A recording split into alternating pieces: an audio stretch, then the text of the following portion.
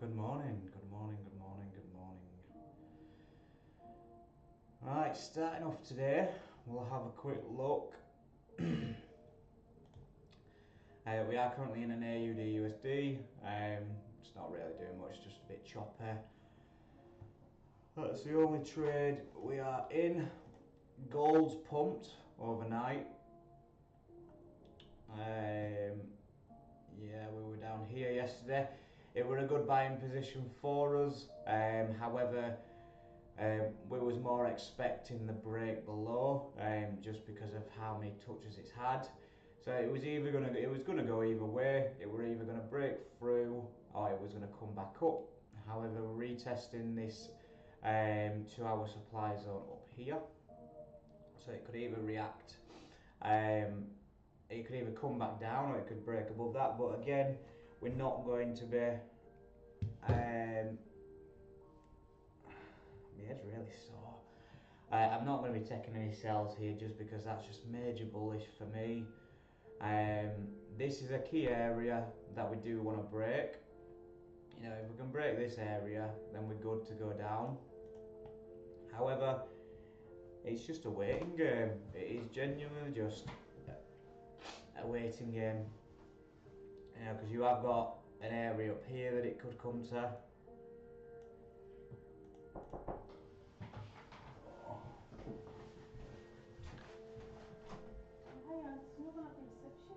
I don't know. Oh, cheers, love.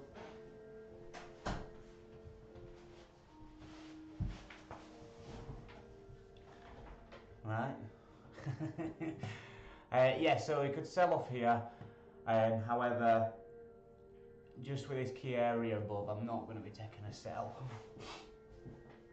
But let's have a look.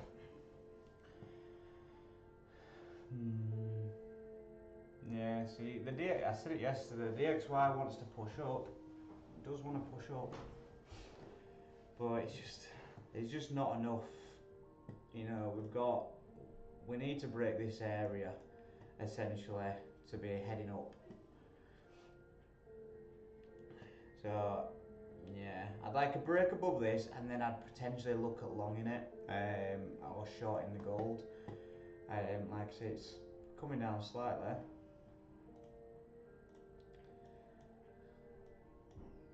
Yeah.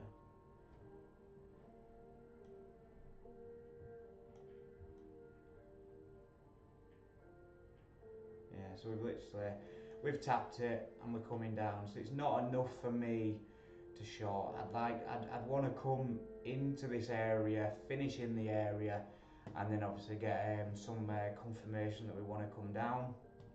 You know, this is obviously, it might just be a retracement. It might just be coming to this zone before going back up, which is a possibility. Euro USD.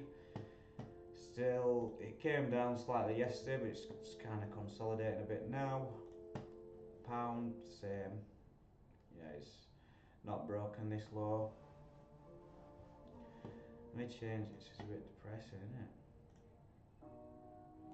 So I've had to change my music because I got told off by YouTube yesterday. So we can't play any nice music anymore. Still in between the zone. This is one that, you know, you could take for longs.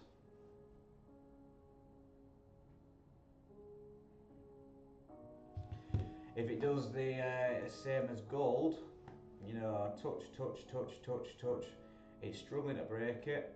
1 touch, 2 touch, 3 touch, 4 touch, 5, 6, 7. 7 touches and it still can't break it. So it's either it's going to give an impulsive move up or it's going to give an impulsive move down. But if it wants to do what gold did, you know, then it'll start heading back up. So it could be a good position for buys on the UK 100. And oil has rejected off our zone. We have mentioned this in a stream, I believe it was last week. Yeah, Thursday last week, exactly when it was in our zone. Tapped halfway and it's rejected. We didn't take it though. It is what it is, but it was a perfect zone that we'd marked out.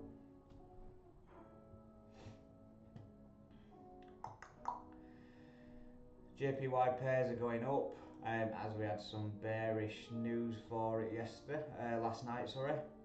So the JPY is weakening again.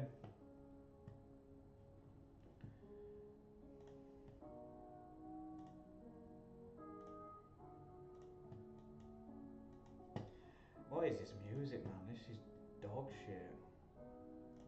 So I just want to play my music, but I can't. Can I play a radio? No. What can I play?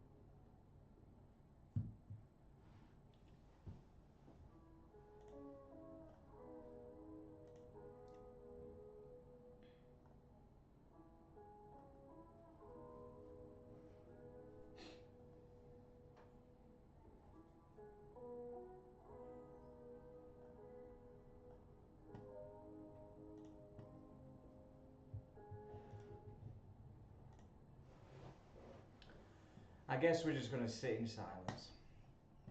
But yeah, JPY pairs are going up. Bitcoin's pumped as well. Good position set buys on Bitcoin. You know, it's retesting ours. It's broke through it. Now it's retesting it for a continuation up. So it could be a good position for buys on Bitcoin. 100%. USD CAD's not done out. We want it to come down to our zone. We have got an alert set. NZD's declining due to interest rates unchanged. So we called this yesterday. We didn't get stopped out of that, but we look a long time ago that way.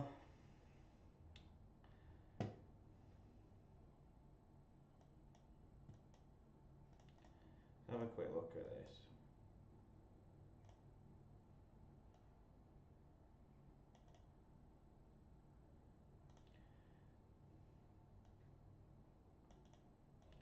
So we've got two zones that we could react off here.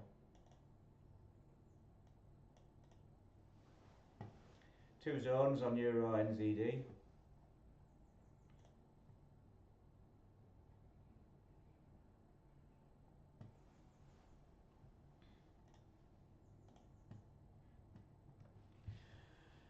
Yeah, let's just see what he wants to do.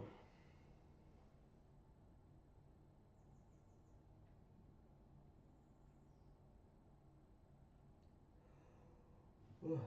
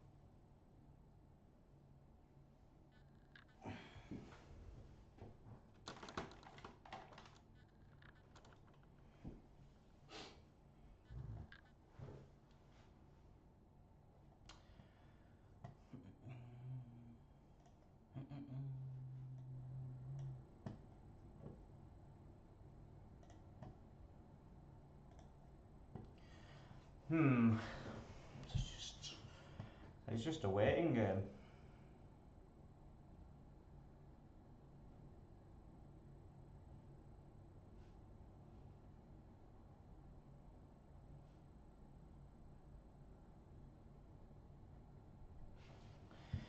But I need to start the morning off with my coffee.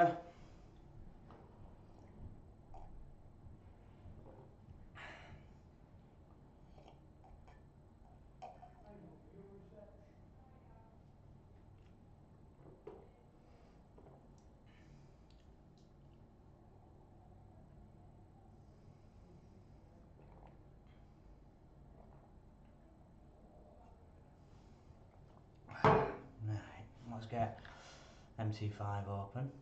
I believe we've still got one trade running on this.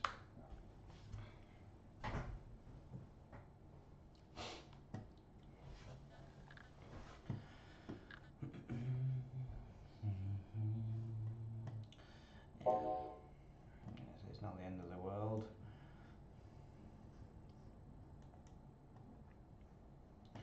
I need to change this.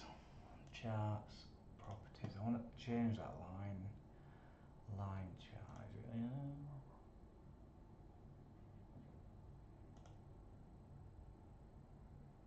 No, it's not you, is it?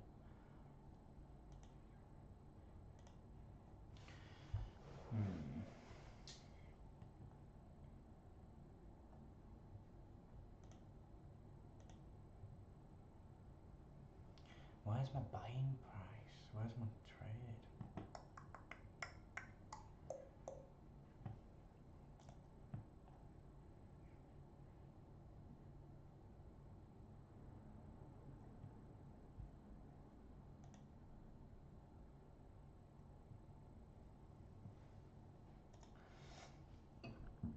Pardon me.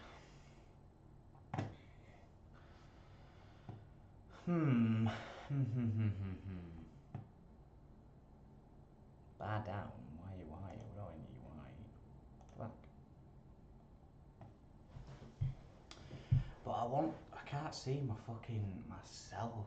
Where my, what's that? Line volumes, bid price, ask price, last price lines.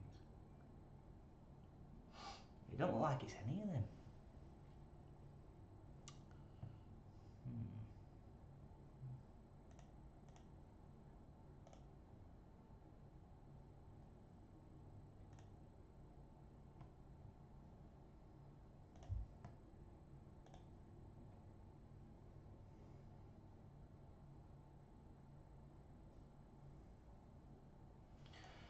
Right, let's just go through this. You. No.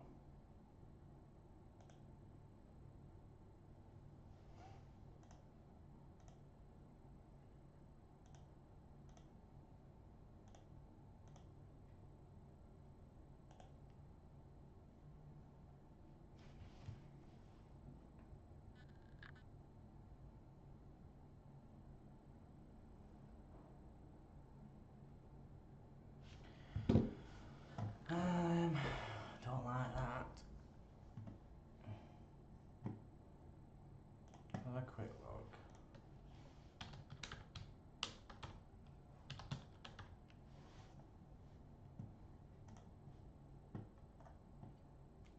Because I had it nice and I changed it. And I didn't mean to. And now I just can't get it back to how I had it.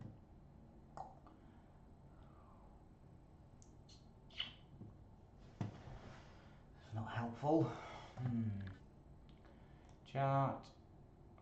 Properties. Right. Foreground. Black. No. Foreground. White.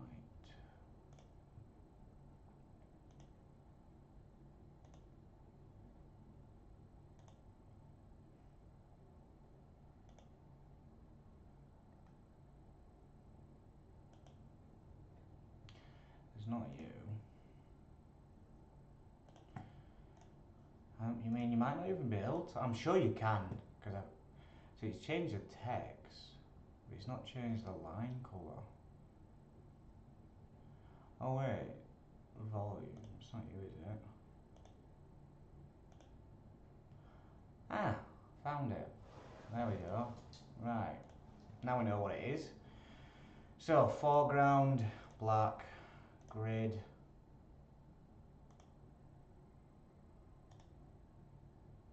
Do we want a grid? Do we not want a grid? We don't want a grid. Bar up is green. No. Black. Bar down, black. Bull candle, green. Bear candle, red. This is looking better. Volume will have yellow. Line chart. We'll just have yours black. Save. I don't like the yellow. Can't see it. At least we know what it is. So what colour should we have? Custom.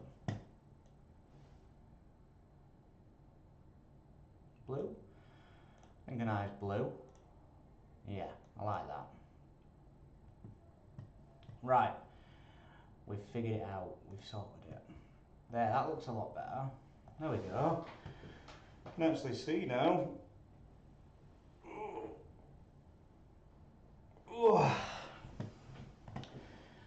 Can I save that then?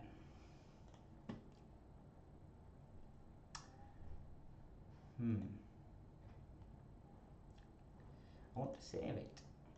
I want to save it.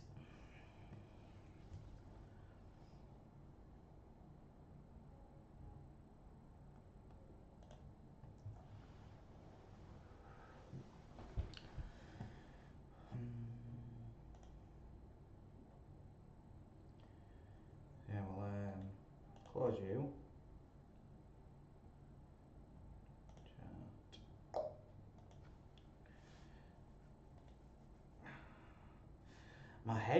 My neck's really sore. I think I might need to go to the doctor's. I've got a little lump in my neck. R.I.P. R.I.P. Right, your gold. I'm fucking useless on this. I'm really useless. It's just so much easier on your phone.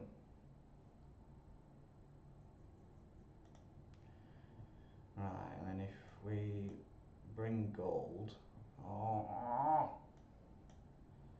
XAU.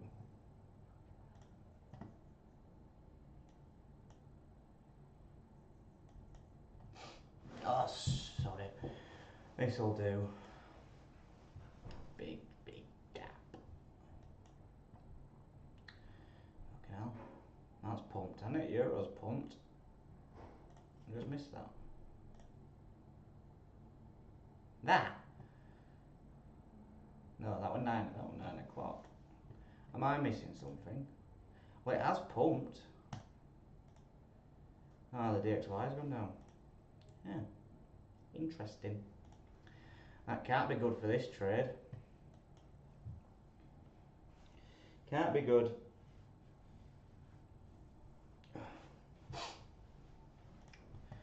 The gold will probably pump as well. That's pumped a lot though. Comparing.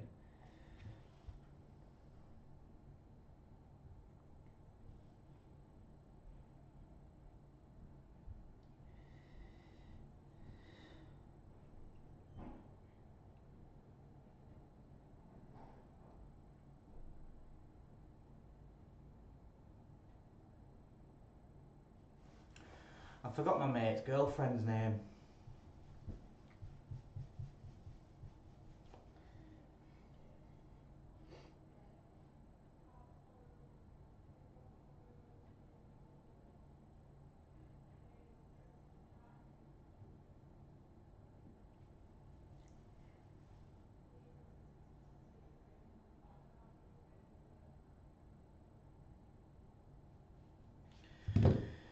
Yeah, so that's how, there we go, it's pumping a bit now. I'm sure this will follow. NAS UK say that's pumping. I got a little trade running on that, which is nice.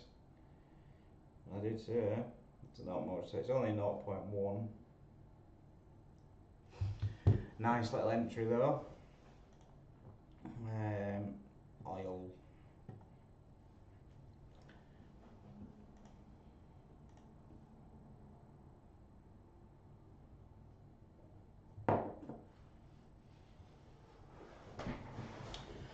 I'm thinking of starting an on-stream funded account, like passing it and shit. Like I'm funded at the moment, but to help people out, I'm thinking of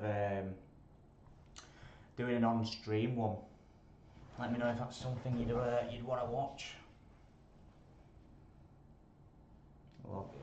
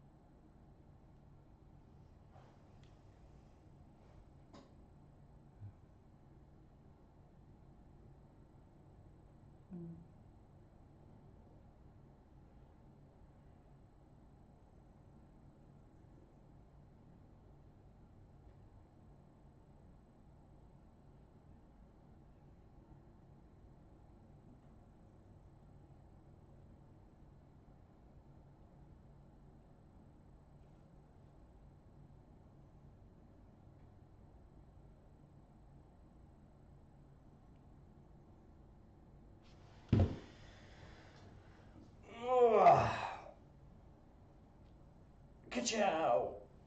Ka-chow! Right.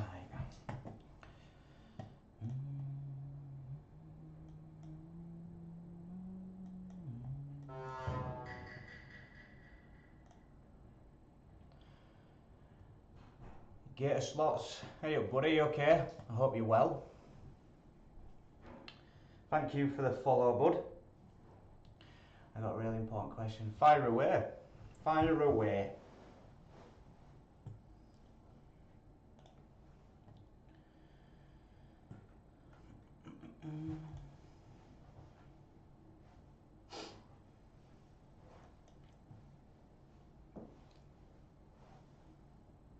Gator slots. Let's have a look. Because I like to watch slot videos.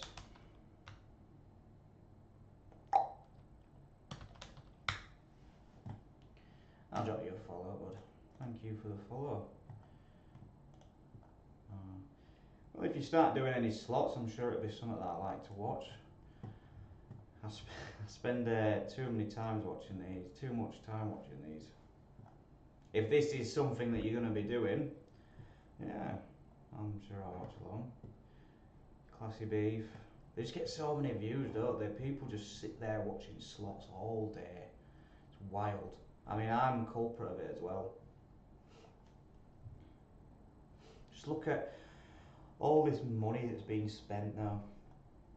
All this money being spent when you could be in my stream making it. Well, they don't see that, do they? They do not see that.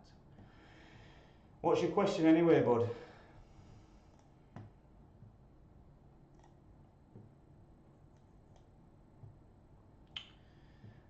So could react off this zone.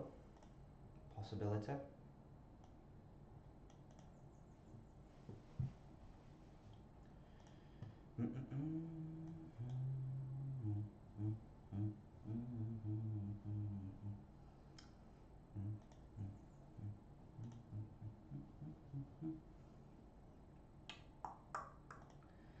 Yeah, it's still pumping. So we got in around about here for a buy. So I bought a coin called 0 and I bought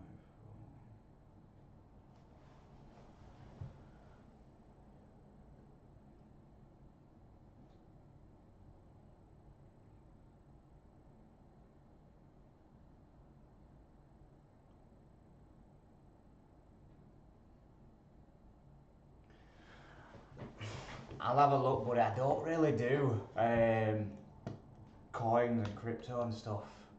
I mean, is it on? Will it be on here? Yeah. Could we maybe get into a call if possible? I'm on Discord. Yeah, I'm on Discord. If you want to...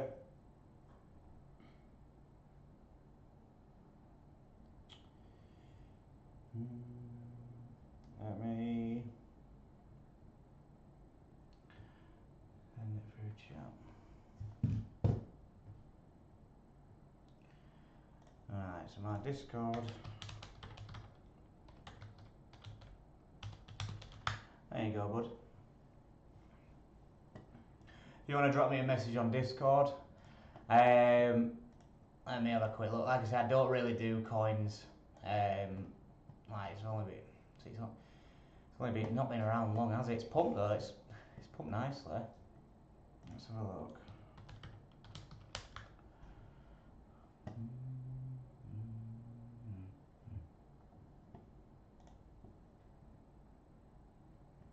I will do, mate. Let me have a quick look. What blockchain is it on? And what is it? What is layer 0? Is yeah, it's they sent it Binance, right? 500 mil coin market cap. Total supply, diluted market cap, 4 million.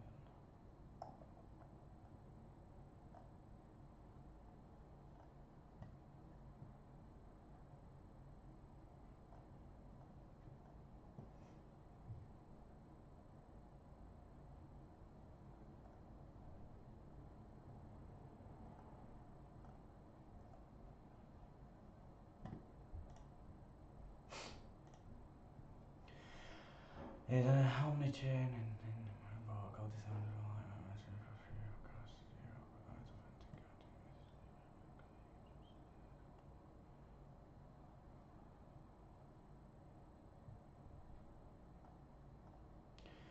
okay, so what are you doing in it? You're shorting it, are you? I put a short on and my liquidation point is 4.9.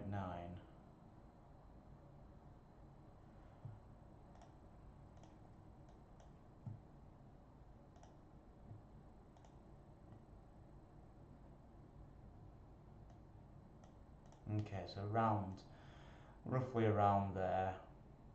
About it's not much, is it?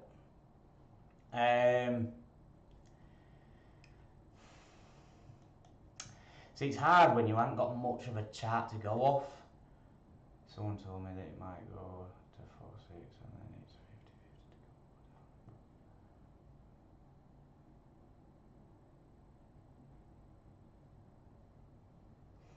See, if it's going to go to 4.6, you know, there's no reason that it can't go to your liquidation, because you've got an all-time high here, and normally,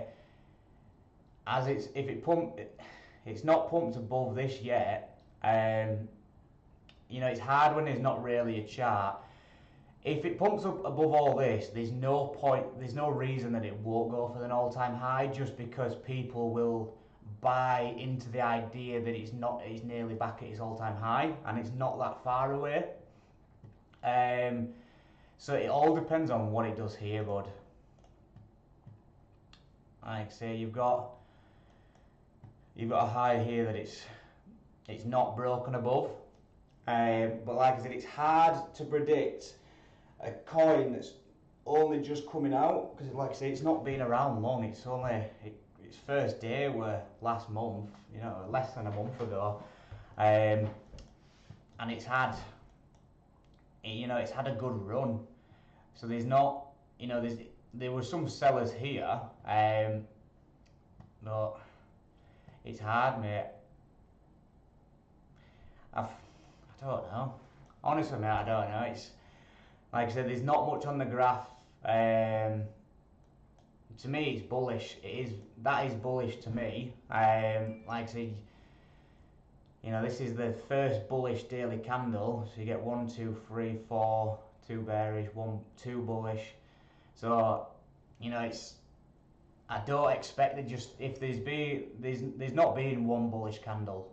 You know, if it was just one and then a bearish, then fair enough. But it's always more than one. And to say that we're on the first one, and especially with this candle here, you know, the buyers, they are taking over.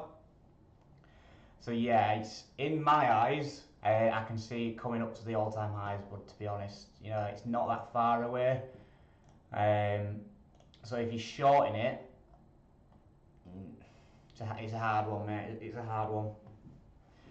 But like I said, I don't really do coins and crypto stuff. You know, I'll do Bitcoin, but yeah, I'm not really helpful on that one, I'm afraid, bud. It's a case of you just got to see what all the cryptos are doing. You know, I think Bitcoin's going to pump. So I'm assuming if Bitcoin pumps, then your coin will pump as well. Hopefully that helps. You know, you might, I don't know.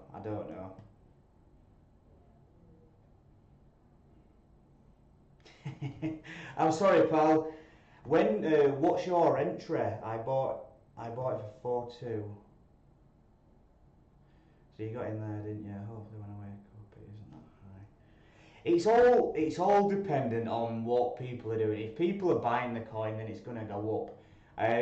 What I'd recommend is going on their Instagram, not their Instagram, the Twitter, finding their Twitter. So it's called Layer Zero.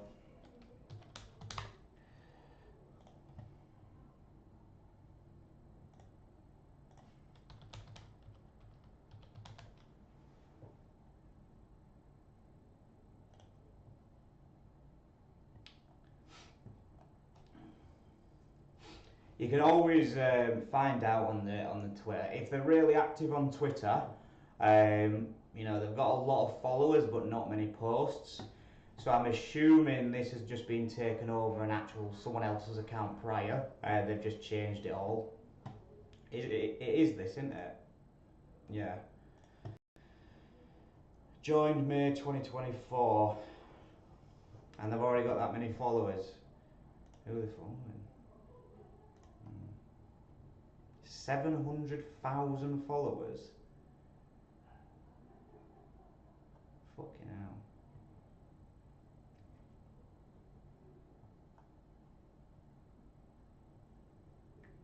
B2 is live.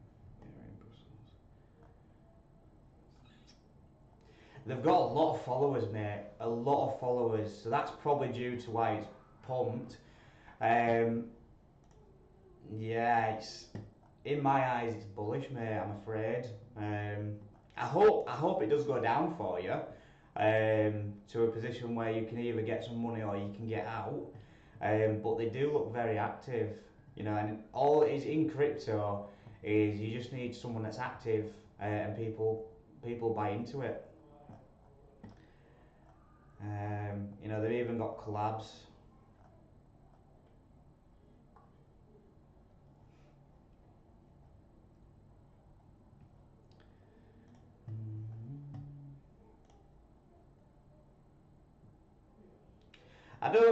I hope you're not, mate. I hope you're not. It's just, I mean, you're taking my advice, and I just do Forex, mate. So, you know, I used to dabble in a little bit of this a long time ago, but you know, it's not something that I have done in a while. So let's have a quick look. I get you.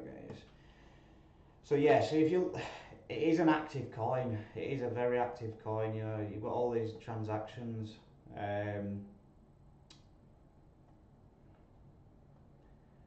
Yeah. Holders. Let's have a look at the holders. So you've got someone holding 30%. So that, I mean, they're holding it. That's the thing. You know, you've got someone that owns 30% of it, which is bullish. 16% is bullish. 8% is bullish. You know, they're holding. If they're holding all them coins, so in total 46, the 50% is owned by the top 3 owners. So I'm assuming they're devs. That'll be the owner, and they'll just be devs of it. 50% of it is owned in a wallet. If they're holding it, it's, you know, which is likely, it's just supply and demand, isn't it? So it's going to go up. Info, there is a technology that enables applications to move data across blockchains uniquely. So point censorship.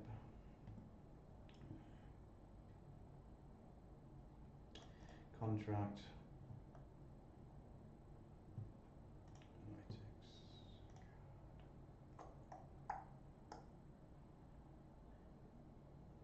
50% rating, no, it still looks legit.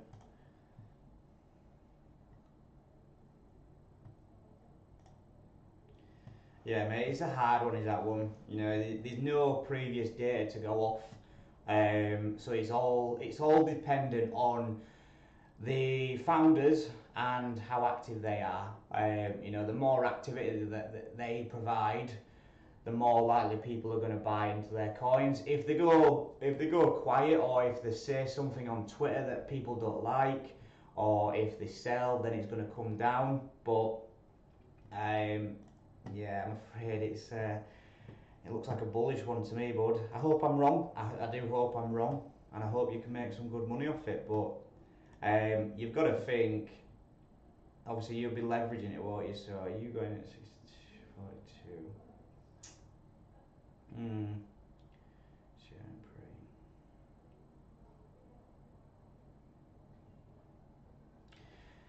Yeah, I mean, it's up to you, mate. Hold it out. Like I say, don't take my advice, because it's something that I don't genuinely know. It could come down, like I said, but it is all dependent on if people are buying or selling. So hopefully that helps, bud. And I hope you make some money on it. But right now we're losing money, so not much. Wait, really. Yeah, bro. Join back and let me know how it goes. Good man. And if you ever do want to jump into Forex, you've got my Discord. Drop me a message, brother, and I'll help you as much as I can.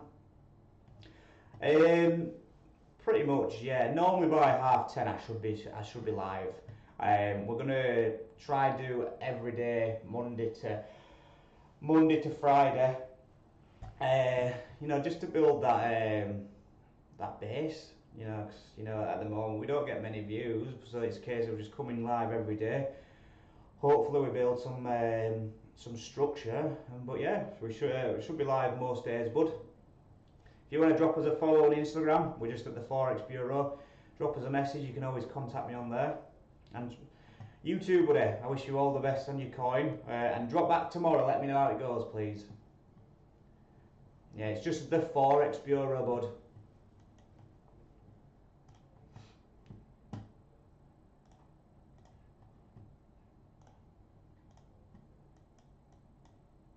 We've got Euro USD reacting off this zone, which is nice.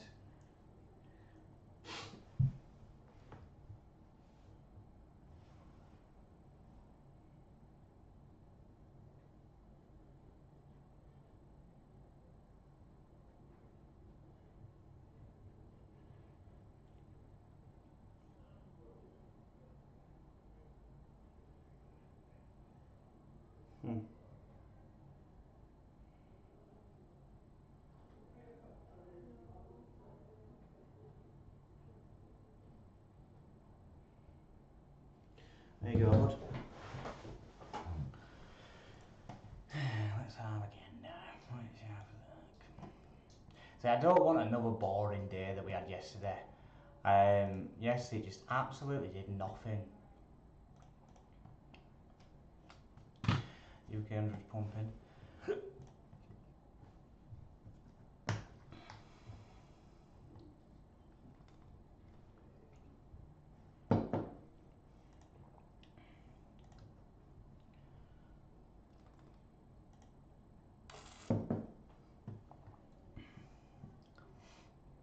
I can't open that link.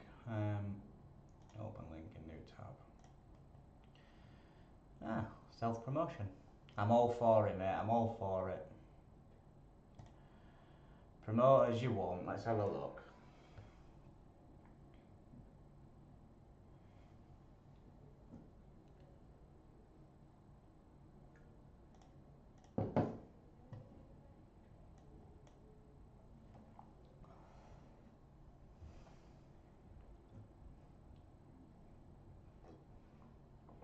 Oh, you trade on an Android.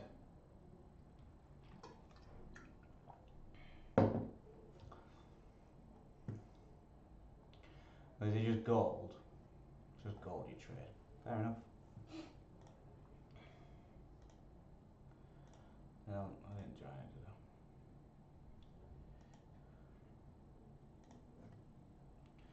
Self-promotion, mate, I love it. I'm all for it.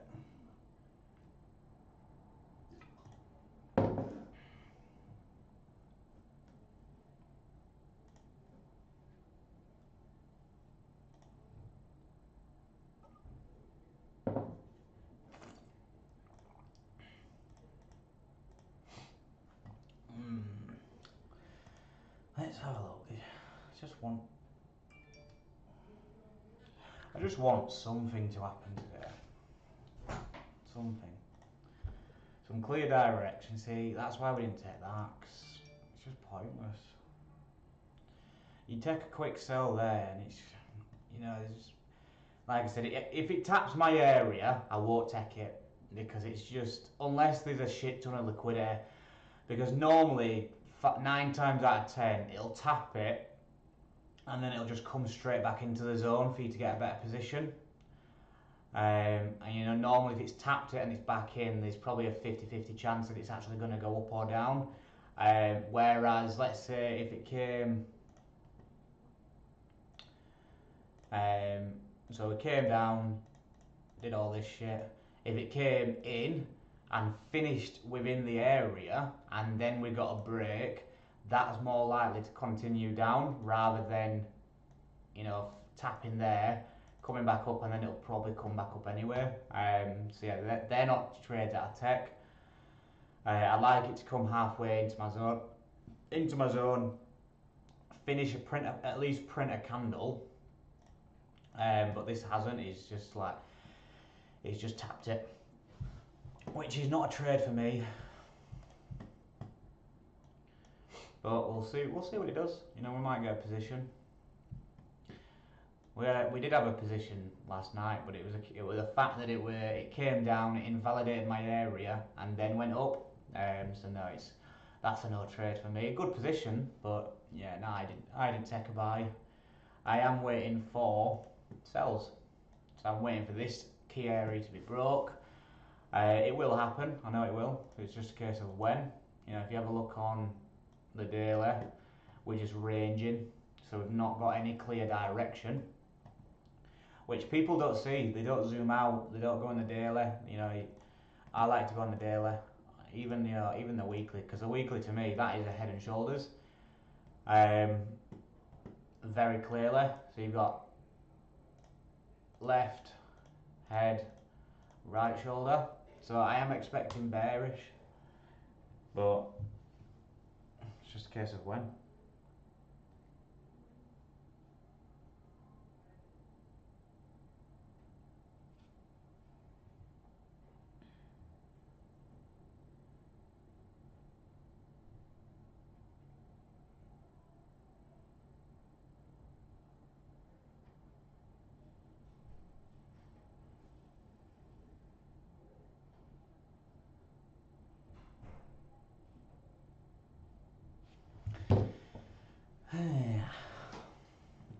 I mean, if you want it to be safe, you can always take a sell, but have your stops above here, because it's unlikely it's going to go back up there. But it's all dependent. It is all dependent.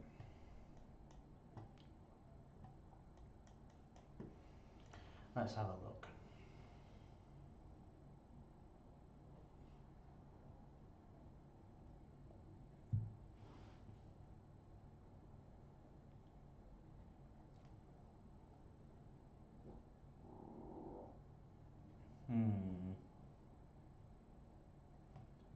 So we got Jerome at 3 o'clock. We had him yesterday, so I don't know. It was literally, morning Pete, you alright bud? It was literally 2 hours of just shite, absolute shit. You know, we was holding this trade all the way through it yesterday. We got about this much in profit, and then it just did fuck all, absolutely fuck all. So yeah, there were no. Hopefully, it brings a bit more firework today. You know, let's hope he says something that actually creates some movement. But yeah, it did fuck all. And then we've got some CPI and PPI, I believe, this week.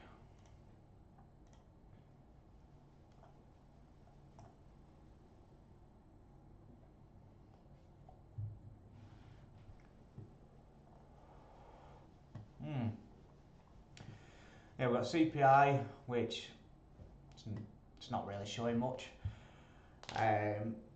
So there's no clear direction there. We've got one bullish, we've got one bearish, and then we've got two neutrals.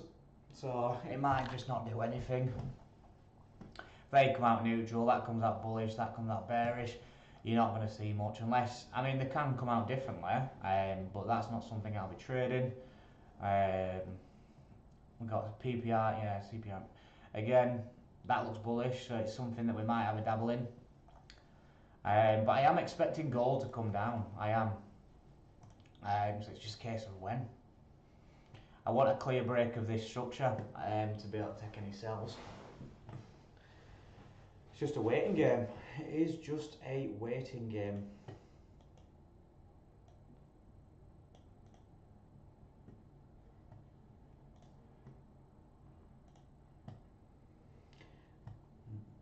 See, they give a little pump, but they're not really doing much. You've got a break of structure here.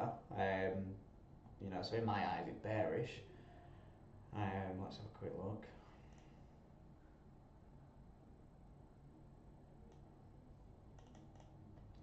Let's just see what it does. If it reacts off, if it gives us an entry point, I'm swaying towards taking a sell. Because it's just my views on gold that it is going to come up. It's going to break this area, and then it's going to come up and into this supply zone. The daily, yeah, we're reacting. It's just a case of what it wants to do. You can't predict it. You can try give yourself an educated guess, but you can't predict it. It'll do what it wants to do.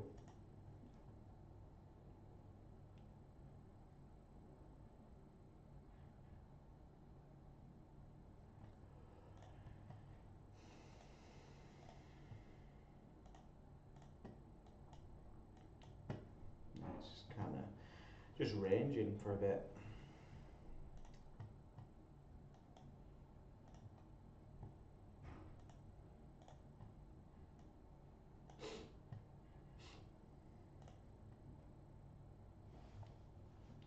How was your evening, Pete? Did you do well last night?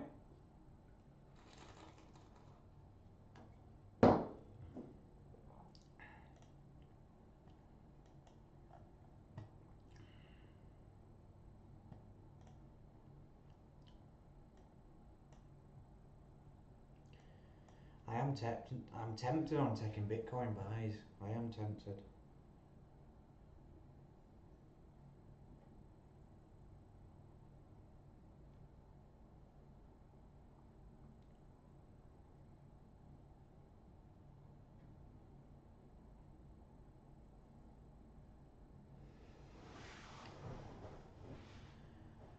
Yeah, my neck's really sore. Just up here, but I've got a little lump there, so I think it's my glands.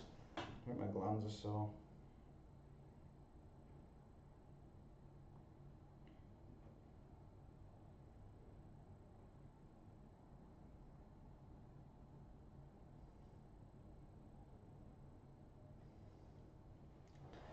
It is, pal. It is. We're getting old.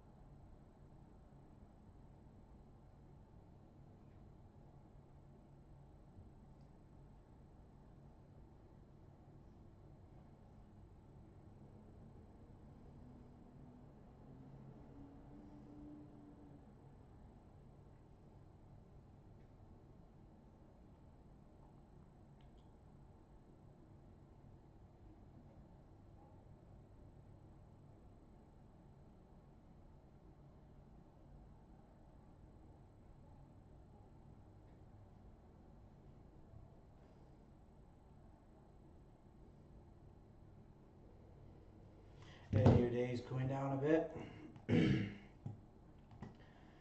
We just need to, if we break this, then it's going to come down. So, you laid up, didn't you, on this one, Pete? Did you add another one at the top?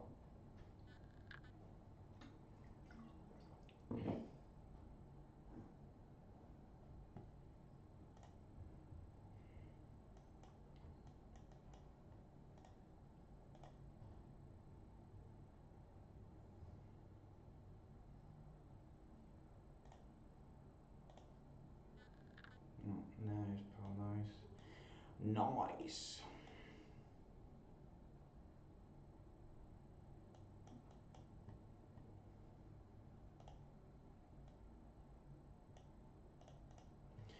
If we break this, we could potentially take some sells. Let's have a look.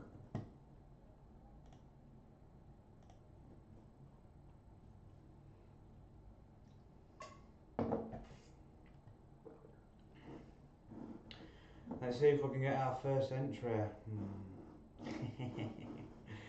You and them hedges, mate.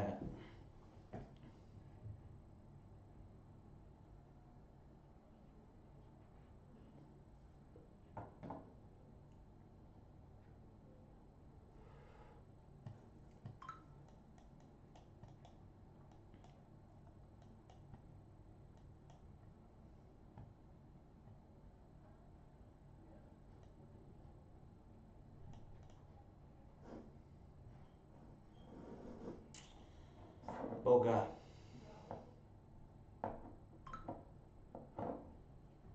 We could have got some nice buys on gold yesterday, but yeah, I wasn't confident in taking it. Look at that. We've had nearly a 200 pip move overnight.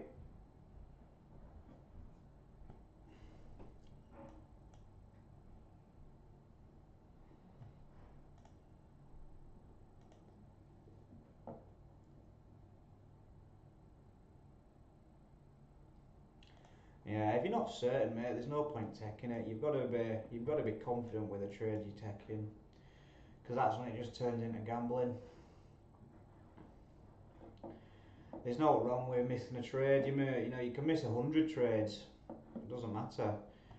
If you know your trades are working, you're not winning, you're not losing. It doesn't matter.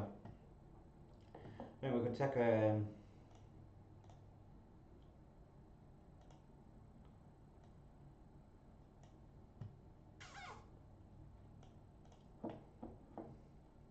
If we can break this structure here, you could see movement downwards.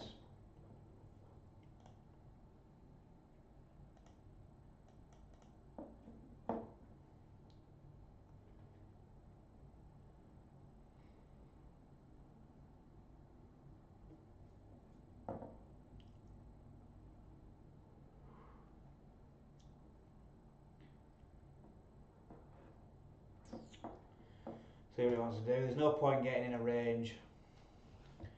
If you get in now and it just goes up, there's no point. You might as well just wait for a clear break.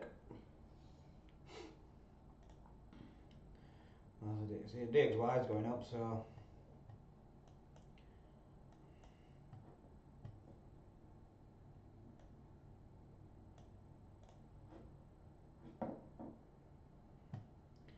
Could be a trade here.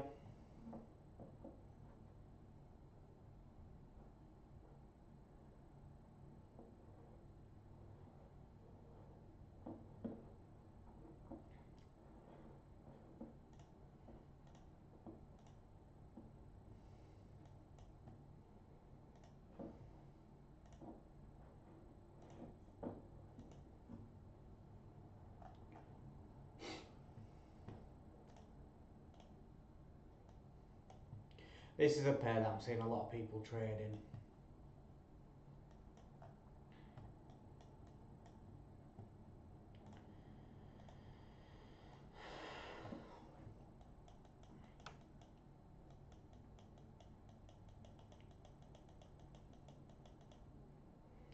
Yeah, see, we broke past it. So I'd want it to come down to here to take anything. It's a nice zone.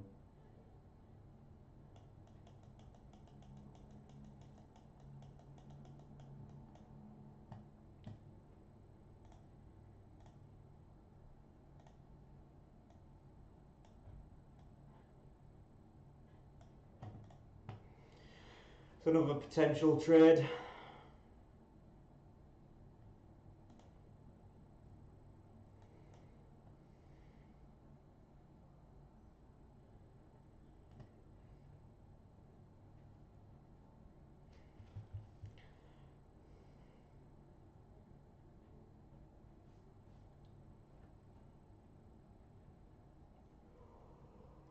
Oh.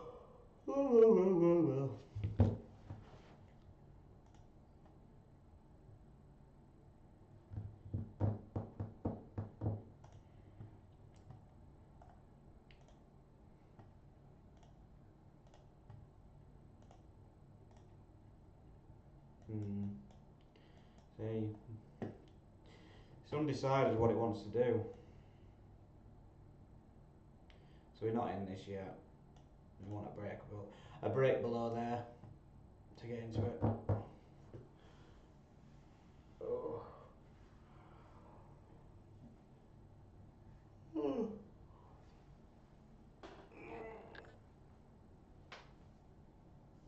Oh. So tired. All the time. All the time I'm tired. That's nice, it's coming down.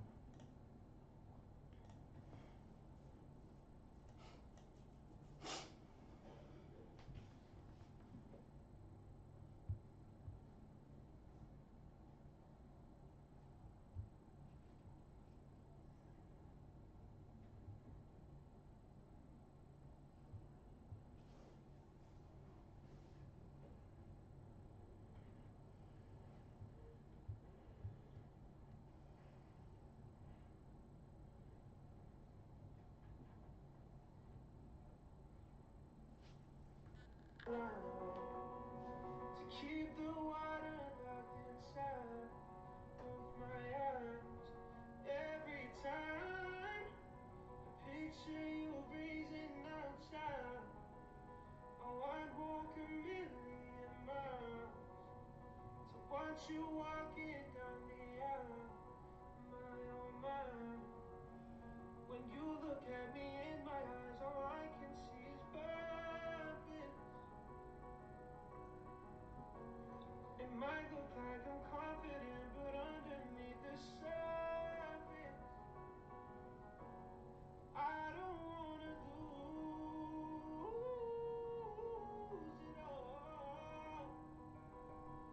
No, I don't wanna lose. Such a good singer. Such a good singer. I love it. But thank you for everyone that bought the Tenga products 15% off. Okay.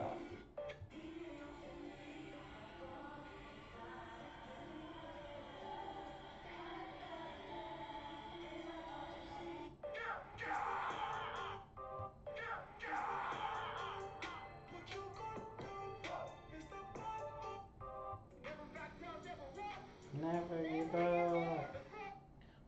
Never give up.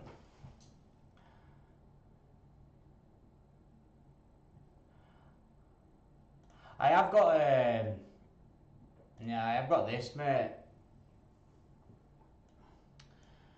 Do we keep it like that? Is that a little bit better?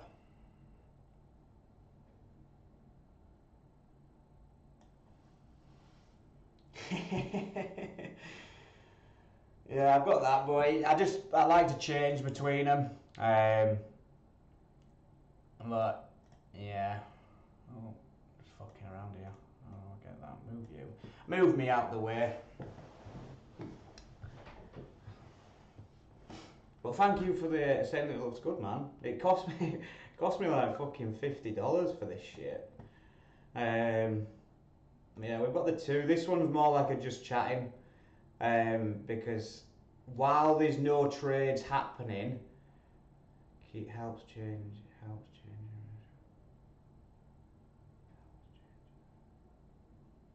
Yeah, because while we've got no trades running, it's more just like a general chat. Yeah, exactly. So, but like if I'm seeing some potential and I'm actually going to be trading, then I'll change it to this. You know, just so it's a bit more people can see then. But yes, I'll keep you on this one if you want, bud. And I've only got the one monitor, so I apologise that the chat's in the, on the screen. It's just there's no other way of me seeing it because I've only got the one monitor, and I don't like loads of monitors.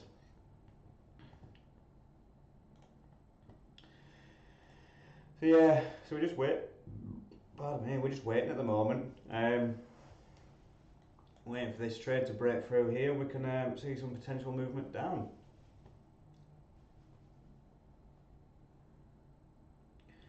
But yeah, thank you for the comment. If you wanna drop us a follow, it'll help us out. Thank you very much.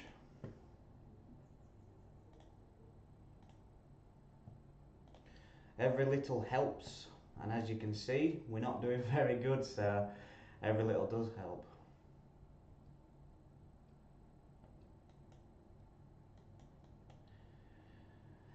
So let's see if we can break this zone. If we can break this zone, I'm happy to take a sell.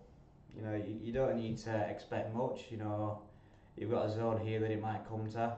It's still nearly a 1 to 2. You could either have a short stop loss, because you know I'd only go for a 1 to 2. There we go. But we need to see a clear break of this structure.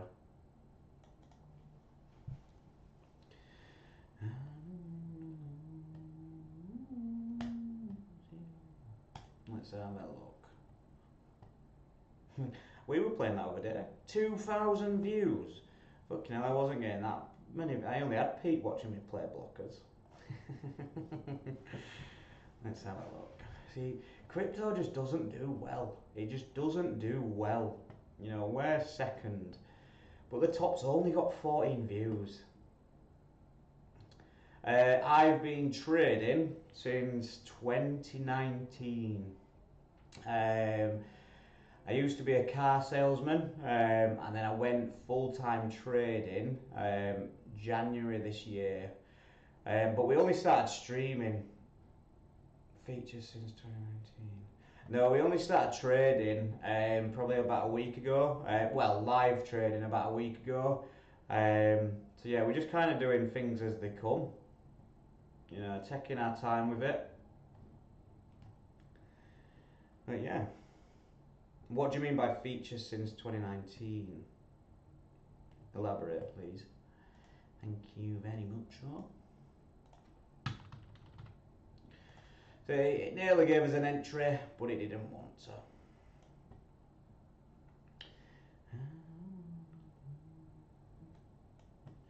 So we have got a fair value gap.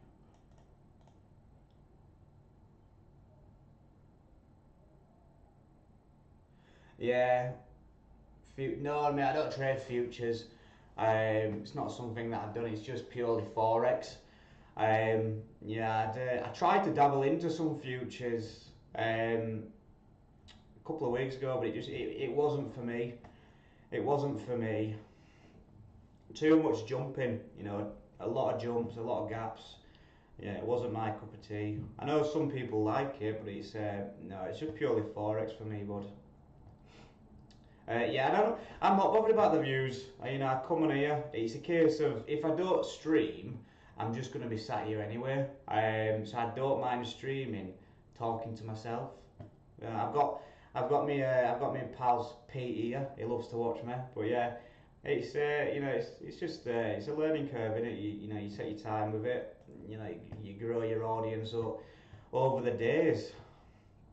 So yeah, it doesn't look like gold's going to give us an entry. You know, it's going to pump back up. So you win some, you lose some. Euro USD pump back down.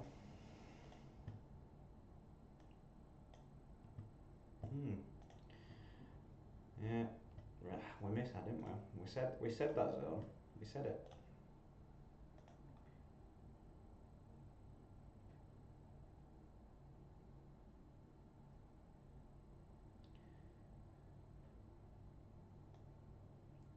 Yeah, they work the same. They do the same. I'm not shorting it. That was just a potential trade, but it's not breaking our structure. So I guess we're back to waiting around. Do you trade at the moment? What do you trade? Are you futures? It's coming back to our entry. Nice.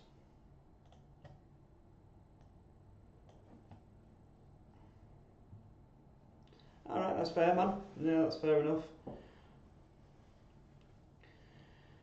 Well, if you want to get back into it, if you I mean, I'd like to say I don't trade coins. We had someone in the chat earlier about a coin. I can't remember what it is. The ZTO, something like that. Yeah, I wanted a bit of info on coins. I don't trade coins. It's just not.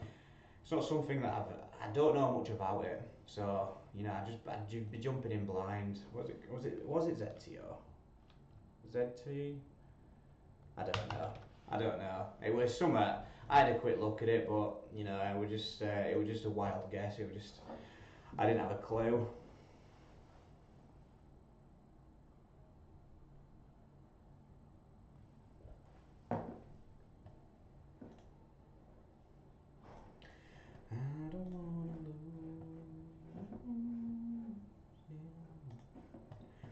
Yeah, we're just waiting. ZRO, that's the one. Yeah, should we see how it's doing?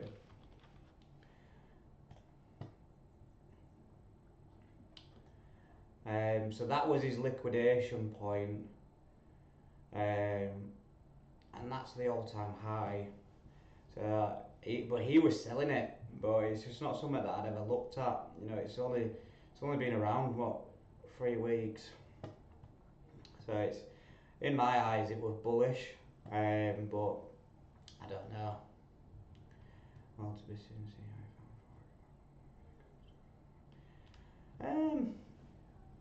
It's. I think it's just what you know. Like say, if I so many factors.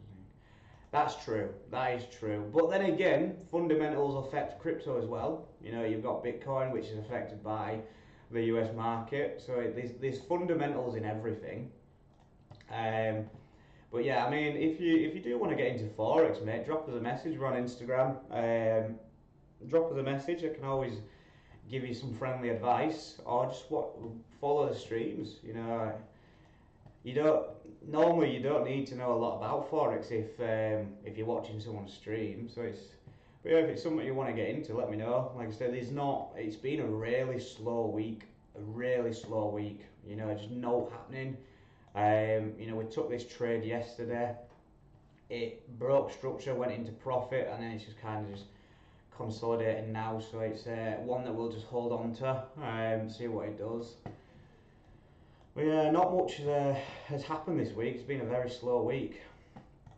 Bitcoin, I'm bullish Bitcoin. It's broke my zone, so I am expecting it to go up here. I don't think I'll take it, but I do stops below there. Aiming tops. That's my views. But it's just you've broken all this clear structure on Bitcoin, so it's either gonna. So it could be reacting off this. I think it will come up. I do think it will come up, but like I say, I'm not going to be taking it just because. Yeah, I took a buy here. We took a buy there. We made some good money, but here's not really a zone that I'd like to buy from. But that's just my views.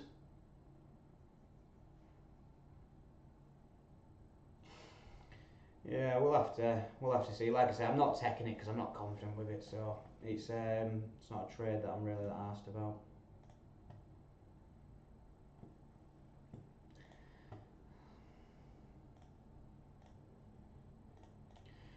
Yeah, the JPY pair's not doing much.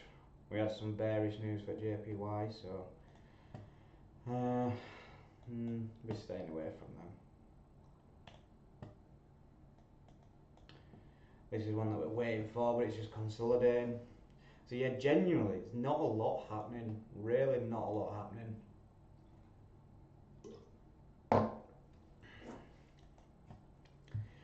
NZD's weakened overnight due to the interest rates. You got, let's have a look. 175 pip move. It's not bad. Not bad. In gold, yeah. It is, mate. It is. Like I say, we've got Jerome speaking again today. Yeah, Jerome's speaking again at 3 o'clock. Yes, it did fuck all. So today might do fuck all. But then we've got CPI on Thursday, and then we've got PPI on Friday. So hopefully we could see some movements. But my views are that the dollar's going to gain a bit of strength. That's my views. The dollar is going to gain some strength.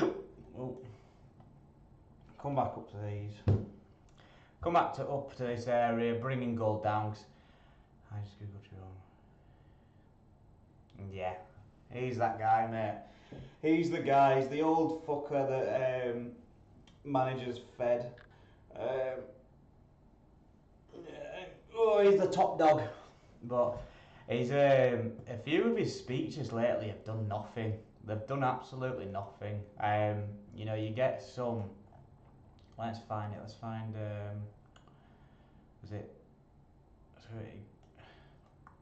Well, so that was this. Was it this one? Thursday. No, it can't be because it was Friday. Friday last week. It moved more than that, didn't it, on Friday? I'm sure it did. Oh wait, no. I'm up 4 hour chart here. If he does something, so yeah, I mean it's all of what he says. If he says something that's dovish, then obviously it's going to affect it. But he's just been really reserved. Like we watched his testimony yesterday, and it was literally just comment tennis. It was saying one good thing, saying a bad thing, saying a good thing, and the market just doesn't react to it. So yeah, it was a waste of 2 hours with that. And you know, it might be a waste again tonight.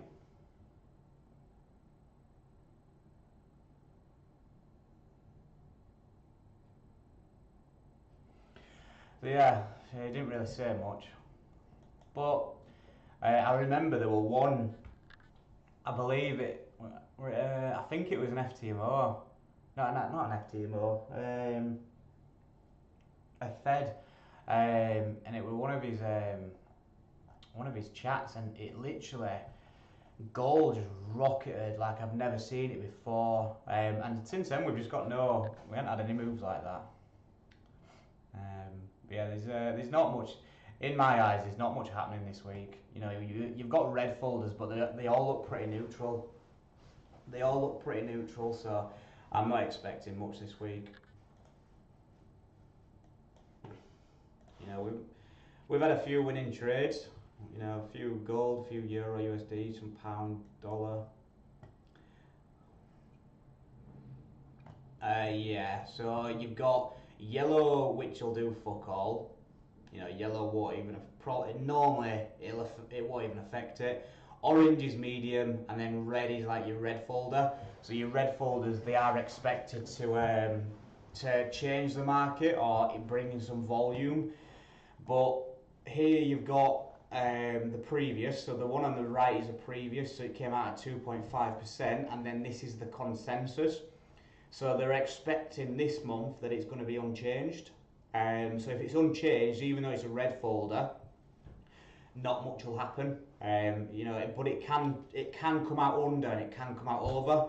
So let's say if it comes out over the 2.5, then it'll be bullish. If it comes out under than 2.5, then it'll be bearish. So you've kind of got to wait for the news and see what it does. Sometimes you can get a clear idea what it's going to do. Let's find one. So yeah, so here you've got PPI on Friday, previous 2.2, consensus 2.3, 2.3, 2.5. So if that comes out as it's expected, that should be bullish for the dollar. So things like these ones, you know, you can put a small percentage on and trade. But yeah, other than that, you just kind of got to wait. You know, sometimes it doesn't give you any idea. Sometimes it gives you a bit of an idea. But trading news is purely gamble. It is gambling. Sometimes I like a gamble. Sometimes I don't. Depends how I'm feeling on the day. But yeah, like I say, there's not much in my eyes there. It's not giving you any really indication on what's going to happen.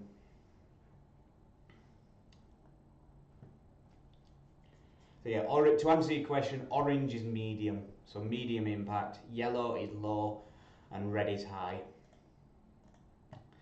Right, just bear with me, I'm just going to take a piss.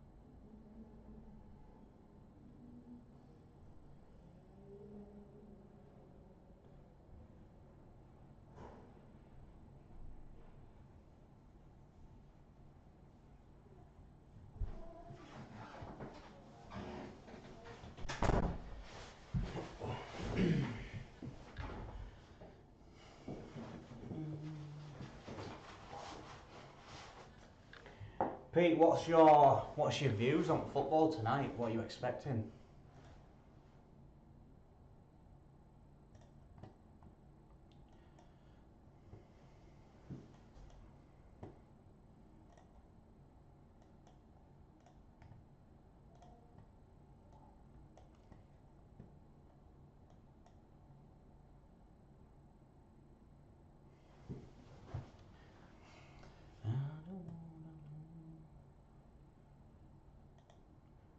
Oh, I hope I don't get told off for listening to that video. No, I can't. I got told off by YouTube yesterday for having music on. Little fuckers.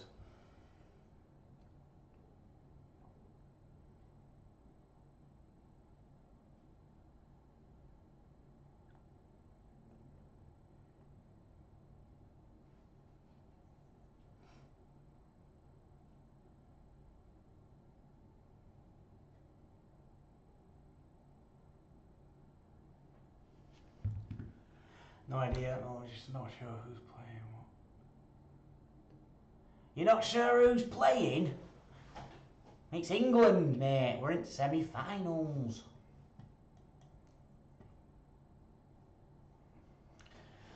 We're playing Netherlands tonight, mate.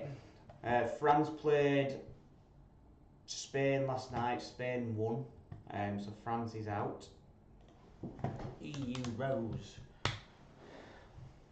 So yeah, we've got Netherlands tonight. So I'll be in the old boozer. But Netherlands have been playing better than us. I think they've won 3, we've won 2.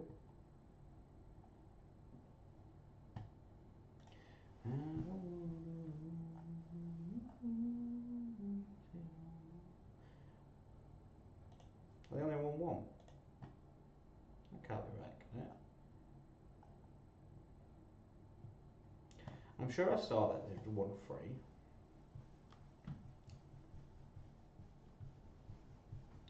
Fairs, man. Well, it's on at 8 o'clock anyway if you're watching it.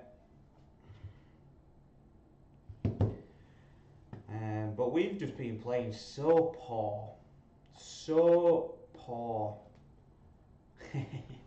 I do it all the time, me. I watched the game last night on my own. Doesn't matter.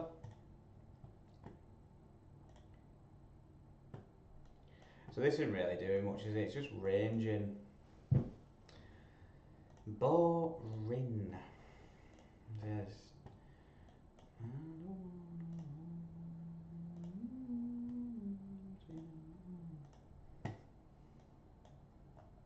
I want some music. I'm bored of my own voice.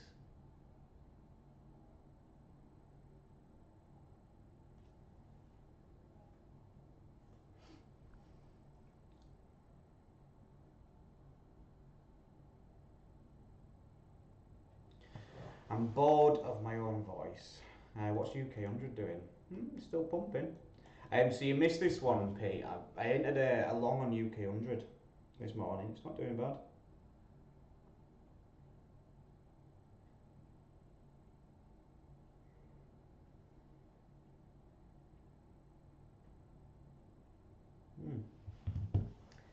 Nice. We're going around this area. Thinking of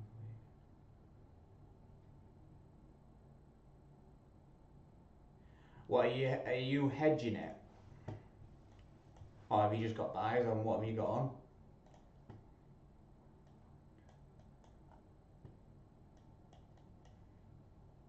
Are you not in one?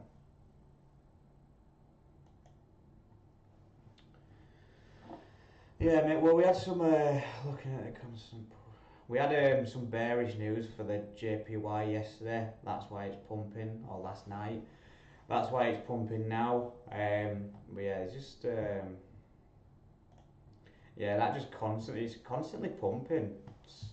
It's so, you know, the pound's getting stronger, and the JPY is just getting weaker. But it's coming up to my zone, mate. My monthly. So it's still got a long way to go. You know, it's still what, 500 pips away. This is my zone, mate. If it comes up to here,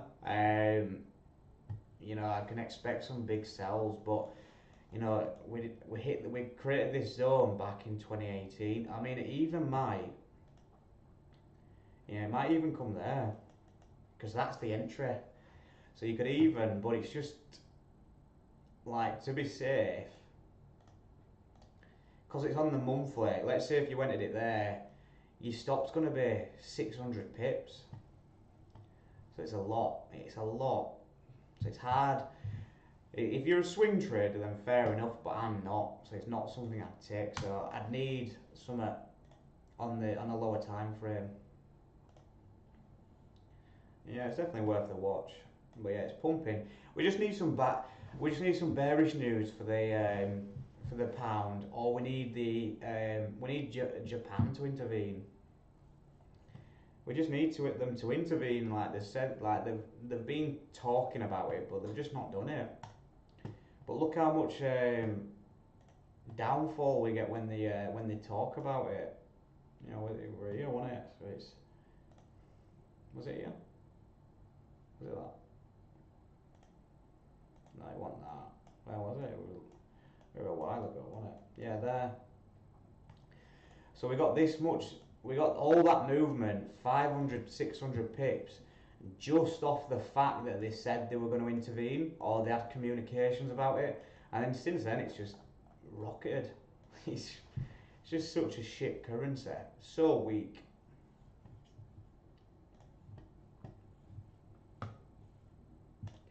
Such a weak currency.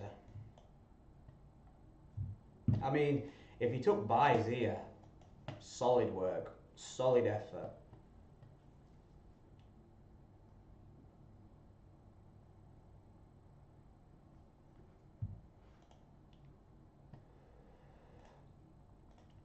It is indeed.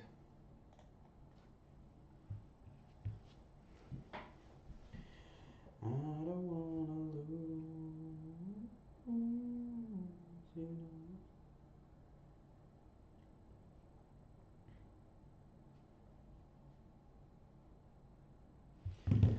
Yeah, there's not much happening. I'm expecting Bitcoin to come up here. So it's not in a zone that I want, Brando.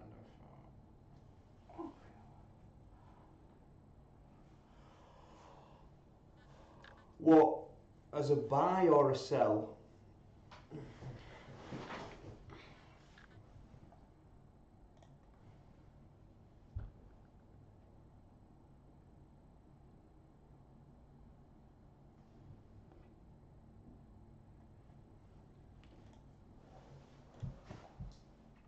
Potentially.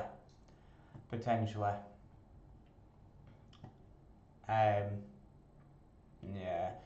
I mean, my views are that the dollar is going to gain a bit of strength, so I need to see it first. It might not, it might, but obviously if it does, then this is going up. But it's just, see, you can't predict when it's at highs like this. You don't. You're just guessing. You know, you can mark up zones, but even these zones aren't clear zones. Yeah, it's not a clear zone. So all you're doing is, you know, potentially trade off the top.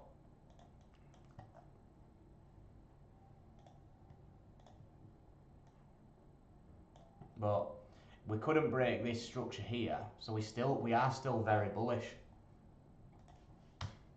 We just don't break any structure on the JPY. You know, you want to break below there.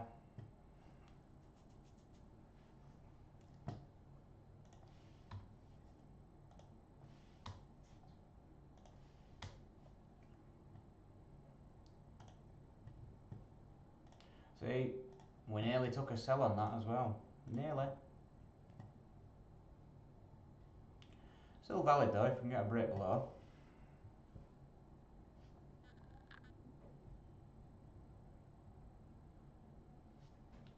Okay. Done with funded accounts. Then we can put our sell on right on gold. What was it? Fucking like 7-1 or something like that. I placed it. What is that? Stop loss. What would we do now? Suspension. So I'm just gonna go back to sleep.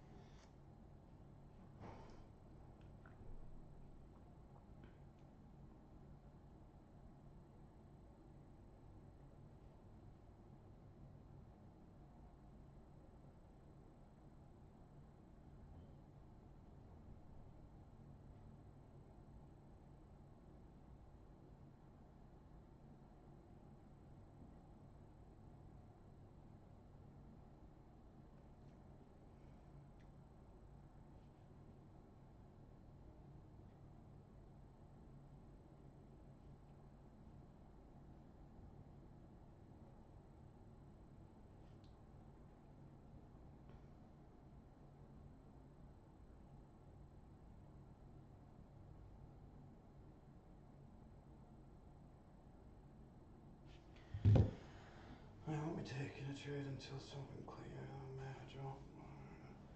Yeah, mate, exactly. That's the safest thing you can do with JPY pairs, buys. You know, sells just start holding.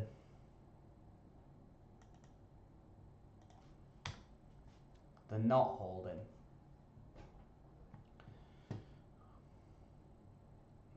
That could be a good zone.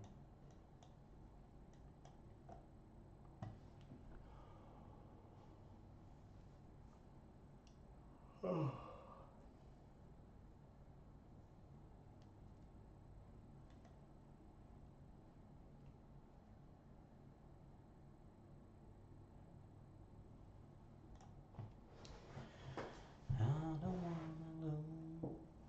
See, I think it's going to come down today. I think you can't have two testimonies and it do fuck all. This is just ranging. It's getting ready. I think it's going to come down. And this would be a nice zone. A lovely zone. Let's refine it a bit. See if we can get a better entry. See, actually, the zone is broken above it, isn't it?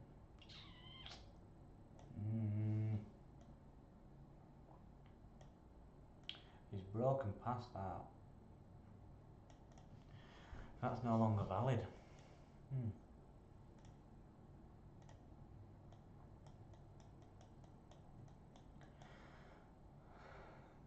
Here, maybe?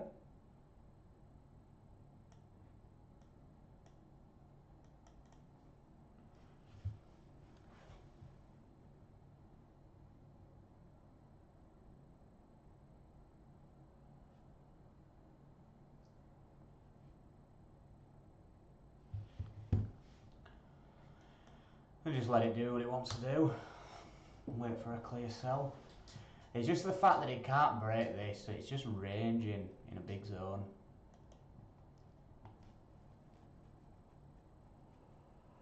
Oh. Alright.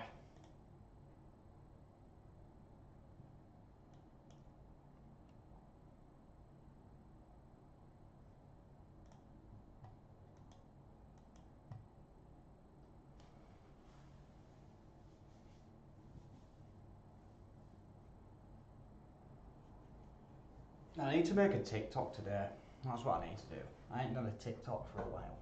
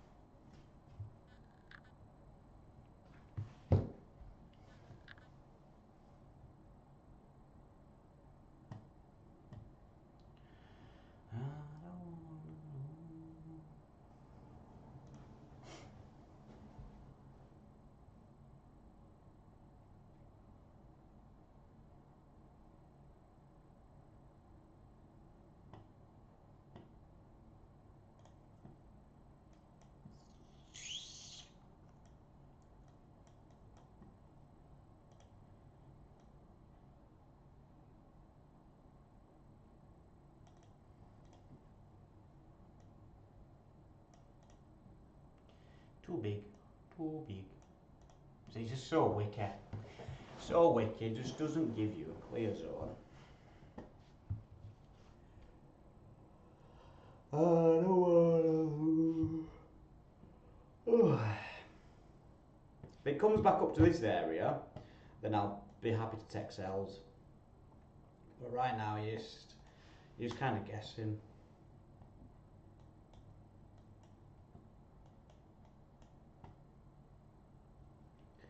A piece of my heart that you don't.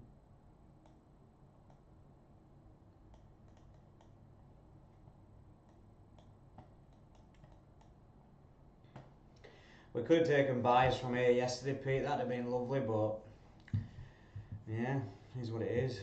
That'd have been a nice trade. But again, it's just these wicks that are trying to break.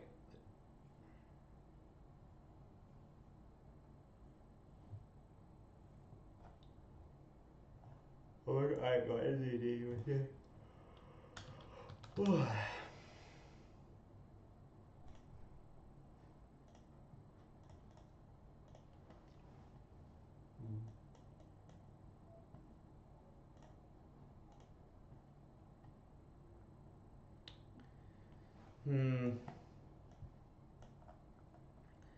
Possibly.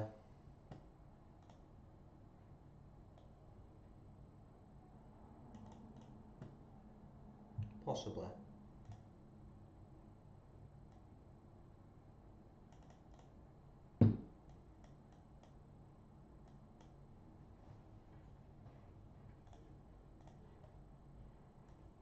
Just really bearish. Look at that. Really bearish.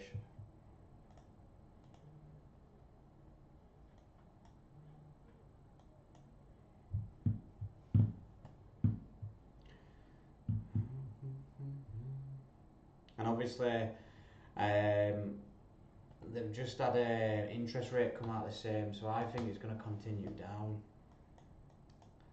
I think it's good. I think it will come down. Feel energy may have to retest higher in a zone marked out between.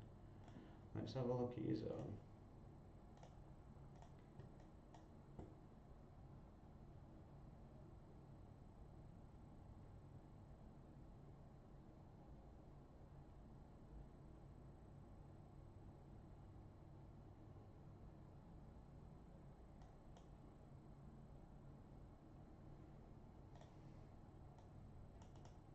Come out there.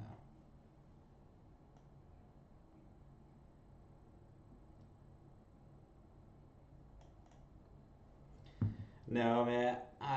Just with the news that they've had, I wouldn't be taking any buys if that's what you're looking at. It's just it's major bearish, mate. Really bearish. Especially like I said, with the fact that the interest rates came out the same, that is normally a bearish move. But it's, I mean, you could. It'd be a risk, but you could. Because reacting off this zone, but it might just fucking break straight through it.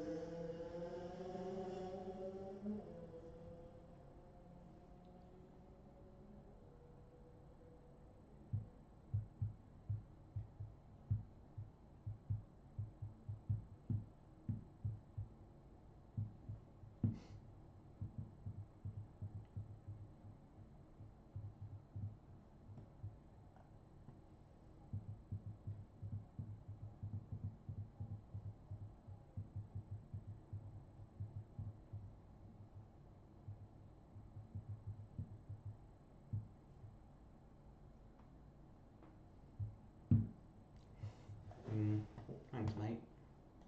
Thanks, mate.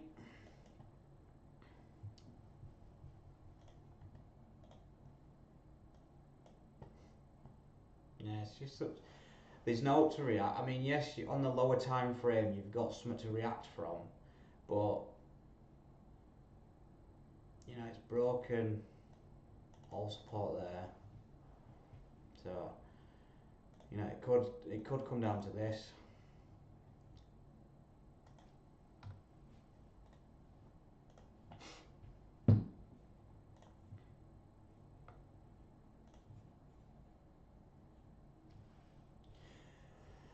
I don't wanna lose you.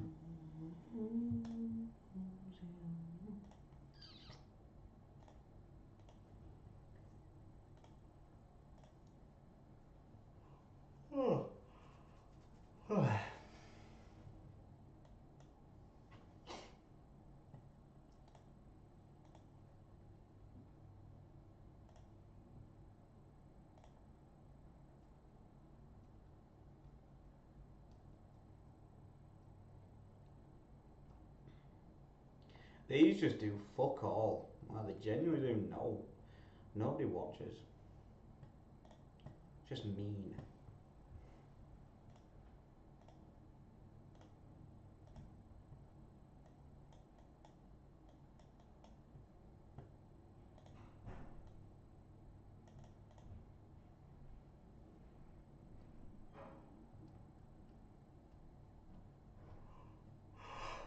Oh.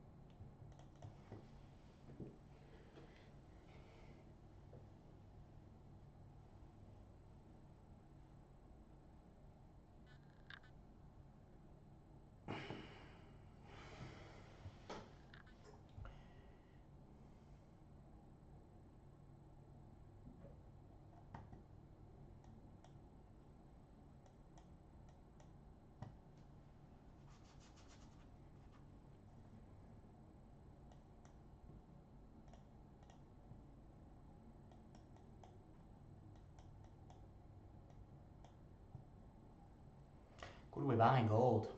Could we buy gold?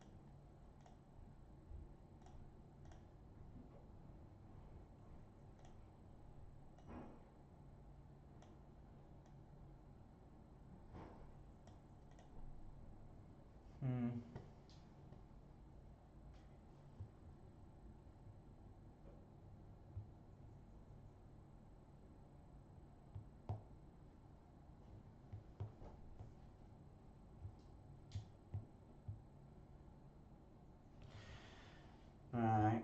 Potential area that, Pete, if you want to keep an eye on it, I'm just going to go and make a drink. Yeah, stops below. It's possible, you know, we're breaking structure. Fucking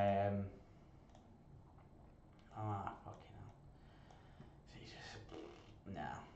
No, not a zone for me.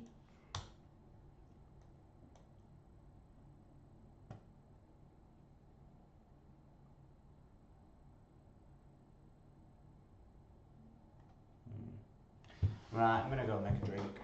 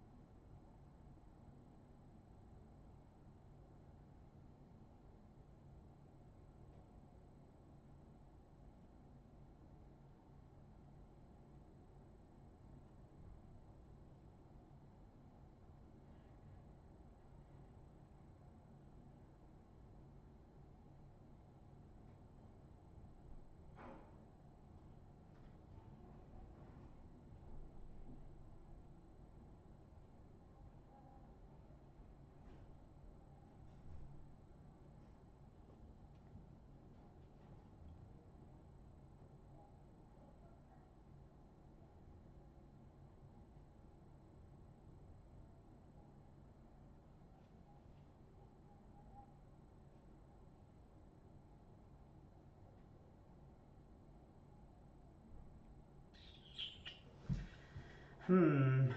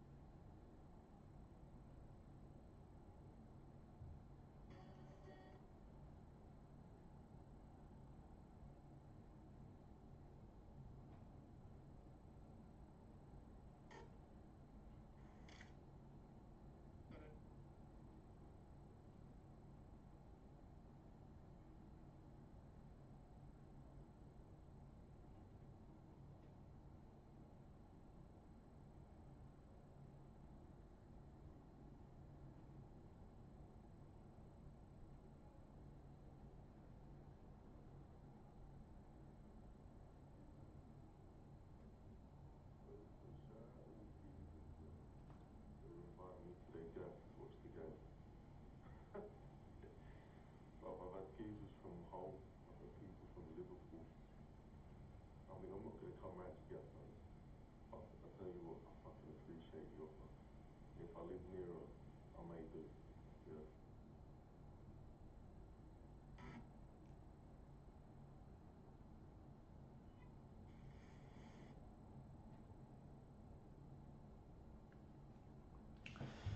On the neck, and then it took a huge turn.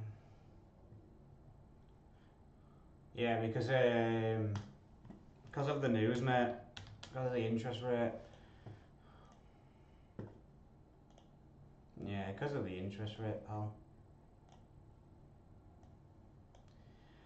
See, this one could be a good one to buy.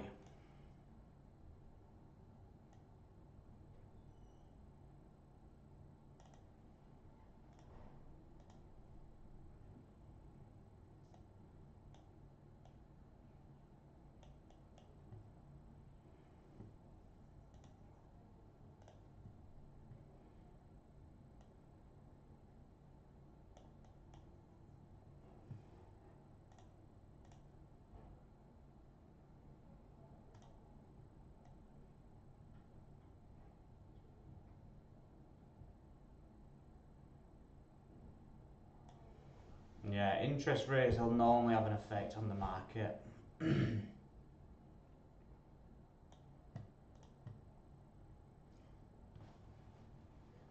Even though there was unchanged, it's come out as bearish for the for the New Zealand dollar.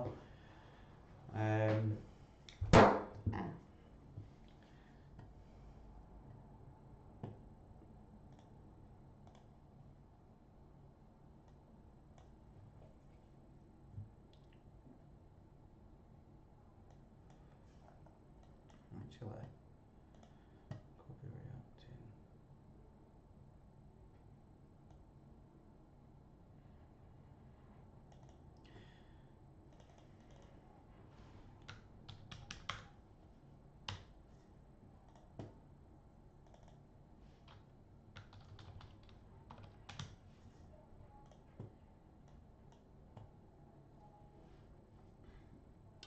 No, mate, they knew it were going to come out neutral.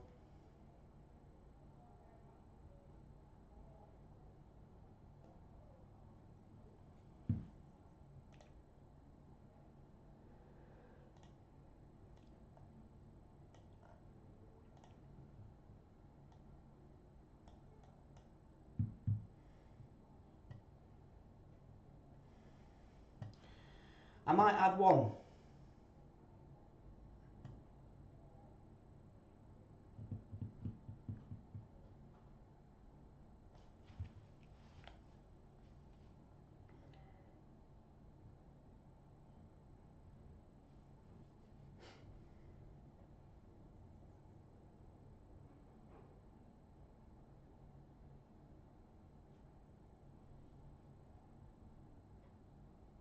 Yeah, but we have got a fair value gap that it could react off.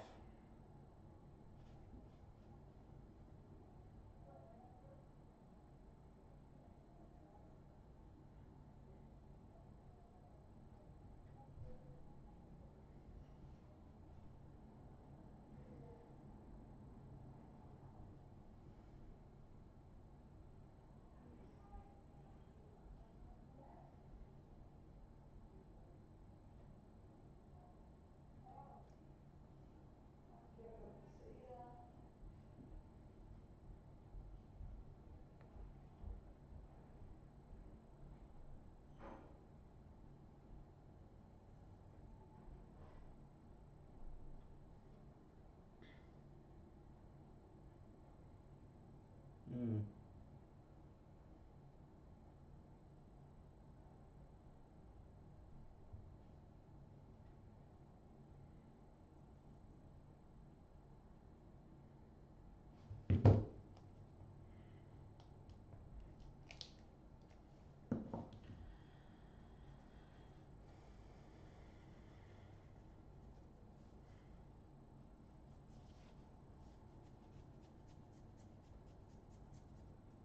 What I think I'm going to do is I'm going to add a small one, but keep the same stop loss, so 97,730.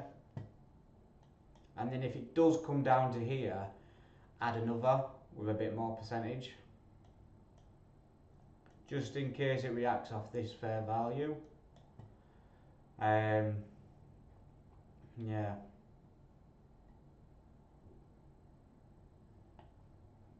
Yeah, I'm going to do it.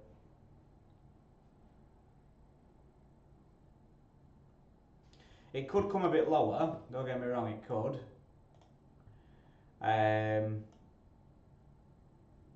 But yeah, if it does, I'll add another. So I've added a 0.1 here. But yeah, if it comes here, I'll look to add another.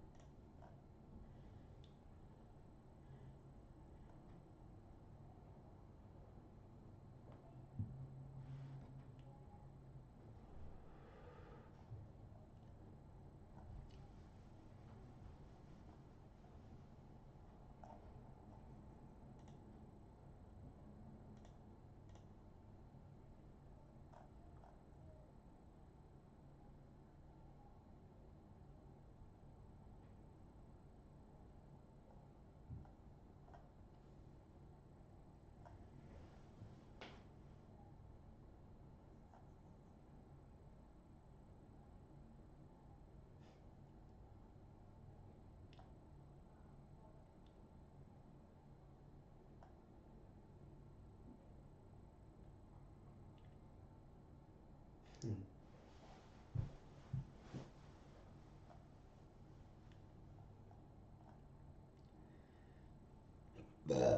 me.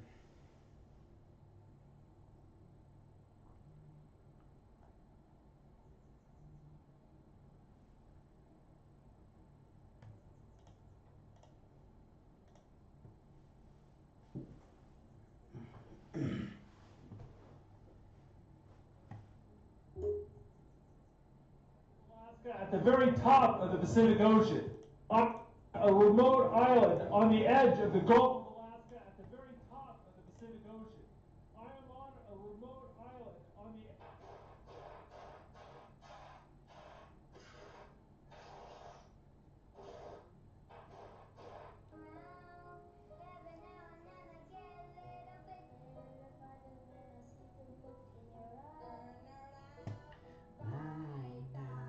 Every now and then I fall apart.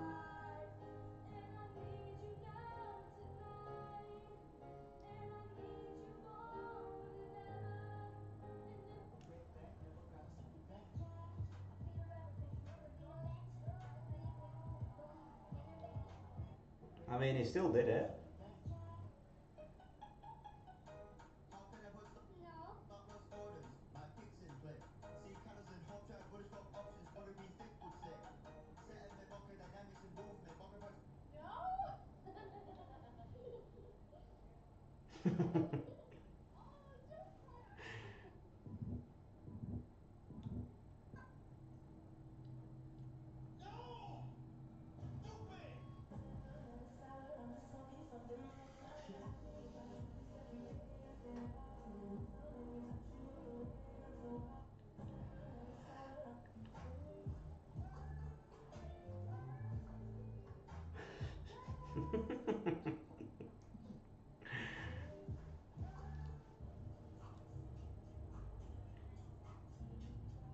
Sometimes there are people, rich people, I'm not that rich, but really rich people, very rich people, maybe, what is enjoyment to them? Okay, you die, I don't think you have pockets in your coffin. Yeah. So you're not going to take it. So enjoy it. Sometimes oh no. Oh no.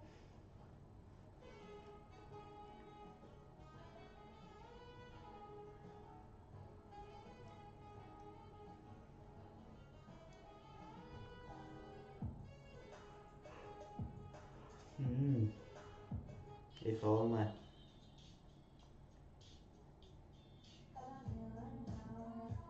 guys, quick message. Just so you know, I wanted you to call me first. Went to hospital today for a blood test and positive for Indian COVID. I don't think it's too bad, but they said it could get worse over the weekend. I just said, you know, that's very bad. That's a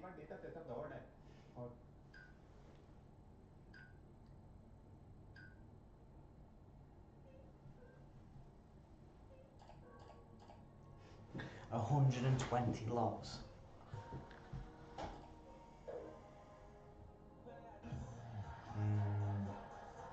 If only. Something called the 5-minute strategy. This is a gem I'm about to drop, guys, so if you want to backtest it, go ahead and do that. What I do is the first hour of each session open, I mark that out as a range. So for example, London session would be 3 to 4 a.m. New York time. That would be the first hour of London session. I would mark that out as a range, and then what I'll do is following on the 5-minute time frame is once price breaks out of that range, either bullish or bearish, with 80% probability price is most likely going to continue that direction with the high and low being protected. So for example, let's just say in the first hour of London session, the range was created, and then the following 5-minute candle closes bullish outside of the first hour's range. As soon as the price closes bullish outside of the range low is a strong low. So I don't see price coming down and breaching this low. Does that make sense?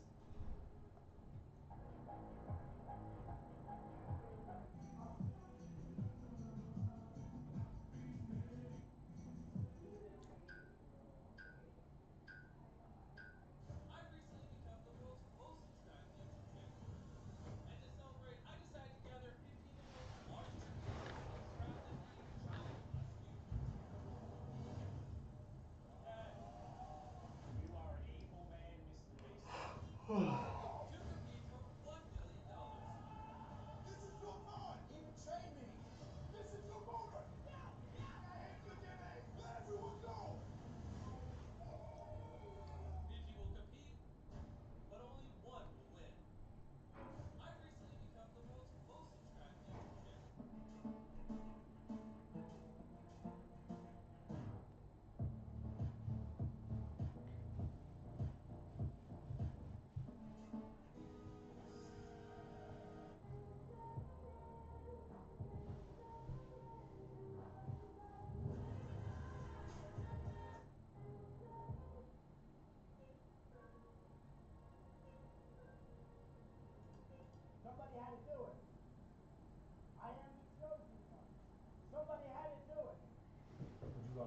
brokey or an ICT trader? I'm not being an ICT. I think that every single person I know that does ICT struggles, so I'd rather be a broker, honestly. I don't necessarily want to be an ICT person. You made the right choice. Would you rather be a brokey? If you pay me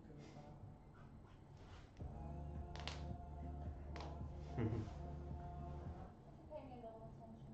My wife and I have been happily married for 2 years. We've been married for 13 years. Yeah, but only 2 of them were happy.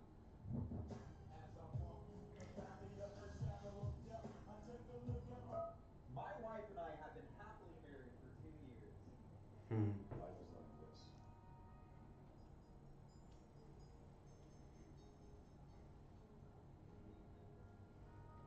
Man, I like this. When you're rich like this, you enjoy podcasts every day, it's gonna rain. Yeah, better brick through a brick game.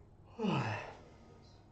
I'm worth about $5 billion on any given day, and I want you to know that I'm no different than you. The simple difference between people who make their dreams come true and those who don't is just 2 things: the courage to start and the discipline to keep on going. I'm worth about $5 billion. See here is making a higher high and a higher low. And then when you get here, you want to make sure that you sell, right? But just go ahead and break that down. The arts student flies twice a week from Calgary to Vancouver, saving big bucks on rent. I need to pay like $2,500 for the rent. I don't feel that is like, viable. He pays roughly $150 per round-trip flight twice a week, about $1,200 per month total. That's half the average rent for a 1-bedroom in the city. I thought, why don't I just stay at Calgary and then just fly here, like, 1-hour flight. That's like The arts. Okay, guys, so here we can see that it created a higher high, higher low, higher high, higher low, higher high, higher low, lower high, higher low, equal high, and then it created a lower low. So Good morning, Anderson. Good morning, good morning, good morning. How are we? We are amazing. Well, here. Good. Hey, that's what I'm talking about. Whoa. I am so thirsty.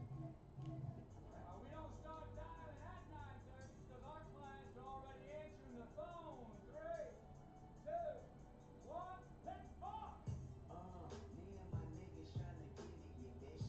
So after 1 good trade, 2 good trades, 3 good trades, you change from complete.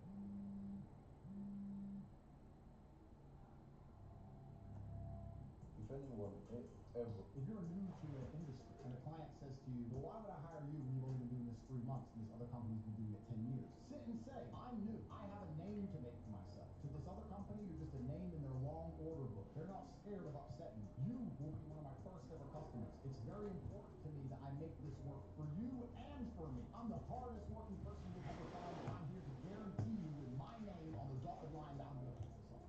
If you're new to an industry and a client says to you, well, why would I hire you when you've only been doing this 3 months and this other company? Yo, listen, I trust the trade. I'm going all in. Fuck it. If a person doesn't have that fuck it, let's do it mentality, I think that ruins everything. If you're that confident in your skill set and then you're not saying, yo, fuck it, let's do it, you're probably not that confident.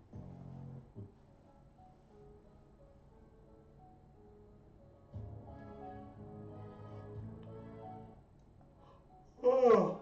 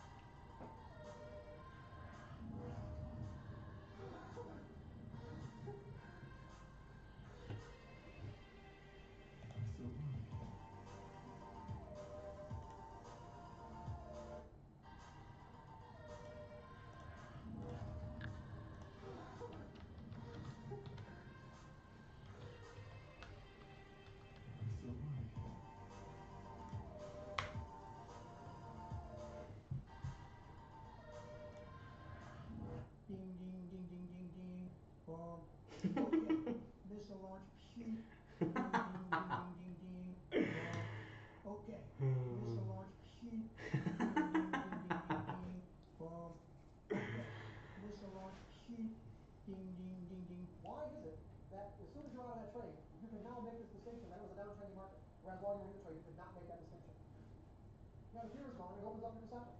Fear narrows your focus of attention onto the object of your fear so that you end up creating the very experience you're trying to avoid. Why is it? Yeah.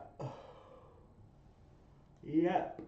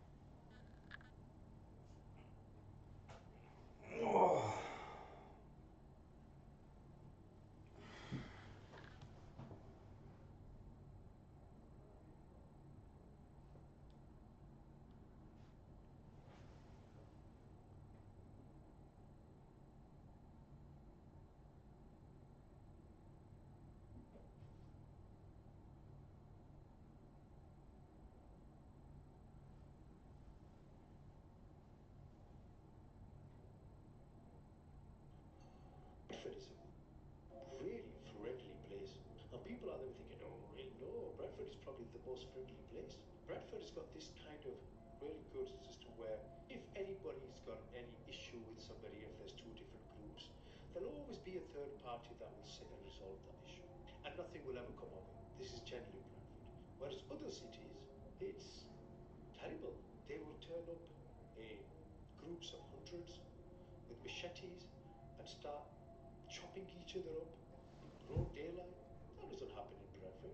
Bradford is a very nice place. It's a very friendly place. Bradford's one of those, you keep yourself to yourself, nobody's got any issue. Nobody hassles anybody. Nobody arrests anybody.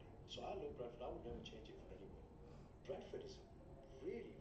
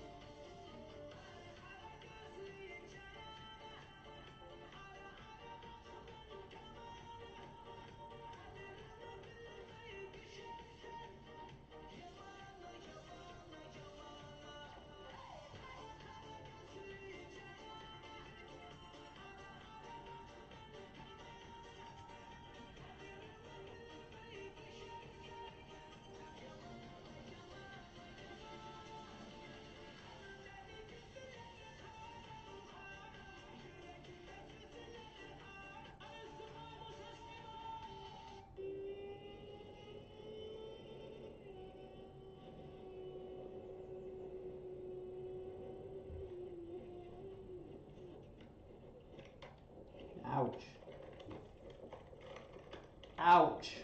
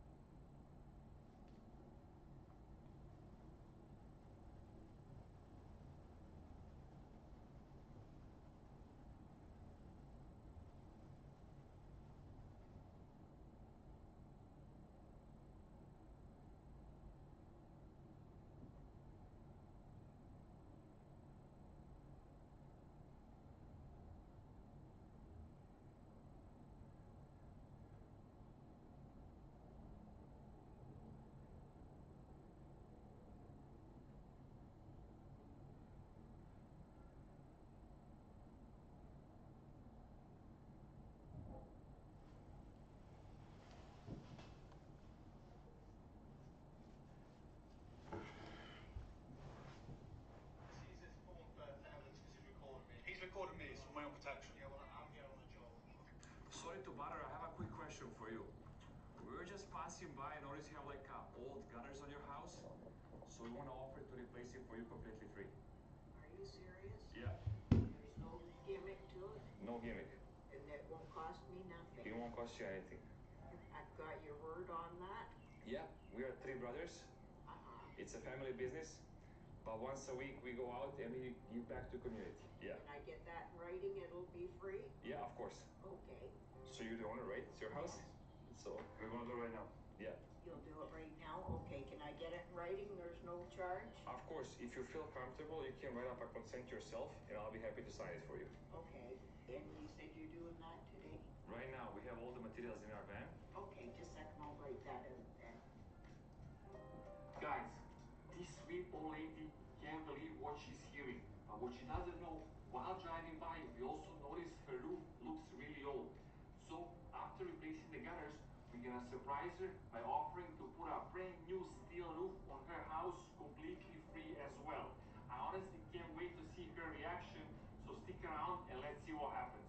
You know, I just lost my husband a year and 8 months ago. He was only supposed to be going in the hospital for 5 days. Really? He was gone within 7 days. He was gone. And then I lost my mom in February. Oh, so you left all alone, right? Well, I've got my kids and grandchildren, But here you live by yourself, right? yeah. The wind blew branches off, landed on the gas meter. They had to replace the gas meter. It went through the end of the house. I got to pay to replace where a branch went through the meter. It's just one thing after another. That's why I'm making sure this is for free without no more surprises. 100% for free, and it's our pleasure to do it for you. Okay. Hi, Sonny. How are you? Nice to meet you. Pleasure's mine. Pleasure's mine. Thank you.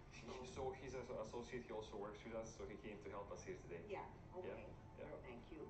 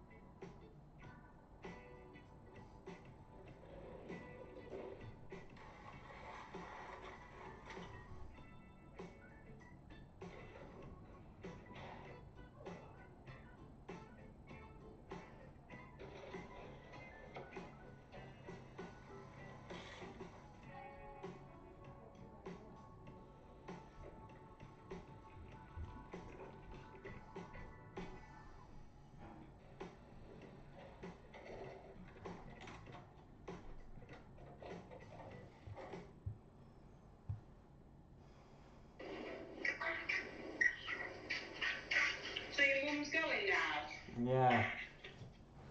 So you're not? No. You going for food with them after? I don't know. Alright, and that's all. Bye. I lost my fucking... Oh, there we go. Nearly lost my video then.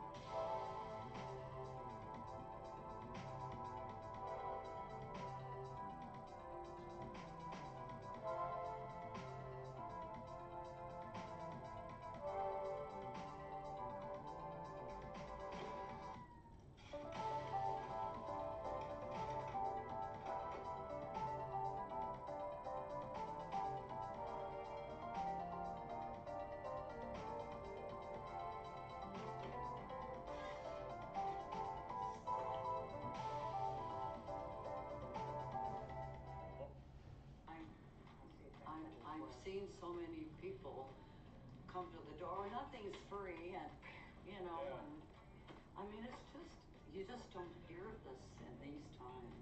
Yeah. You just don't. Where do you originate from, in fact? We're Serbians. Serbian? Yeah.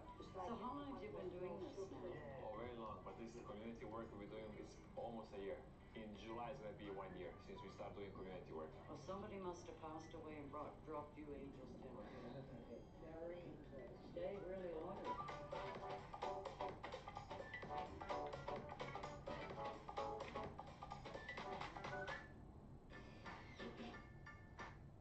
Surprise someone like this. Oh, I couldn't bring more surprises. Biggest surprise I've ever had. Thank you. You're very welcome, Dan. Okay, Take care. thank you. Okay? Yeah. Take care, Dan. Okay, thank you very much. Yeah. And Becky's enough. Yeah. And good luck to all these. Maybe I'll see you when you're in here doing some more jobs. Maybe we'll come by. Maybe someone wants to buy a roof. Yeah. Yeah, maybe we'll drink us some cookies or something too if you're Stop here. by, say hi. Yeah, stop by and say hi. That'd be nice. We hope you guys enjoyed today's video, and we see you guys next Friday with a new transformation and a new happy homeowner.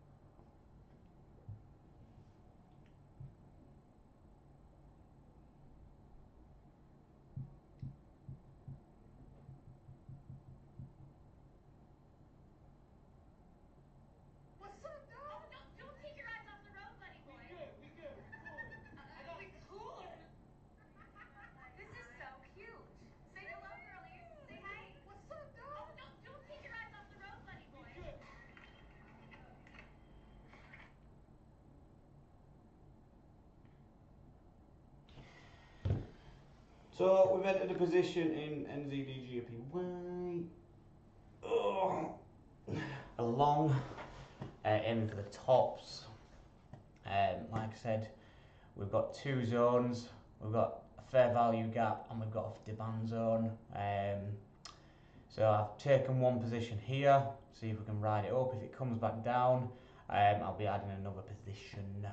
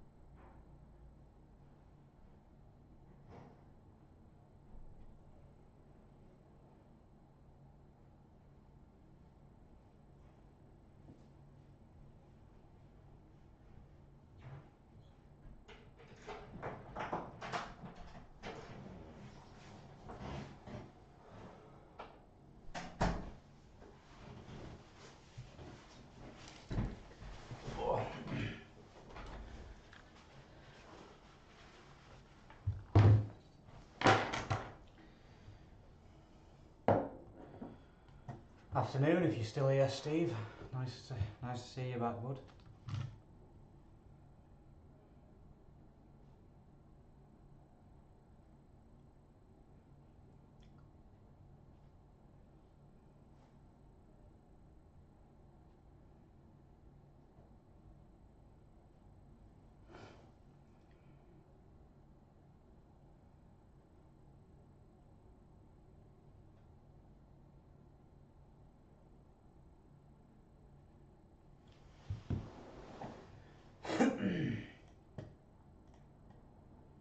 Oh, it's pumped. It's pumped.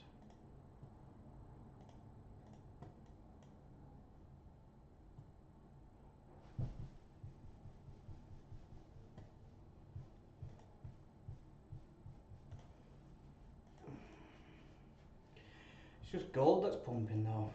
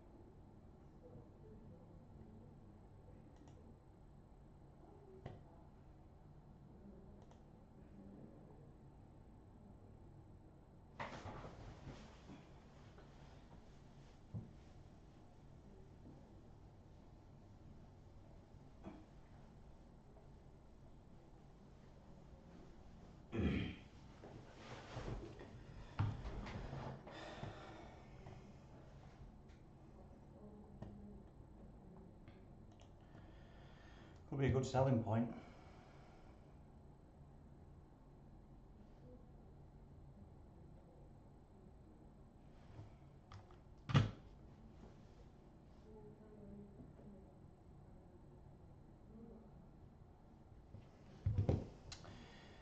Could be a good selling point.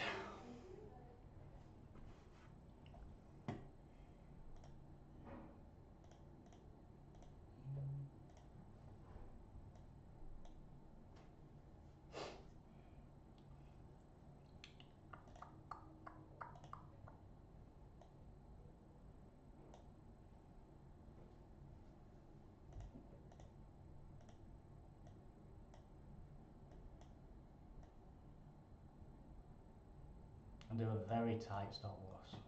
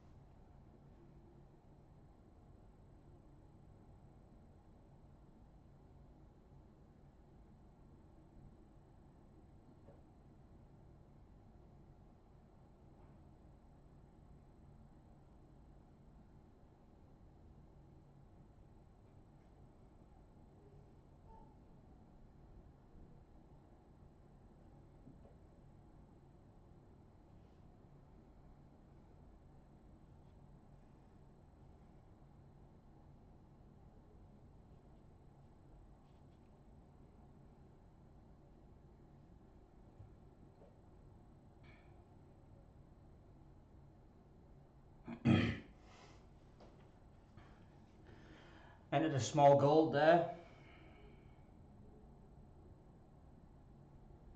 Beautiful.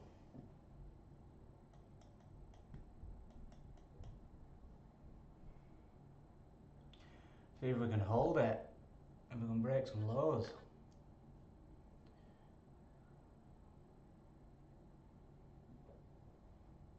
Nice little 1 to 2.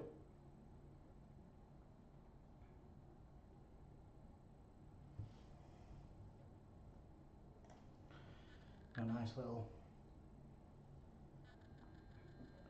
nice little entry. Let's see if it can hold though. If it can't hold, there's no fucking point. But it's literally a 10 pip stop loss, so it's $1 move. That's all it is. Lovely. Beautiful. Look at that entry. Let's see if it can hold though, that's the main thing. We need to break some lows.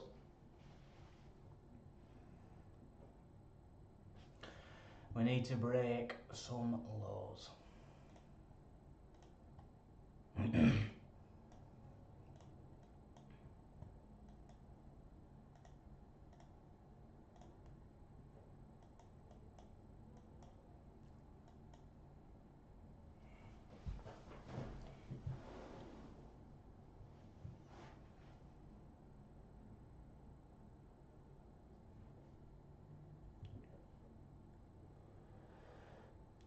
Lovely, lovely, lovely, lovely, lovely.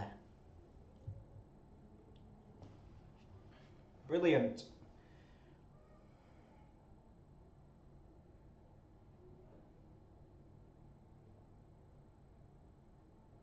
I need it to hold.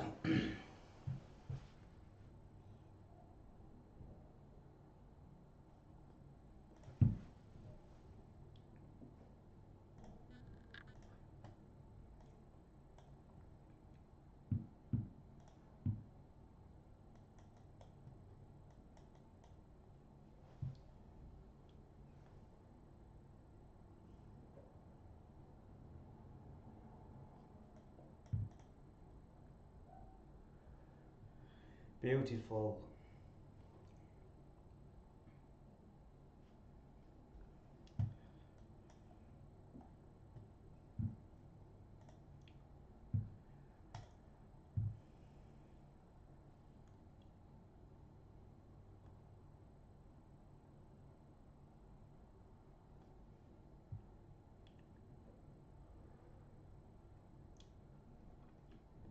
Nice easy 1 to 2 that.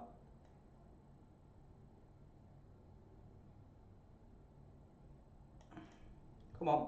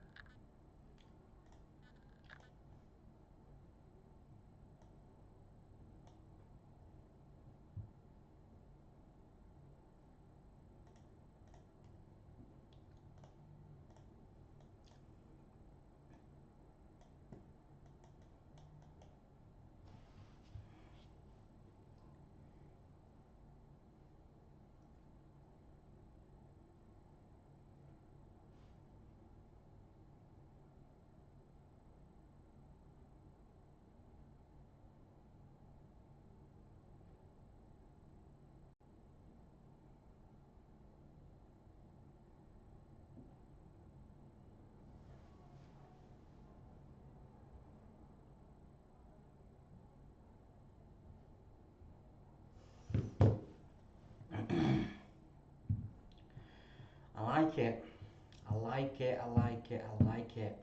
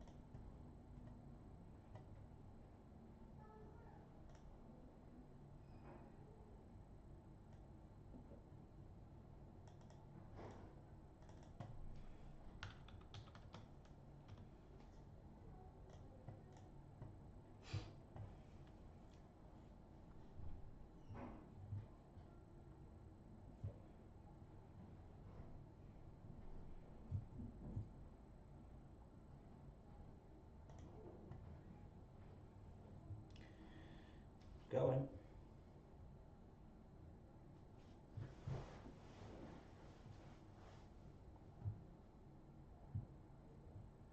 It's thinking about it, that's what it's doing.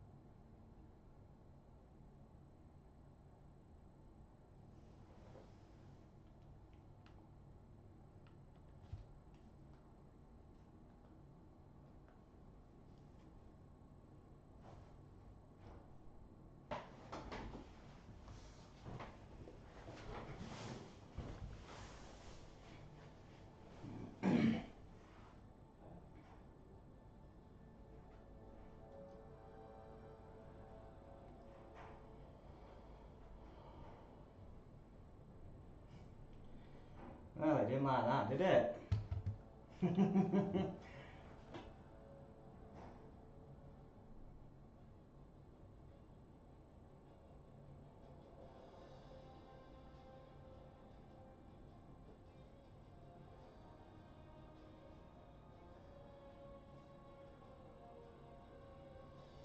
It really didn't like that.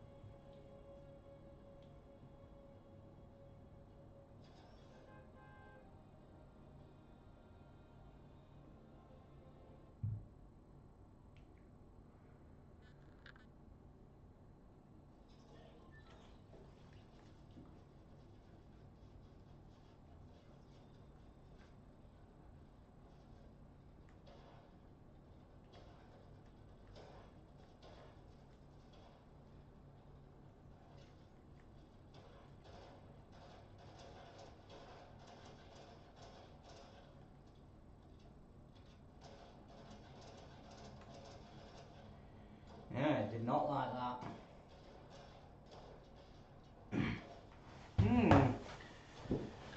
I wonder what's just caused that. It were going so well.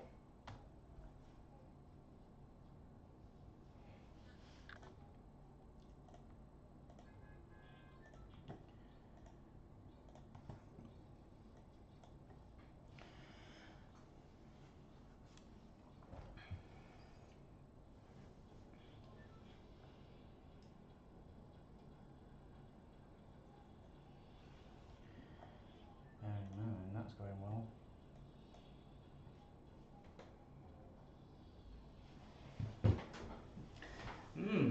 Oh well.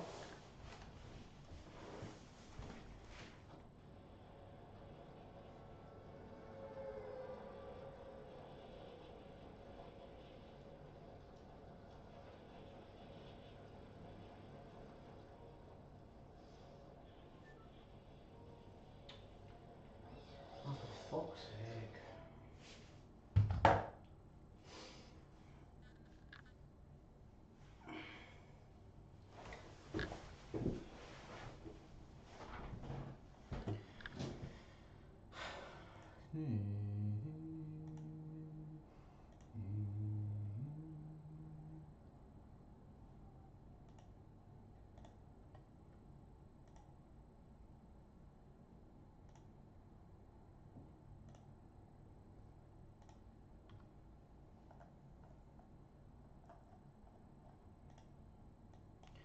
Fucking hell, it's pumping, isn't it?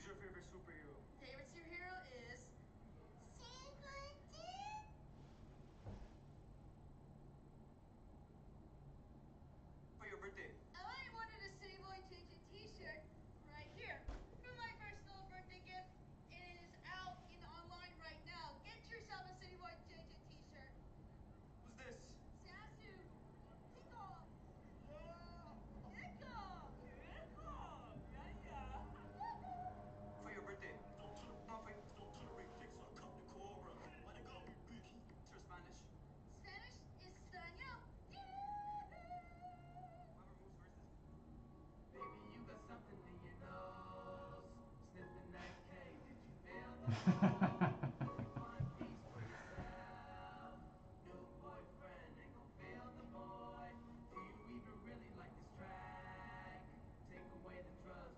or Spanish? Spanish, Español. Whoever moves first is...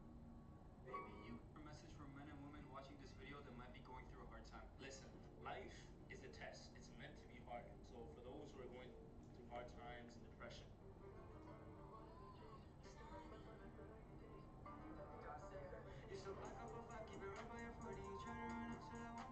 podcast I'm here with today. Sticker Legends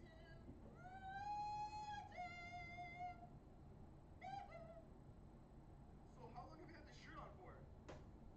Is I love City Boy Gigi with my covering my shirt and my thoughts and my heart invite for them. I just love City Boy G. She's back. Yeah, yeah, yeah. It's red hair, red quartz slide to my phone. Yeah, I look good when I put that shit on. True religion. Is this your favorite shirt? Yeah. How long have you had it on for? Your celebrity crush? Well. City boy Sasu. How many languages do you speak? I speak all the languages in the world. I know how to talk to every family member in the world. Say something. Tell me what language. Say something in French. Salut, camera. Puis aller à la toilette. Merci. Bonjour. Je m'appelle Sasu. Yaya, Keko.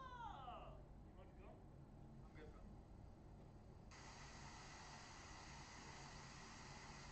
English or Spanish? Spanish, Español. Whoever moves first is gay. Baby, you got something in your nose.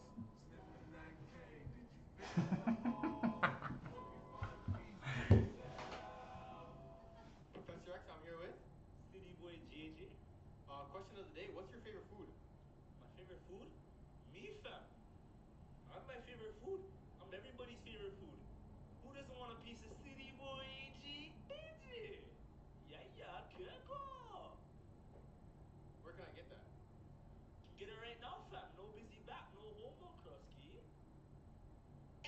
What's going on, guys? It's Bartolomew back with another review. What? Coming up on this morning. Coming up on this morning. Looking at that in your motion. Your birthday. I wanted to say what. Your favorite soup. Then you sleep into the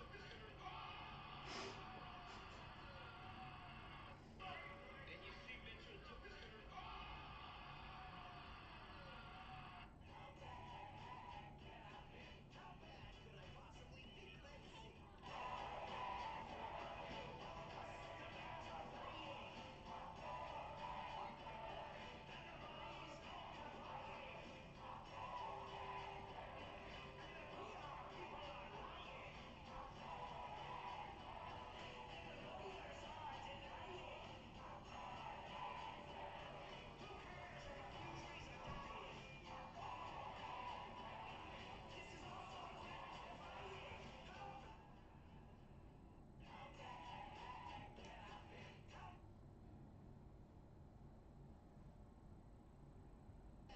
Wait, listen, I don't know if you knew, right, but it's coming home.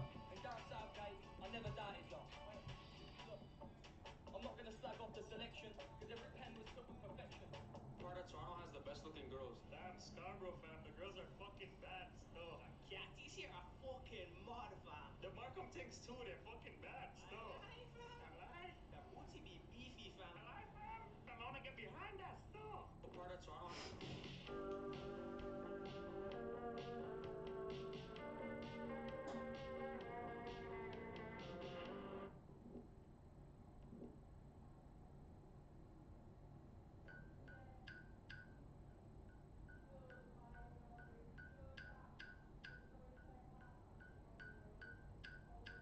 Hey, we're not going to get that gun, so let's increase our troops. Perfect. All right, now we can focus on upgrading our gun. How bad can it be? I'm just trying my company.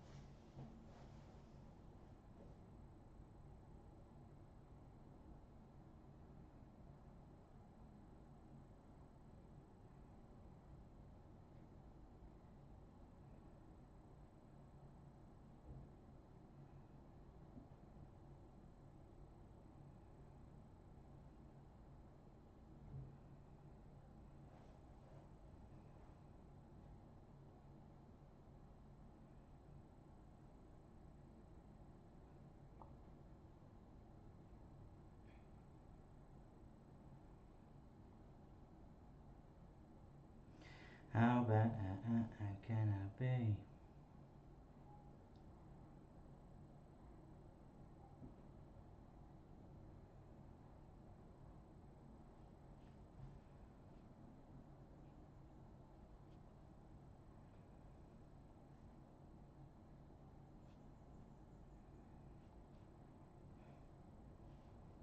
you ever seen?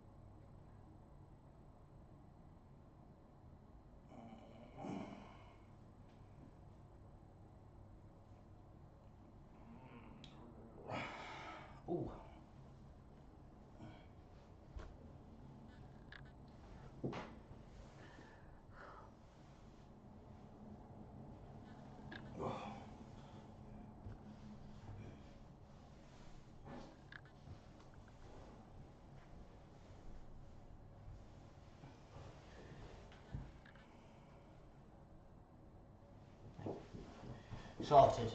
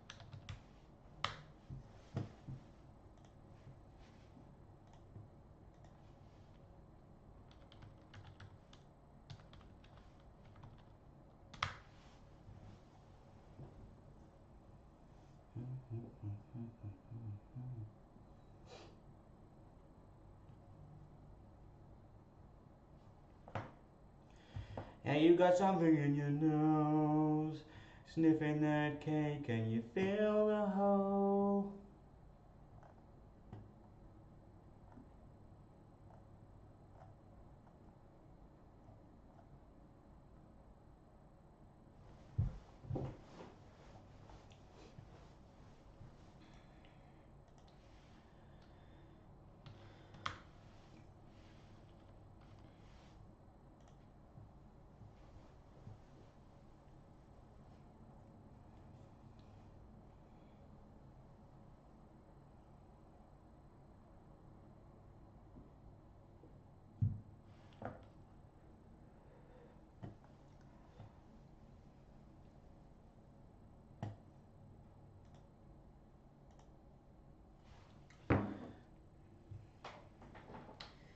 How bad can I be?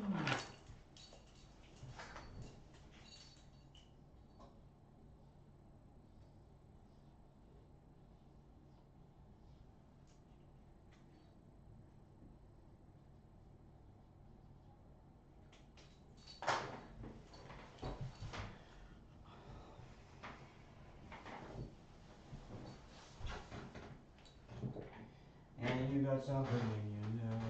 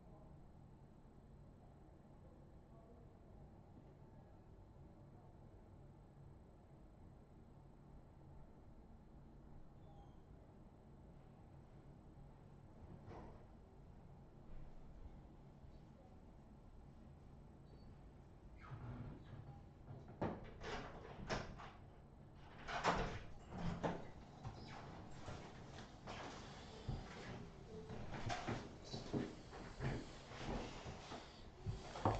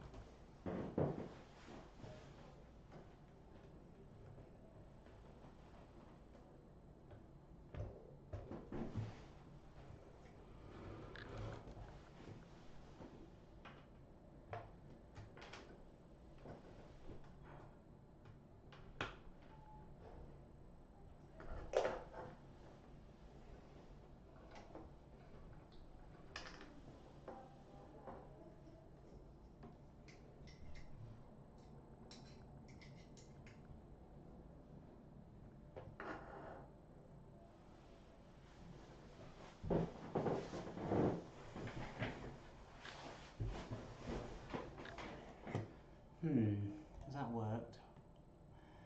Settings. Oh, it has. Audio.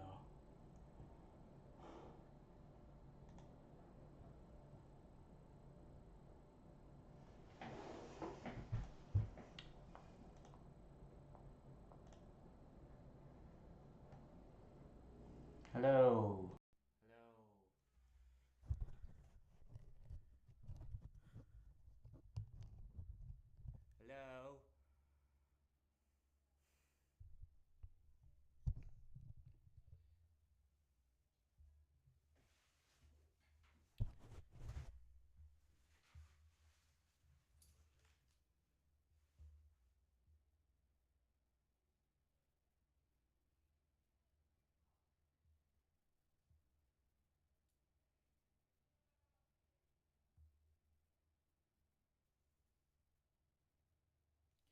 Hello. Hello.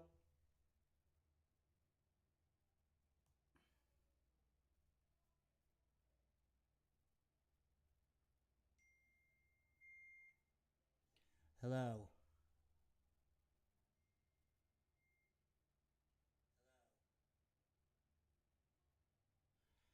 How does that sound?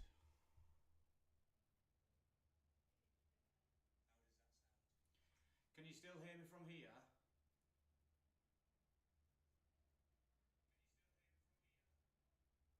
Not really.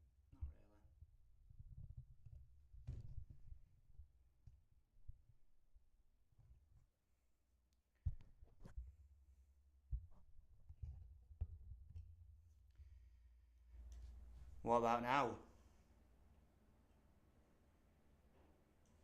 What about now? Well, that's a lot better. Well, that's a lot better.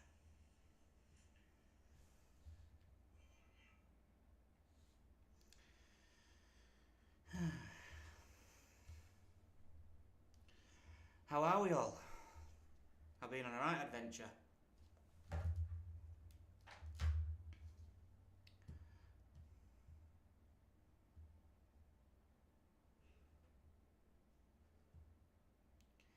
Check gold.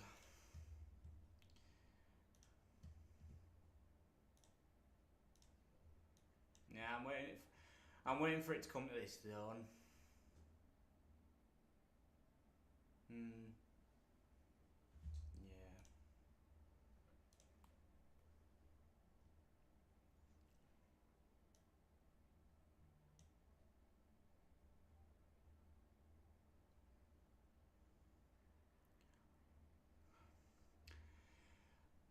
Potentially. You've got we've got fucking Powell speaking soon, so he might bring some heat.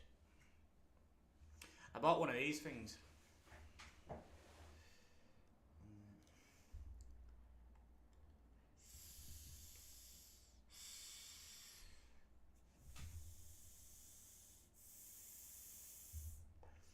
It's supposed to help with my breathing.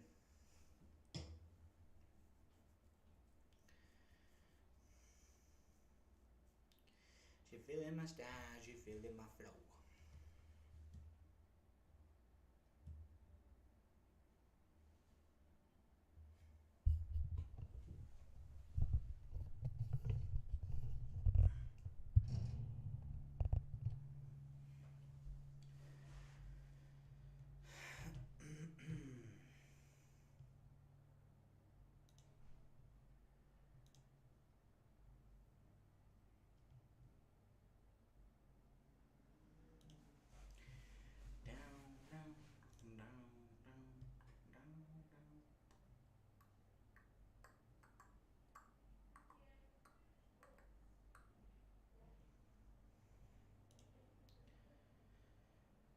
Does it sound okay though? Like the volume, the quality,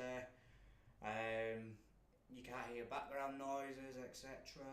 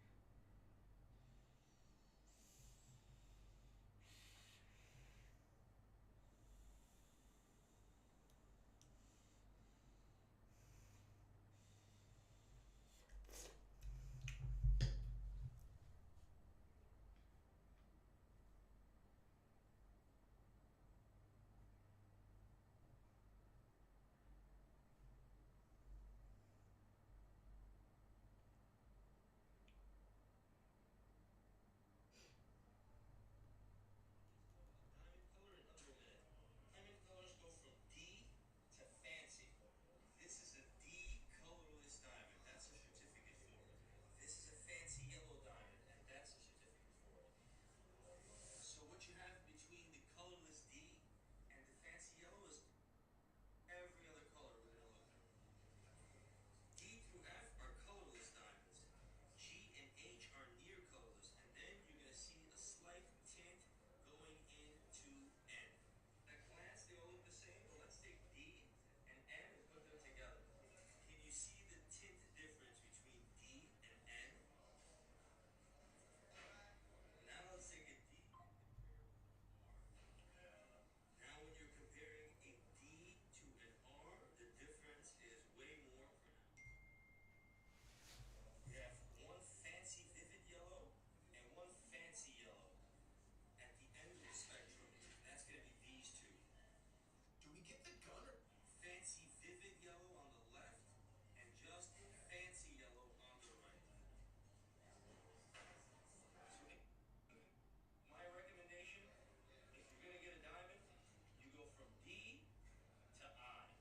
With D carrying a very big premium, you're getting G, you're going to hardly be able to tell the difference. And then if you're going to go to the other side, you want to go to the fancy yellow. Don't forget to subscribe. Thanks, mate. Thanks a lot, bud. Means a lot, yeah. Right, I can put my monitor back.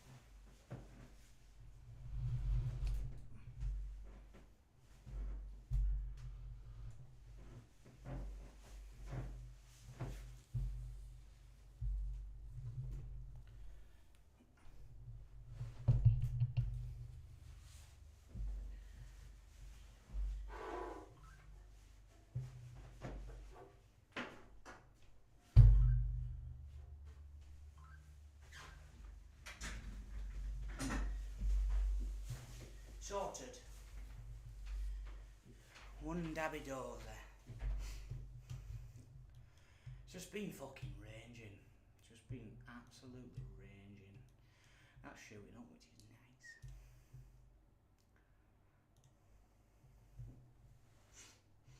Might add another one there.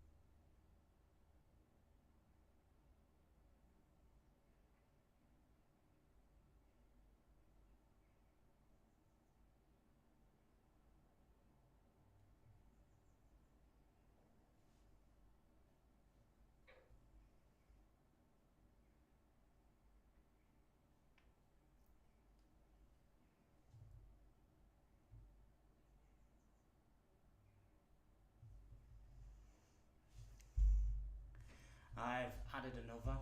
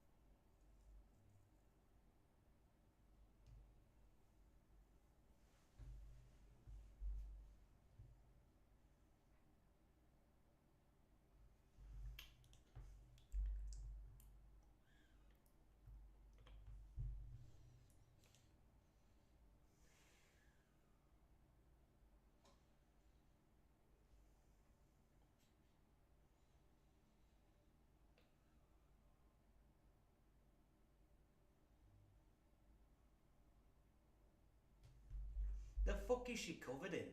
What are all these? Are they bullet holes? She being shot by a BB gun? The fuck?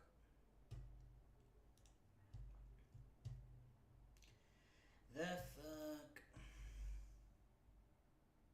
Look at them cankles. Look at them cankles.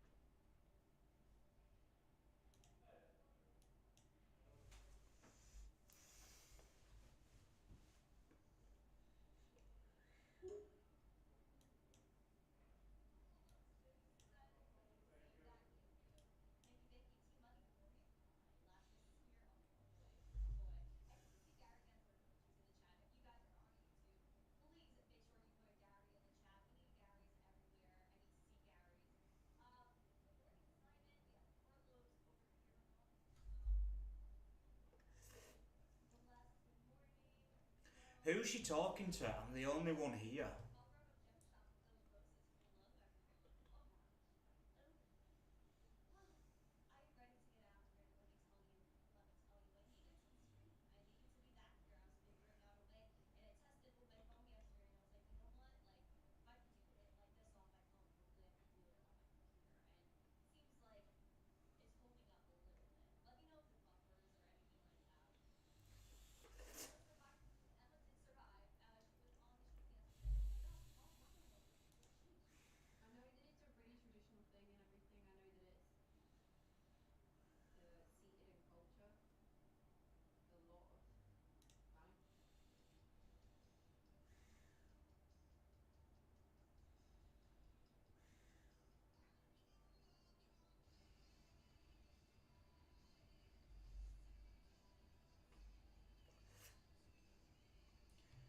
Is she playing Fortnite or not? It says she's playing Fortnite and I want to watch some Fortnite. I don't care about this bimbo.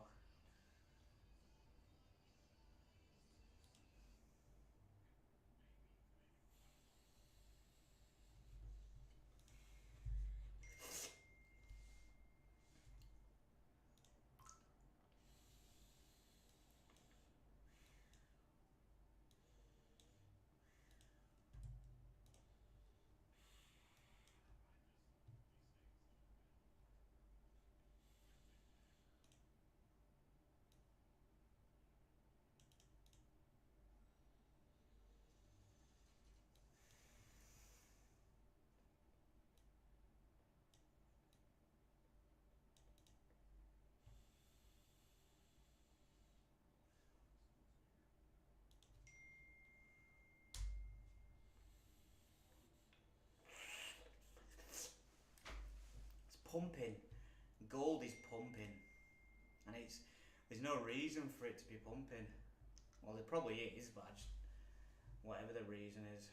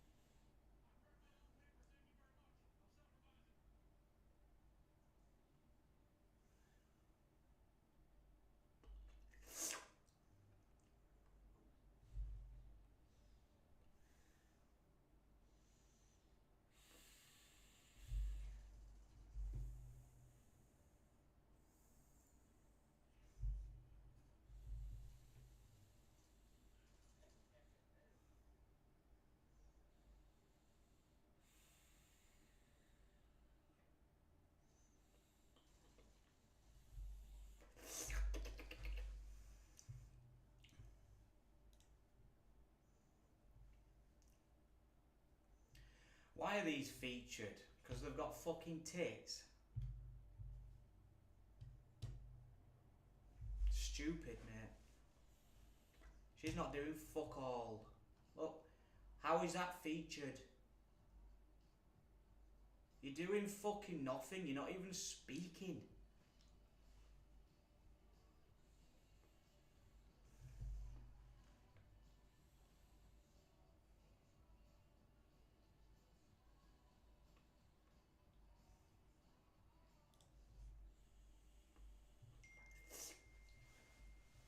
Stupid. At least TJR's brought crypto into the top 10.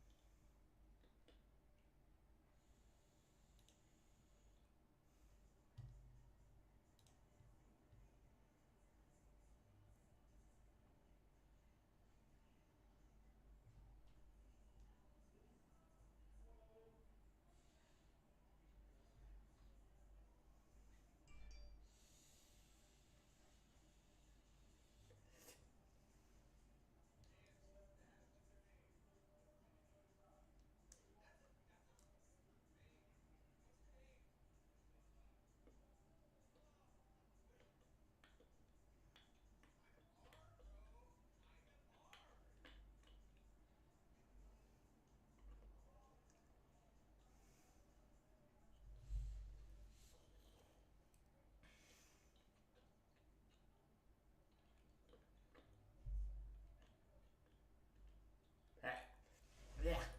Right. Fuck off.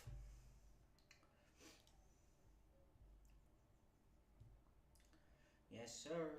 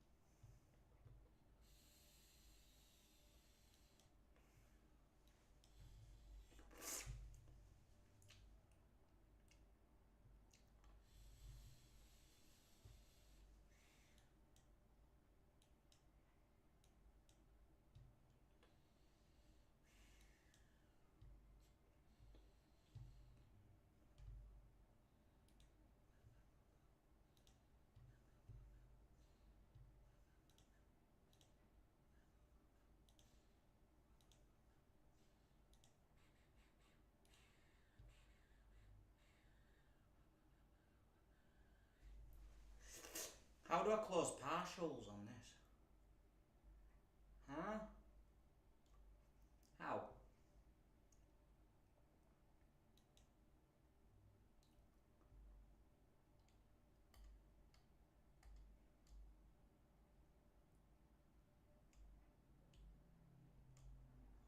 How?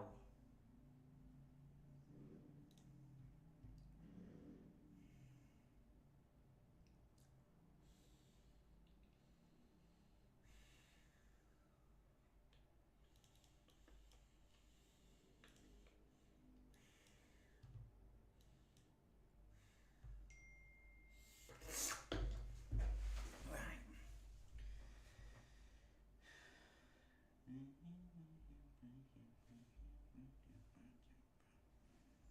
Baja.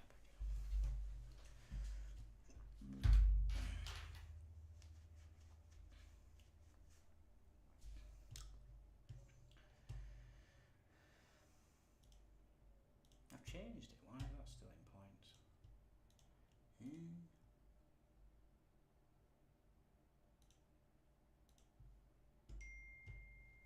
Great. Now I've broke it.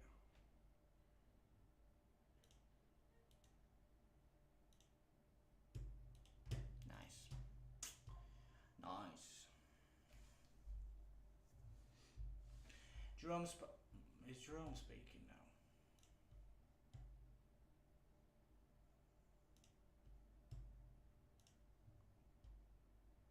Yeah.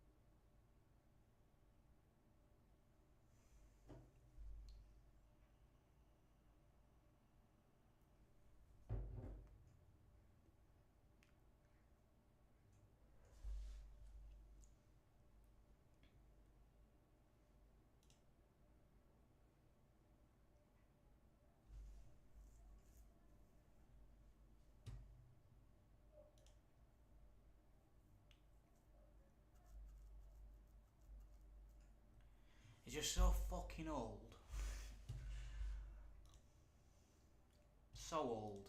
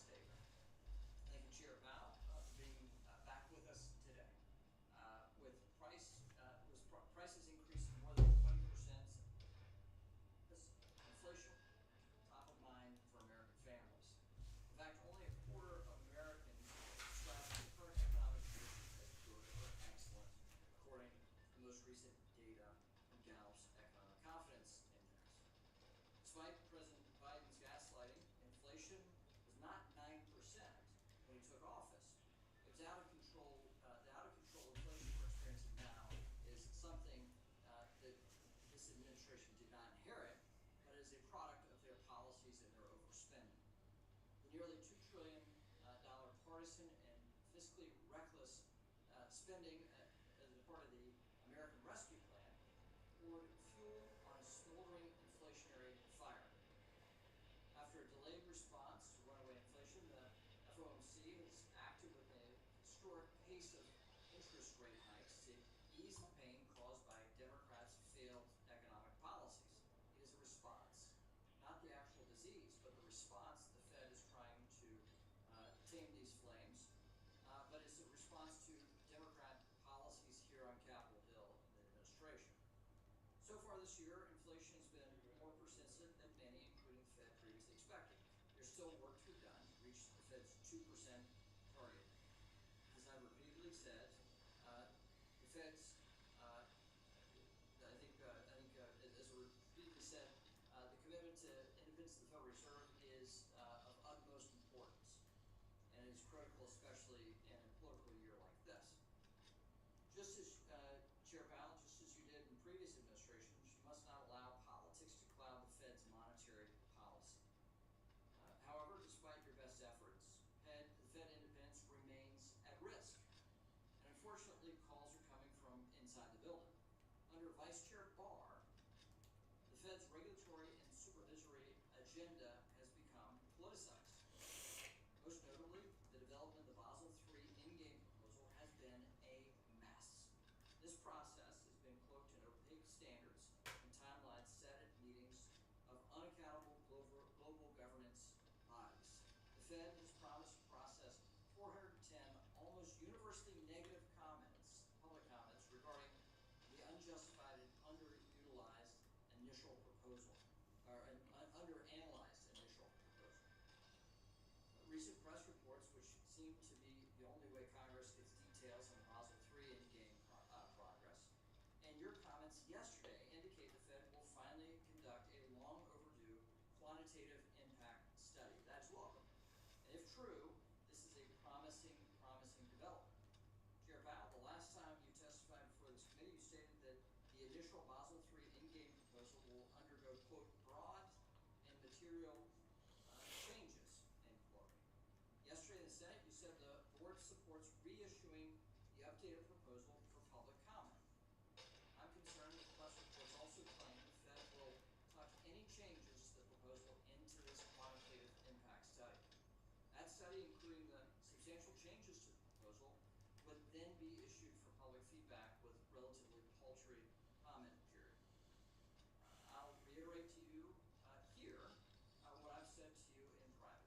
Broad and material changes, the Basel III endgame, necessitate a full re-proposal, full stop. Full stop. Failure to do so will result in an immediate Congressional Review Act vote out of this House of Representatives as quickly as we can possibly process. It doesn't have to be this way, and I think the Fed adhering to its longstanding principles here is highly important, especially with this interagency process. I'll close with this. Your steady and capable apolitical leadership of the Federal Reserve has shepherded our economy through extreme uncertainty. We now find ourselves in the midst of a new type of uncertainty surrounding the leadership of our nation. Doubts, fears, and panic often lead to bad decision-making and even worse policy.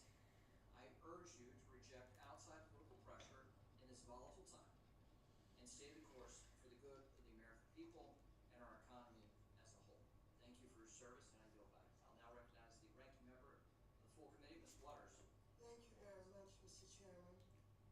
Welcome back to the Honorable Jerome H. Powell, Chairman, Board of Governors of the Federal Reserve System.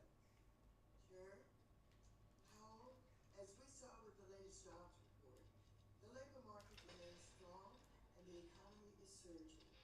Despite inheriting an economy from the prior administration that had the worst jobs record since the Great Depression, President Biden has now overseen a record 15.7 million jobs created since he took office, with 206,000 new jobs created just last month. Not only that, but under the Biden administration, we're witnessing low unemployment rates, rising wages, and stabilizing prices for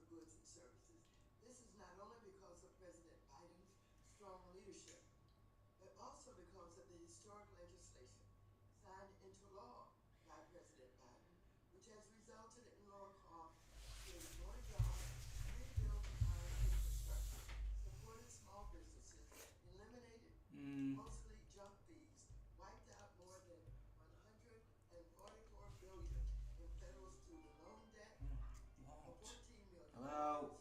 and cut control our What do you want? President Biden is and will You are. continue to advance policies that are providing good paying jobs and an No economy share. that works for everyone. Now, while I'm Oh pleased to no. see inflation is declining, the latest data Yeah. is clear. Housing remains Alright then. the #1 driver of core inflation. Since 2020, house prices have increased by nearly 50%, Alright, okay. with Americans now spending on average Yeah, I'm just over busy. 30% of their income on housing. This is a top priority for Democrats, but remains an afterthought for Republicans. Earlier this Congress, I reintroduced my comprehensive legislation housing package, including the Housing Crisis Response Act. This bill provides more than $150 billion in fair and affordable housing investments, representing the single largest investment in affordable housing in our nation's history. These funds would create nearly 1.4 million affordable and accessible homes, bring down housing costs for all, and revive the American dream of home ownership. Many Democrats are committed to getting this bill across the finish line and continue to hold out hope that our Republican colleagues will finally join us in this effort. Unfortunately, extreme MAGA Republicans are not just ignoring housing inflation, they're advancing their Project 2025 manifesto that will dismantle U.S. democracy and the economy as we know it today. Project 2025 is authored by almost 24 former Trump White House staffers and Trump administration officials. It was compiled and published by the ultra-far-right Heritage Foundation, whose CEO recently declared that they are, quote, in the process of a second American Revolution, which will be bloodless if the left allows it to be, quote, unquote. And if that kind of talk reminds anyone of the rhetoric we heard in the lead up to and on January 6, 2020, it should. Project 2025 promotes radical ideas to materially undermine the Federal Reserve, if not effectively abolish. MAGA wants to put you out of a job, Chairman Powell. So I look forward to your testimony and hearing from you, a Republican who was first nominated by President Trump, about your thoughts on the importance of the Federal Reserve and the work you have done to help our economy. And I yield back. Gentleman yields back. I note for the record, Jerome Powell was initially nominated by President Obama to the Board of Governors of the Federal Reserve before being nominated by President Trump to chair. So here we are. We'll recognize the chair of the Financial Institutions Subcommittee, Mr. Barr, Andy Barr, variety, for 1 minute. Thank you, Mr. Chairman. Welcome, Chairman Powell. Runaway inflation and increased interest rates necessary to confront it continue to hammer Americans, and especially those living paycheck to paycheck. Workers and families feel the pain, making everyday purchases at high prices of grocery and every home. They have suffered years of eroding purchasing power of their paychecks. Can you hear it all right, Pete? Economic mismanagement. Heightened mortgage rates make it prohibitive for new home buyers to reach the American dream of a starter home for their family. I am pleased that the Fed is resolute in getting inflation under control. I am pleased that you have committed to an apolitical approach to this. I am not pleased by the Fed's opaque, unjustified, politicized, and underanalyzed regulatory proposals, which will ultimately hurt all Americans. We need to know where the Fed is going on its fundamentally flawed Basel III Endgame proposal and its opaque regulatory approach. Well, Chair now recognizes the ranking member of the Financial Institutions and Monetary Policy Subcommittee, Mr. Foster, for 1 minute. Thank you, Chairman Henry and Ranking Member Waters. I'd like to also thank you, Chair Powell, for joining us today and for the role you have played in combating inflation and supporting a stable economic recovery. presidency is often the focus of political pronouncements about macroeconomic conditions. There's no question that undersells the importance and the independence of the work of the Federal Reserve Board. Well, actions taken by the President and Congress certainly play a significant role. Monetary policy decisions made by an independent Federal Reserve are the big dog in shaping macroeconomic conditions that shape economic outcomes for millions of Americans. And work continues on inflation, but significant progress has been made to bring the country in line with the Fed's 2% target. The good news is that macroeconomic policy is working as designed. Well-calibrated monetary policy with fiscal support from the American Rescue Plan, the Infrastructure and Jobs Act, and the CHIPS and Science Act has powered strong job creation and low unemployment while staving off a recession that many thought inevitable. And far better, I should point out, than our peer countries. Well, Democrats are committed to supporting our efforts to cut costs for American families. Let me give it back. We'll now welcome the testimony of Jerome Powell, the 16th chair of the Federal Reserve Board of Governors. Chair Powell, you'll be recognized for 5 minutes to give an oral presentation or testimony. Without objection, a written statement will be made a part of the record. You're now recognized for 5 minutes. Chairman McHenry, Ranking Member Waters, and other members of the committee, I appreciate the opportunity to present the Federal Reserve's semi-annual monetary policy report. The Federal Reserve remains squarely focused on our dual mandate to promote maximum employment and stable prices for the benefit of the American people. Over the past 2 years, the economy has made considerable progress toward the Federal Reserve's 2% inflation goal, and labor market conditions have cooled while remaining strong. Reflecting these developments, the risks to achieving our employment and inflation goals are coming into better balance. I will review the current economic situation before turning to monetary policy. Recent indicators suggest that the U.S. economy continues to expand at a solid pace.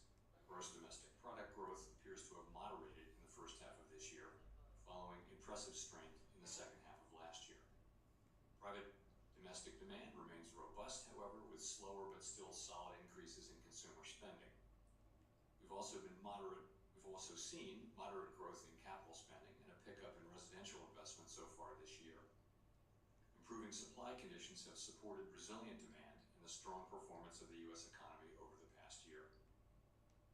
In the labor market, a broad set of indicators suggests that conditions have returned to about where they stood on the eve of the pandemic, strong but not overheated. The unemployment rate has moved higher, but was still at a low level of 4.1% in June. Payroll job gains averaged 222,000 jobs per month in the first half of the year. Strong job creation over the past couple of years has been accompanied by an increase in the supply of workers, reflecting increases in labor force participation among individuals aged 25 to 54 and a strong pace of immigration. As a result, the jobs to workers gap is well down from its peak and now stands just a bit above its 2019 level. Nominal wage growth has eased over the past year. A strong labor market has helped narrow long-standing disparities in employment and earnings across demographic groups. Inflation has eased notably over the past couple of years, but remains above the committee's longer-run goal of 2%. Total PCE prices rose 2.6% over the 12 months ending in May. Core PCE prices, which exclude the volatile food and energy categories, also increased 2.6%. After a lack of progress toward our 2% inflation objective in the early part of this year, the most recent monthly readings have shown modest further progress. Longer-term inflation expectations appear to remain well anchored, as reflected in a broad range of surveys of households, businesses, and forecasters, as well as measures from financial markets. Our monetary policy actions are guided by our dual mandate to promote maximum employment and stable prices for the American people. In support of these goals, the committee has maintained the target range for the federal funds rate at 5.25% to 5.5% since last July, after having tightened the stance of monetary policy significantly over the previous year and a half.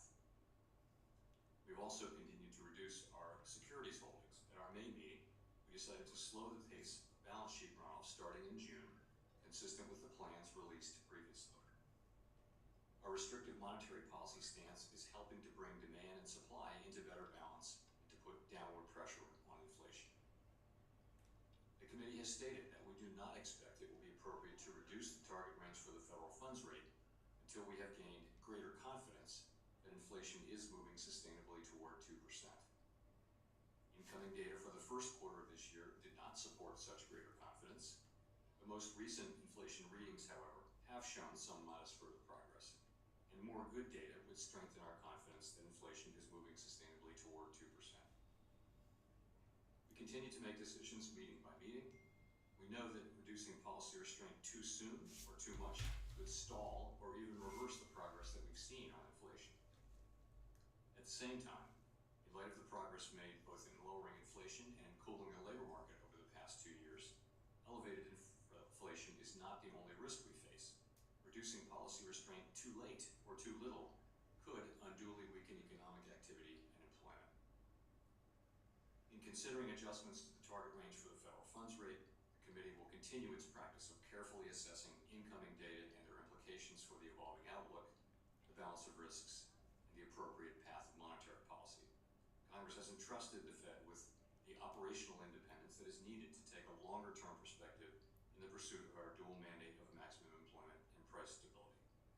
We remain committed to bringing inflation back down to our 2% goal and to keeping longer-term inflation expectations well anchored.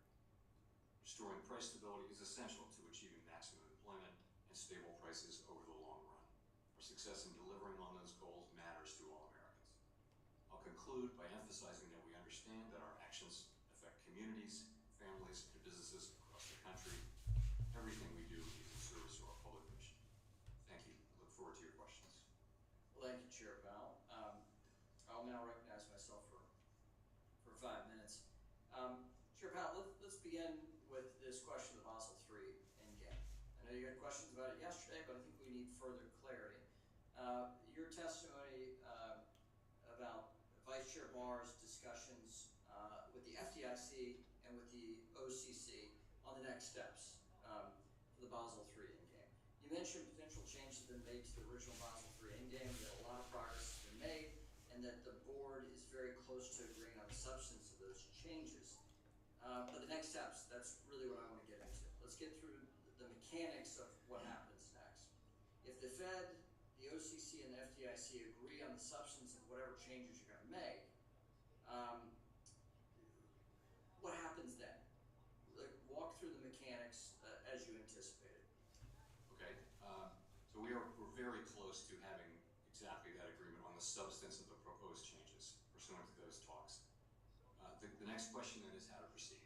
And, it is my view and the strong view of a number of board members that the appropriate thing to do is to take that new proposal and publish it along with the effects of the quantitative impact survey and put that out for comment again and receive comment on that, and then take some time to review those comments before finalizing the regulation. And that's a discussion we're having with the other two agencies now. We have not been able to reach agreement on a path to do that, but that's something that we think is the right way to do. That's what we've done in similar situations. There aren't that many similar situations, but when we see broad and material changes to an important regulation, we think let's go out again and give all the commenters another chance to comment. Yeah, and that also avoids a serious lawsuit risk and the risk that Congress step in and overturn this rulemaking using the Congressional Review Act. I think the other agencies here, if they're not agreeing with the Fed, they're running against the independence of the Federal Reserve here.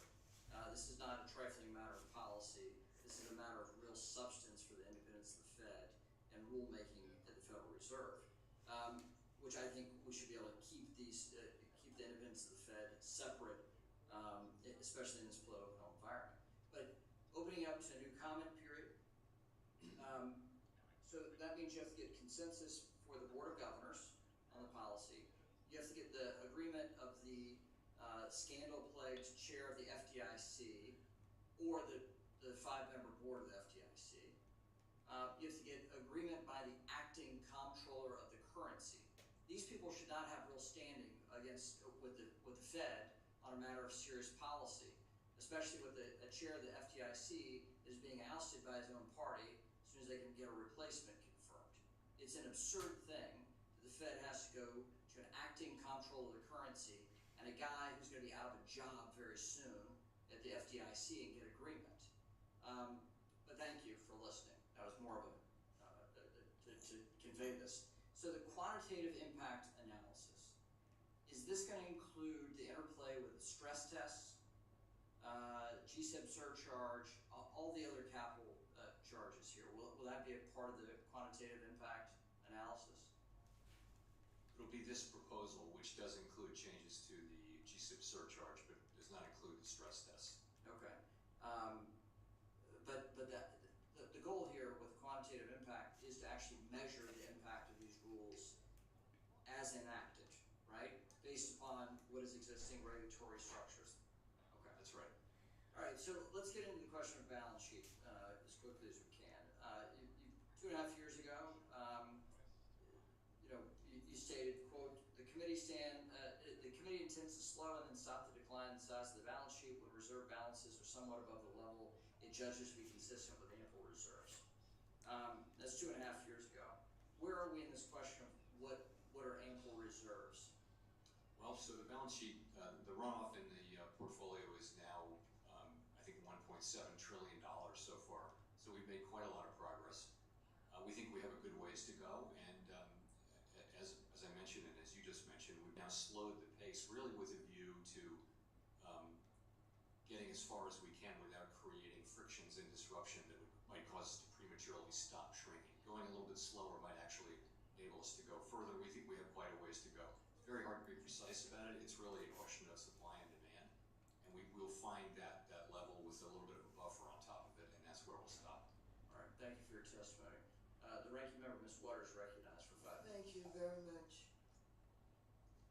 Chairman Powell, are you familiar with Project 2025? Not really, no. You've heard about it? I really don't focus on these things at all. You don't focus, but you know there's something known as Project 2025? The reason I'm asking you is because one proposal is to get rid of the Fed's dual mandate to promote only stable prices, but also maximum employment. This is your mandate. These are mandates, right? This is what you do. Is that right? We do. How? This is a thing. And How so- does it know what it's about to say when it's live? anything It's that would live. Get rid of the mandate. So how? What would it do to our economy? What would it do to our country? The question of which mandate we serve is very much a question for Congress. Our It's view live. has been that the dual How does it mandates know what serve it's us gonna well. say? This is something Congress can change and change back to a single mandate. There are. What do you do to get maximum employment? What do you do? Well, we have one tool on the economy, and that is we raise and lower interest rates. You'll find, though, that anyway, we certainly at the Fed do believe that the dual mandate has been a good thing, and it's enabled us to. It has not stopped us from controlling inflation when that was the thing that needed to be done. And so, while, of course, I understand you may not have seen, heard, or read Project 2025. Are you familiar with an effort in the country to get rid of diversity and inclusion? I see these things mentioned, but honestly, we're pretty focused on our task, which is maximum employment, price stability. We're strong supporters of diversity at the Fed, as you know. Are you aware that I created a subcommittee on diversity and employment in this committee? Yes, I remember that. And do you think that getting rid of diversity and inclusion interferes with your ability to really realize the mandate of maximum employment? I spent most of my career in the private sector. What I observed was really successful institutions in the United States, companies, organizations generally, are those that do a really good job on diversity and get the best out of people and attract a broad, diverse range of talents to the table, and people feel comfortable speaking. So that's the way we feel about it at the Fed, and that's what we've been doing and will continue to do. And do you think it's important not only to have diversity and inclusion in the public sector, but in the private sector also? As I mentioned, if you look at very successful American companies, you will very often see that they're good at that. They're good at hiring, attracting, investing in, and keeping diverse talent. That's one of the things that our really good U.S. public companies do well. Have you seen improvement during your tenure where diversity and inclusion has created opportunities for more jobs and helped to reduce the unemployment rate? Certainly seen, I think you see over the course of my long career a big change in diversity and inclusion. And you see that in the private sector and the public sector, and I think that's generally progress. I do. Under the work of this committee, and the subcommittee is chaired by Ms. Beatty, she was able to gather important data about what was going on in the private sector. And what she discovered was that many of the CEOs and others welcomed the opportunity to learn more and to do better and to get assistance. And we saw improvement with diversity and inclusion. Have you seen that? There's no question, if you talk to CEOs, they get this. If you want to attract the best talent in our country now, you need to be committed to these things. And so I would like to compliment you on the job that you've been doing. I'd like to compliment you on keeping us informed about inflation. Not only do I welcome you here today, I look forward to working with you for years to come. I yield back. Thank you. Gentleman from Arkansas, the Vice Chair of the full committee, Mr. Hill, is now recognized for 5 minutes. Thank you, Chair. Chair Powell, thanks so much and welcome back to the committee. I want to pick up where Senator Tim Scott and Chair McHenry left off and reiterate my strong support for your comment yesterday in the Senate about the need to repropose the Basel III endgame. The Supreme Court's precedent, I think, makes clear that if a rule undergoes broad and material changes from the proposal to final rule, the public must be given a meaningful opportunity to review and comment on those changes. You generally share that view, I think. Is that right? Yes. And I'm looking forward to seeing the results of the quantitative impact study and the separate comment period, as well as an interagency agreement you referenced yesterday. Because of Dodd-Frank's role and the Vice Chair for Supervision, Vice Chairman Barr's role and the Fed's role, would it be fair to say the Fed is a first among equals on proposing a rule like this? In other words, does the Fed have a supremacy position on determining whether it should be fully reproposed or not, or do you view it strictly as a collaborative basis? Just curious in your view on that. I would say it's strictly collaborative, and I would say that our discussions with the FDIC, which Vice Chair Barr has actually been conducting, and the OCC, they've been very productive so far. So I want to make sure to say that we continue to work our way through this, and I believe we will get fairly soon to a resolution of the remaining process issue. Yeah, well, let me turn from that subject to the court's recent decision to overturn the so-called Chevron doctrine. Many of us believe this was the first step to reining in decades, literally, of an unprecedented, uncontrolled growth in the administrative state. And so I think all of us on at least this side of the aisle are certainly saying to the Federal Reserve and other federal agencies in our jurisdiction that we want to reassert Article I authority over the direction that independent agencies work. Would it be fair to ask you to certify that because of this change in Chevron that the Fed would commit to promulgating new rules only if they're at the direction of an explicit congressional authorization? So I think, first of all, we're studying that and several other decisions that have just come down in the last week or two, so I haven't got anything definitive for you on that. I think you know us to be an organization, I know us to be an organization that is strongly committed to the rule of law. Supreme Court says what the law is, and we'll always do what we believe the law is. Well, I'll submit that question maybe in more detail in writing, and maybe you'll have a chance to reflect on that. Back in February, you were on 60 Minutes, and you said the U.S. budget deficit, the national debt are unsustainable. Do you still view that the U.S. is on an unsustainable fiscal path? I do. I think I tried to be clear that the level of the U.S. debt is not itself unsustainable, but the path that we're on is unsustainable, and I think that is not controversial. I think many of us certainly agree with that, and we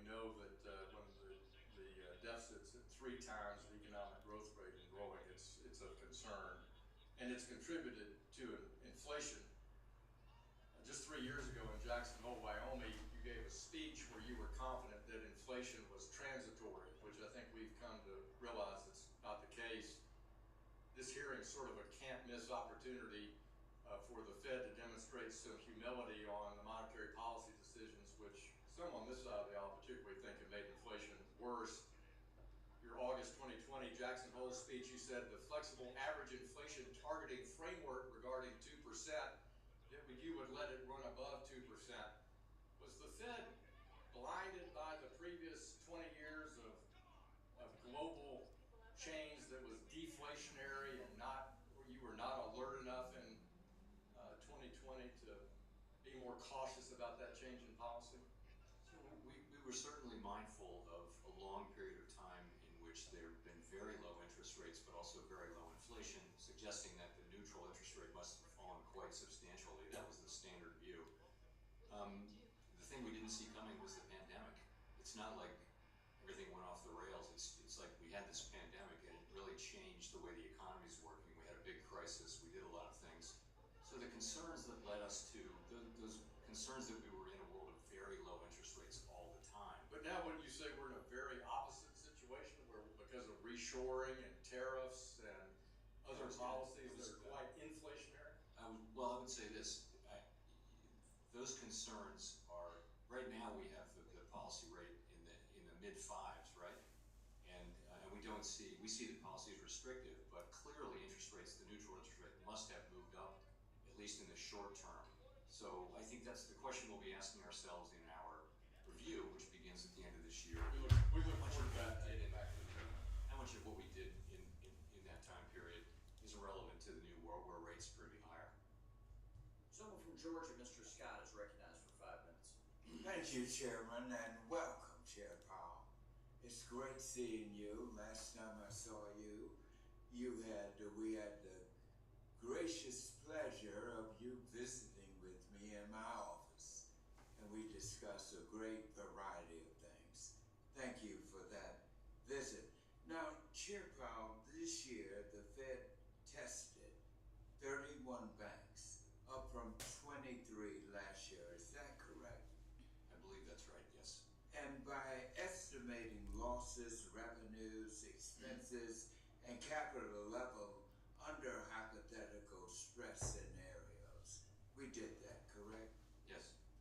And all 31 banks remained above their minimum common equity tier 1 capital requirements after observing losses of nearly $685 billion. Is that correct? Yes, that is correct. Yeah, I wanted to get those figures out and provide you with, you may have heard this, but I want to share it with the nation because your Vice Chair Barr made this statement, and I wanted to put this in the record, his exact quote from this great achievement. He said, "Our goal of our stress test is to help ensure that we have enough capital to absorb losses in a highly stressful scenario. And this test shows that we do." I thought that was a great statement of your record. Now let me ask you my question. It's simple. Will the 2024 Fed stress test results have an impact on how prudential regulators roll out a new and updated capital proposal? So the two are really two different things. There's the Basel III capital proposal, and then there's the stress tests. So, and really the Basel III, as I mentioned, we discussed, we're almost ready to put forward for further comment a revised proposal with material and broad changes to it. The stress tests are a different thing, and of course we realize we have to adapt those over time and be open to changes, and it has evolved significantly over time, but it's really a separate thing from the Basel give us a little bit more information on Basel III, because I work with you with this.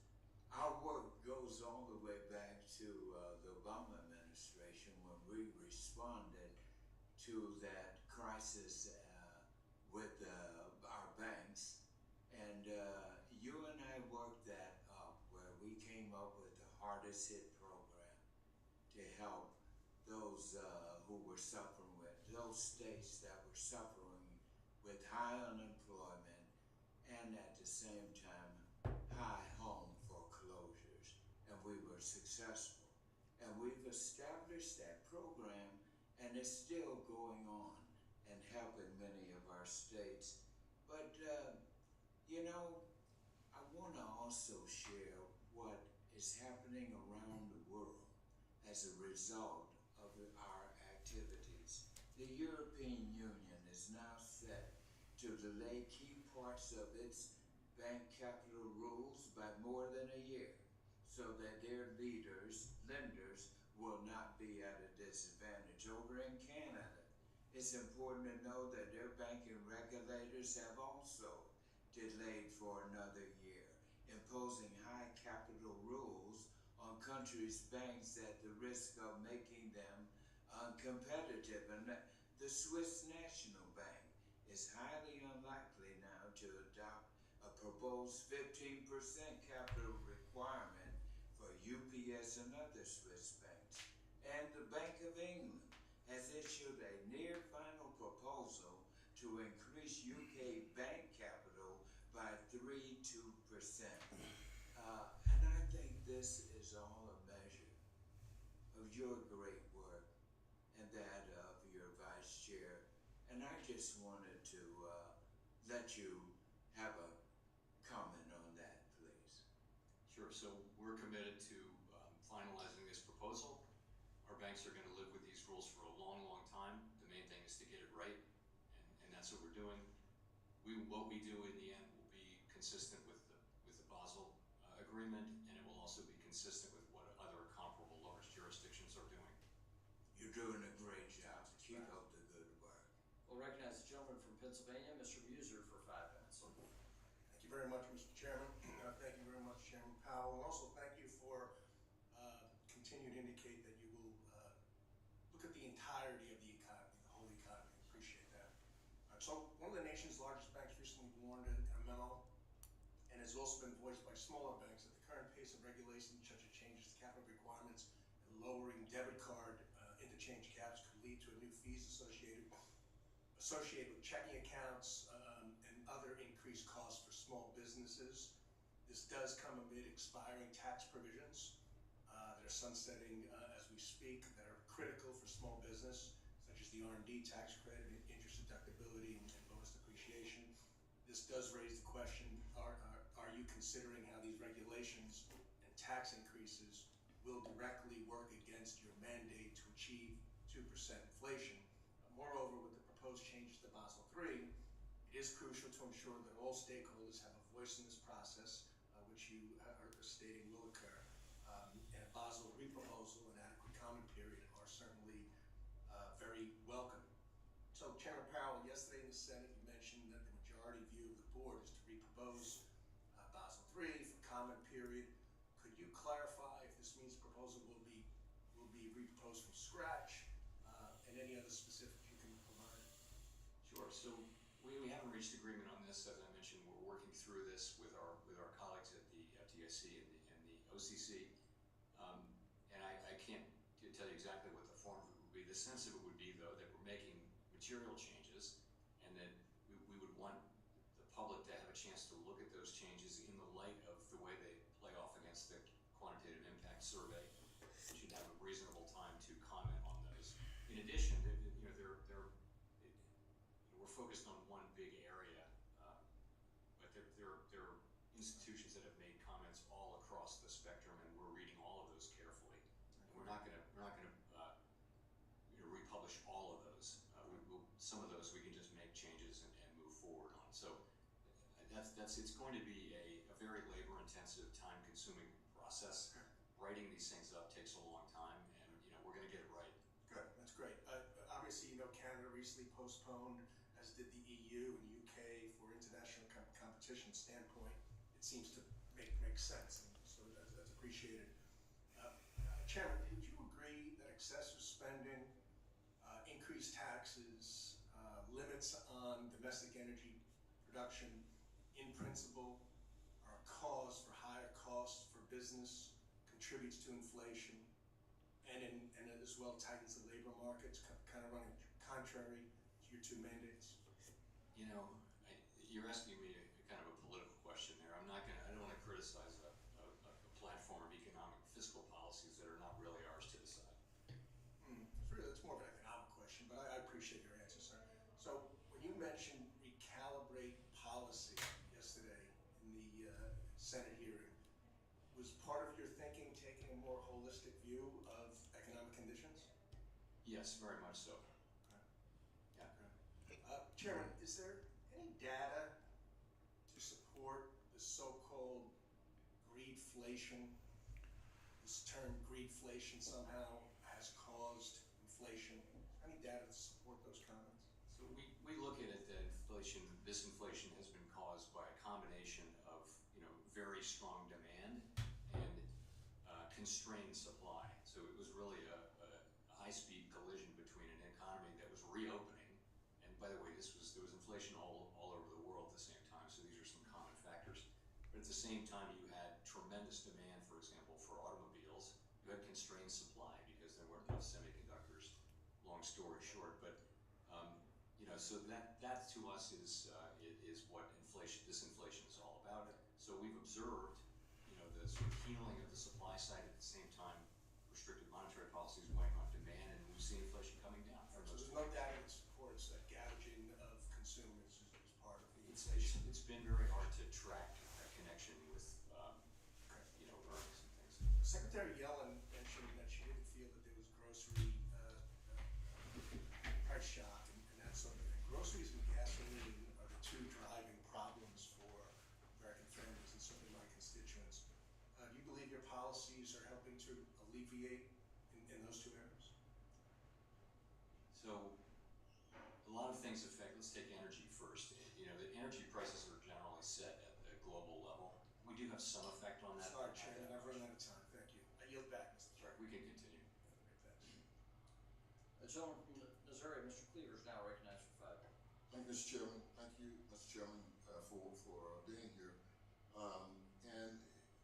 In some ways, I want to follow up, or at least respond to a very civil, but I think reason of why we need an independent central bank. And your response was, the question you raised if I answered it, it would be along some kind of a political avenue, and you didn't want to drive on that avenue. So I'm also very much concerned about a lot of the discussion. I've been on this committee a while, and so it comes up quite often. When the Federal Reserve was birthed around the turn of the century, I think, around 1913, 1918, somewhere like that. Prior to the establishment of a central bank, was our country experiencing a lot of recessions because of no security? People felt no security, particularly the business community, in making big investments because nobody was in control. Just kind of think what went on just went on. Is that relevant? Yes, I think the lack of a central bank between 1836 and the founding of the Fed was a period of lots and lots of depressions, and a lot of it had to do with the crop cycle and the banks not being able to handle the very large seasonal swings, and there was no central bank to provide liquidity. So that's really what gave rise to the founding of the Fed in the early part of the last century. Do you think that it is dangerous to blend monetary policy and fiscal policy? To blend them? Yes. So we try to keep them very separate, and we express views on fiscal policy. That's for elected people who have undergone elections and won and make those very difficult decisions. We have a really specific, narrow, but important mandate that we do, that you've given us, and we try to stick to that. And we take your policies as given, and then we conduct monetary policy with that. I don't want to draw you into any kind of a political response, but and I have not read all of this Project 2025 document. I read some of it online a couple of nights ago. But even whether it comes out of a 2025 or a 3089, whatever, one of the things that I'm concerned about, reading this from this document, that the document argues that the Federal Reserve is the inflation problem. And eliminating the Federal Reserve and imposing economic policy on the Fed that does not come from within the Fed. I'm wondering here, would you agree with any of that I just stated, whether it came from me or Chairman McHenry or anybody else? So I'll just say, first of all, we're certainly fair game for any criticism people have. I think what we've learned and what we know is that having an independent central bank is really essential. If you want to have high and volatile inflation, then the quickest road to that would be to undermine the independence of the central bank, of the Fed in our case. So I frankly think that view is very widely held. I find up here on Capitol Hill in both political parties. So eliminating the Federal Reserve is best for promoting economic stability. Yes. Thank you. I knew that our ranking member was going to come and deal with the issue of housing. She always does, and we all appreciate the fact that she's obsessed with it, and I like that obsession. But I'm wondering, as we try to figure out how to deal with this issue. Oh my goodness. Okay. My time. Was that a question? I didn't finish it, but yes. If you know where I was going, please. Gentleman's time has expired. We'll now recognize the gentleman from New York, Mr. Barbarino. Thank you, Chair. Chair Powell, thank you very much for being here today. Based on some comments made today and yesterday, it appears you've made quite a bit of progress on changes to the Basel III Endgame proposal, and you're very close to agreeing on some of the substance of those changes. I know you won't get into specifics. You said that. I just don't know how deep you won't get into them, but I just want to confirm what you said to my colleague, Mr. Music.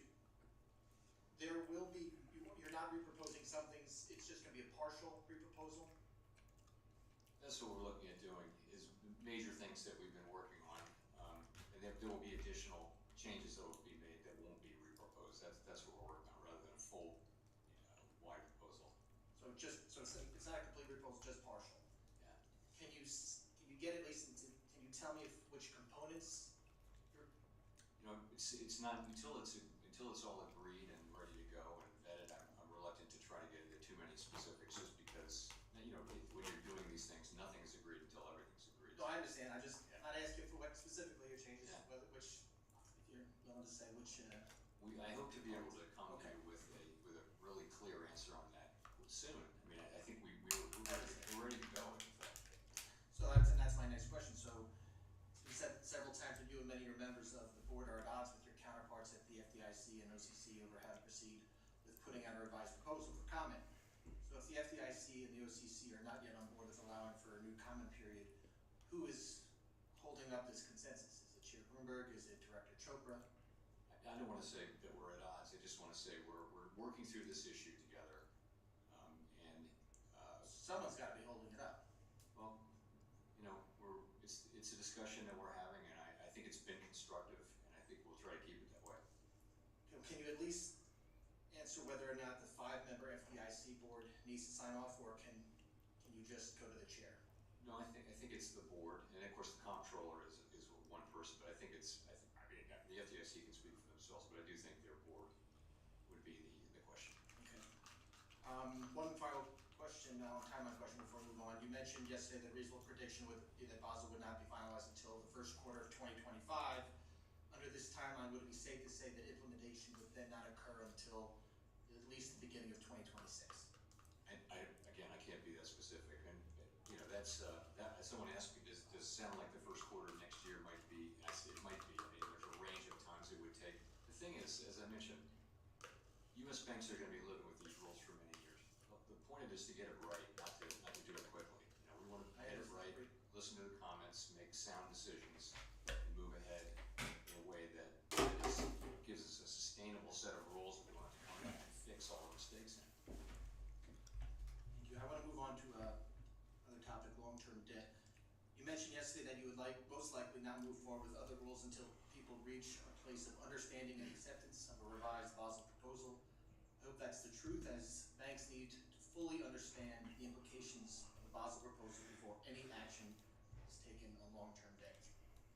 Finally, Chair Powell, I'd like to emphasize the need for the Fed to conduct a comprehensive, data-driven, and most importantly, transparent assessment of the current liquidity framework. So very quickly, will you commit to conducting a public quantitative impact study and a full notice and comment rulemaking before imposing any new liquidity requirements? I didn't catch the first part of that. The first part of your ask.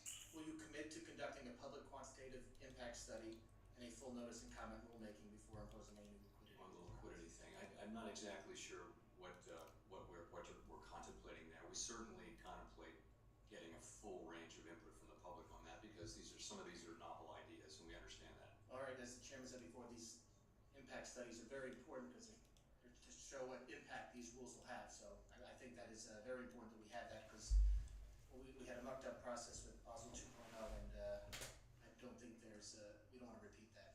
And I have a little time left. I'm going to yield to my colleague from Pennsylvania, Mr. Music, because I know we had another question. I thank my colleague. Chairman Powell, just back to what we were talking about, the price instability of groceries and gasoline, where we do have somewhat of an affordability crisis, has been termed. So would lowering rates in the near future be a pro-growth initiative, perhaps? Is that something that's being considered that would actually drive investment and give a clearer picture for investment and perhaps help in these two categories, and in the end, increasing supply so as we lower those prices? Honestly, when we think about our near-term rate moves, we're thinking about a couple things. And the first of which is we want to be more confident about inflation. My apologies, Chairman, I went over. Sorry. Chairman, I yield back to my colleague. The gentleman from California, Mr. Vargas, is recognized for 5 minutes. Thank you very much, Mr. Chairman. Thank you again for this hearing, and the ranking member, thank you very much. Chairman Powell, thank you very much for being here. We appreciate it. In fact, I was looking at your history when they were saying who nominated you when you got here and all that. In fact, you had public service even prior to that time, right? That's right. So I thank you for your long public service to the nation. I think Thank you've been outstanding. I think we Appreciate all respect you deeply here.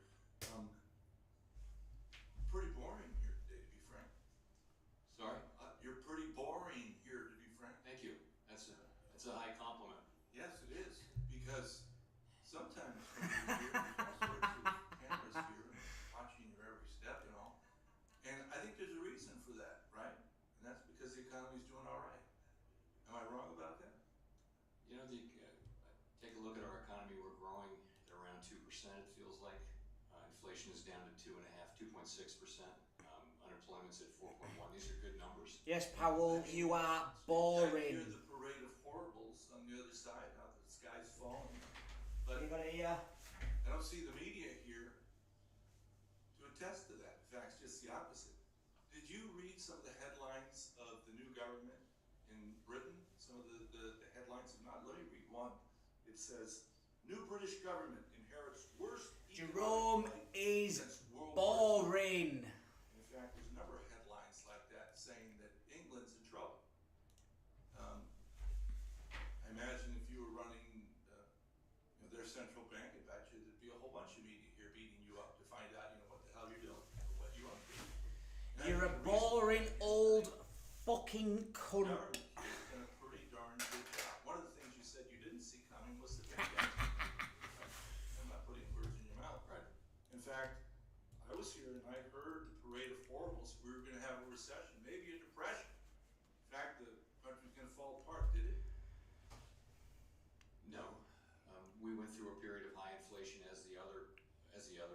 countries did, and that's very And challenging in for fact, people. isn't it the case that most of those countries had higher inflation than we did in Europe?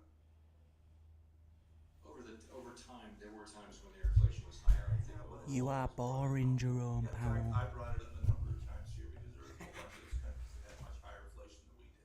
Well, Europe was much harder hit with the energy issues coming out of the Ukraine war than we were. Sure. I mean, there's a whole bunch of other issues too, instability, they had political instability, a whole bunch of other things, obviously.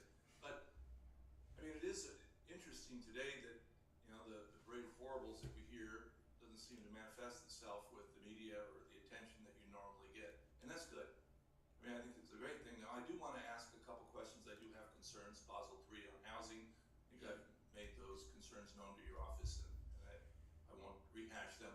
But I do have issues that I want to talk to you about with regard to climate. Obviously, you said you don't read too much of the news. You didn't hear about Project 25. I don't think that's what you meant to say, and I don't want to put words in your mouth. I think when the ranking member asked you if you had heard about it, I think you said no. I think you've probably heard about it, but you haven't read it. I've seen nothing more than headlines on it. I mean, I've devoted zero. Yeah, me too. I don't read energy that. to it. Yeah, I don't read that wacky stuff myself either. But I certainly read I overbroke this. But the reason I press it wrong ask one. that is that you obviously have seen what has happened in Texas. You've seen what has happened with climate change. And in fact, you've testified, I think, before that you believe in climate change. Is that correct? Sure. No. And so, what are we doing? You've taken a number of steps, I think, that have been very positive to make sure that we look at the risks of climate change. Could you go over some of those? Because that does concern me. I think that's a change that we also didn't see. Well, I saw it coming. I've been saying it for a long time, but a lot of people didn't believe. So, if you're looking at financial regulators, you're looking at people who have a very, very limited role in climate, and that is just to look at the institutions that we supervise and make sure that they understand and can manage the risks that they're running. That we are not climate policymakers. Right. And I'm not asking. It has to be elected people who do that. Right, but you have to take a look at the risk. I mean, look at the risks that the insurance companies are taking, and the banks, of course, are financing these homes, and now you can't get insurance on them, so all of a sudden you can't rebuild. I mean, these are risks the banks are looking So at. we don't regulate insurance companies. No, right, but you regulate the banks. Thanks. Yeah. And these banks have mortgages on those houses, do they not? Many of them. Well, in many cases, they're not writing mortgages anymore. So that's the result we're getting is that banks are saying, they see these risks. They do. My time's up, but thank you again. Appreciate it. Thank you. The gentlelady from California, Mrs. Kim, is recognized for 5 minutes. Thank you, Chairman. I wonder what he's done. He's got a Chairman plaster Powell, on his thank nose. you for being with us today. What have you been doing, Sure, under a Jerome? lot of pressure from all sides to divert from our monetary policy goals. And I commend you for your leadership and staying focused on the core missions of the Fed, which are price stability and maximum employment. So thanks again for your leadership. And you have stated that it is the Fed's strong view that you will have to reopen the Basel III Endgame proposal for comment again. And I really urge FDIC and OCC moving forward with reopening the comment period. Chairman Powell, would broad support mean abandonment of any modified proposal that garners mostly negative public comments in a public comment period for the modified proposal? Sorry, I didn't follow your question. Neither did I. Broad support Neither mean did I. abandonment of any modified proposal that garners mostly negative public comments in a public comment period for the modified? That's a fucking tongue twister. Broad support empirically would mean That is a tongue twister. a solid vote on the Fed board. I've tried not to Hello, Jerome Powell. but it means also Hello. broad support among the broader community of commenters on all sides. That's what I meant by broad support. Yeah, that's what I meant by it. Thank you. And as the Fed looks to enacting several changes to the proposal, I would also urge you not to overlook how the Basel Endgame proposal would disproportionately impact FBOs and regional banks and U.S. domestic jobs because of the way the outside operational risk is, weighted. So can we get your commitment to that? So let me just say I'm not going to get into specifics. We're well aware of those concerns. We've obviously carefully digested all of the comments we've gotten from all different sectors, and those are concerns that we're well aware of. Thank you. Let's switch gear to another matter. You have spoken for the need of transparency. Are there any conversations at the Fed to have more transparency and better engagement and consistency with stress tests? So we haven't increased transparency in the stress test over time, and I would say we do.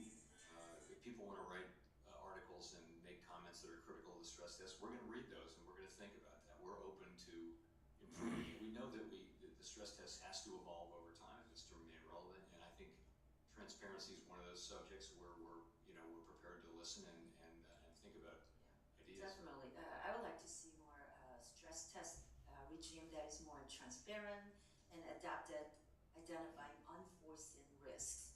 So we can achieve that by being more collaborative, I believe, yes. So I'm also interested to hear from you whether you and your fellow banking regulators have considered the cumulative impact of any new liquidity standards with the Basel III framework and the existing post-crisis liquidity requirements. So what industry engagement has the board staff held with respect to changes to the liquidity framework?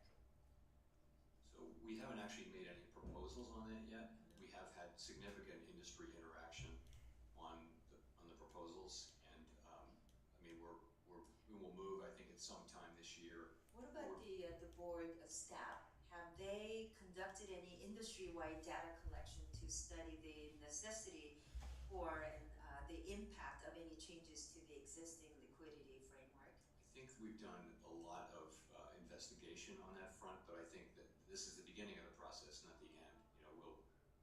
We haven't published proposals yet. We're working on them, and it's a pretty early stage.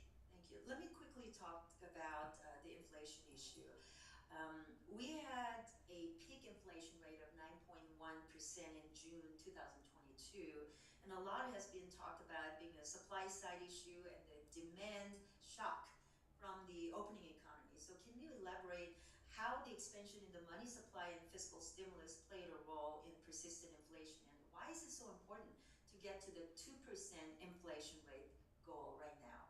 So the inflation that arose here was a collision between very strong demand as the economy reopened. Remember that there had been fiscal transfers, we had rates very low. Those things were done because we thought we could be looking at a very, very bad economic time. As it turns out, the economy reopened and demand spiked very high. People had saved a lot of money because they couldn't spend. And so there was tremendous demand and there was constrained supply. So what you got was inflation. You got that everywhere in the world.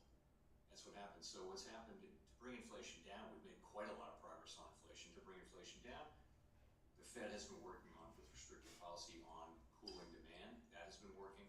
And the supply side has been healing. And the negative labor participation shock has essentially reversed, adjusted for. So it's kind of working out as we had expected. So ladies and gentlemen, the gentleman from Georgia, Mrs. Williams, is now recognized for 5 minutes. Thank you, Chairman McHenry, and thank you, Chair Powell, for joining us today. As the President of the Federal Reserve Bank of Atlanta, Raphael Bostic has so rightly pointed out that combating economic inequality is a critical part of the Fed's dual mandate. When everyone in our community doesn't have the opportunity to contribute to their fullest potential, the economy is not firing on all cylinders. Nowhere is this more apparent than in my home city of Atlanta, which has more Black-owned businesses than any other city in the country, that is still among our nation's leaders in the racial wealth gap. I applaud you and your staff at the Federal Reserve for the work that you're doing to make sure that the economy works as well for the hardworking people of Georgia's fighting 5th District as it does for those in the top 1%. This includes helping to make sure that financial services are affordable and accessible to everyone. As the Fed moves forward with the proposed changes to Regulation 2, I know that protecting access to affordable and accessible banking is at the top of your mind. That is why I was concerned when I started receiving outreach about the unintended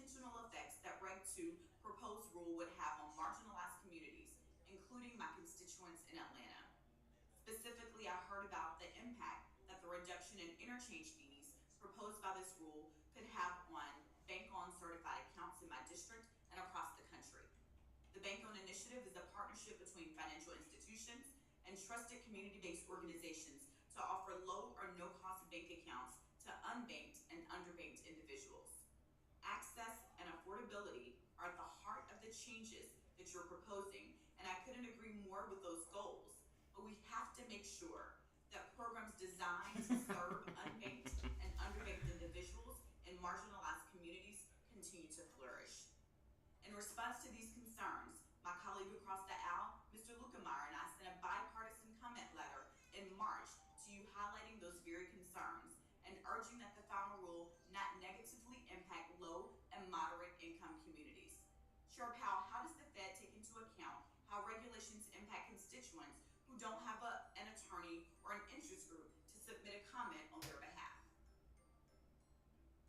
Well, let me say first, we have heard those concerns that you raised and others have raised about aspects of the proposed rule, and we very much understand the concerns that are being raised. In terms of people where we don't have comment letters, we try to be thoughtful about the impact of our regulations, but principally we're looking for public comment on things. Thank you. The FDIC's most recent data shows that the rate of unbanked households is at an all-time low. The Bank-Owned Initiative has certainly played an important role in this progress. Bank-owned certified accounts are available to more than 95% of low and moderate income households across all 50 states. Access to low or no-cost banking services is a door to financial inclusion and wealth generation for marginalized families. As written, Reg 2 could undo some of the enormous progress made in the past several years.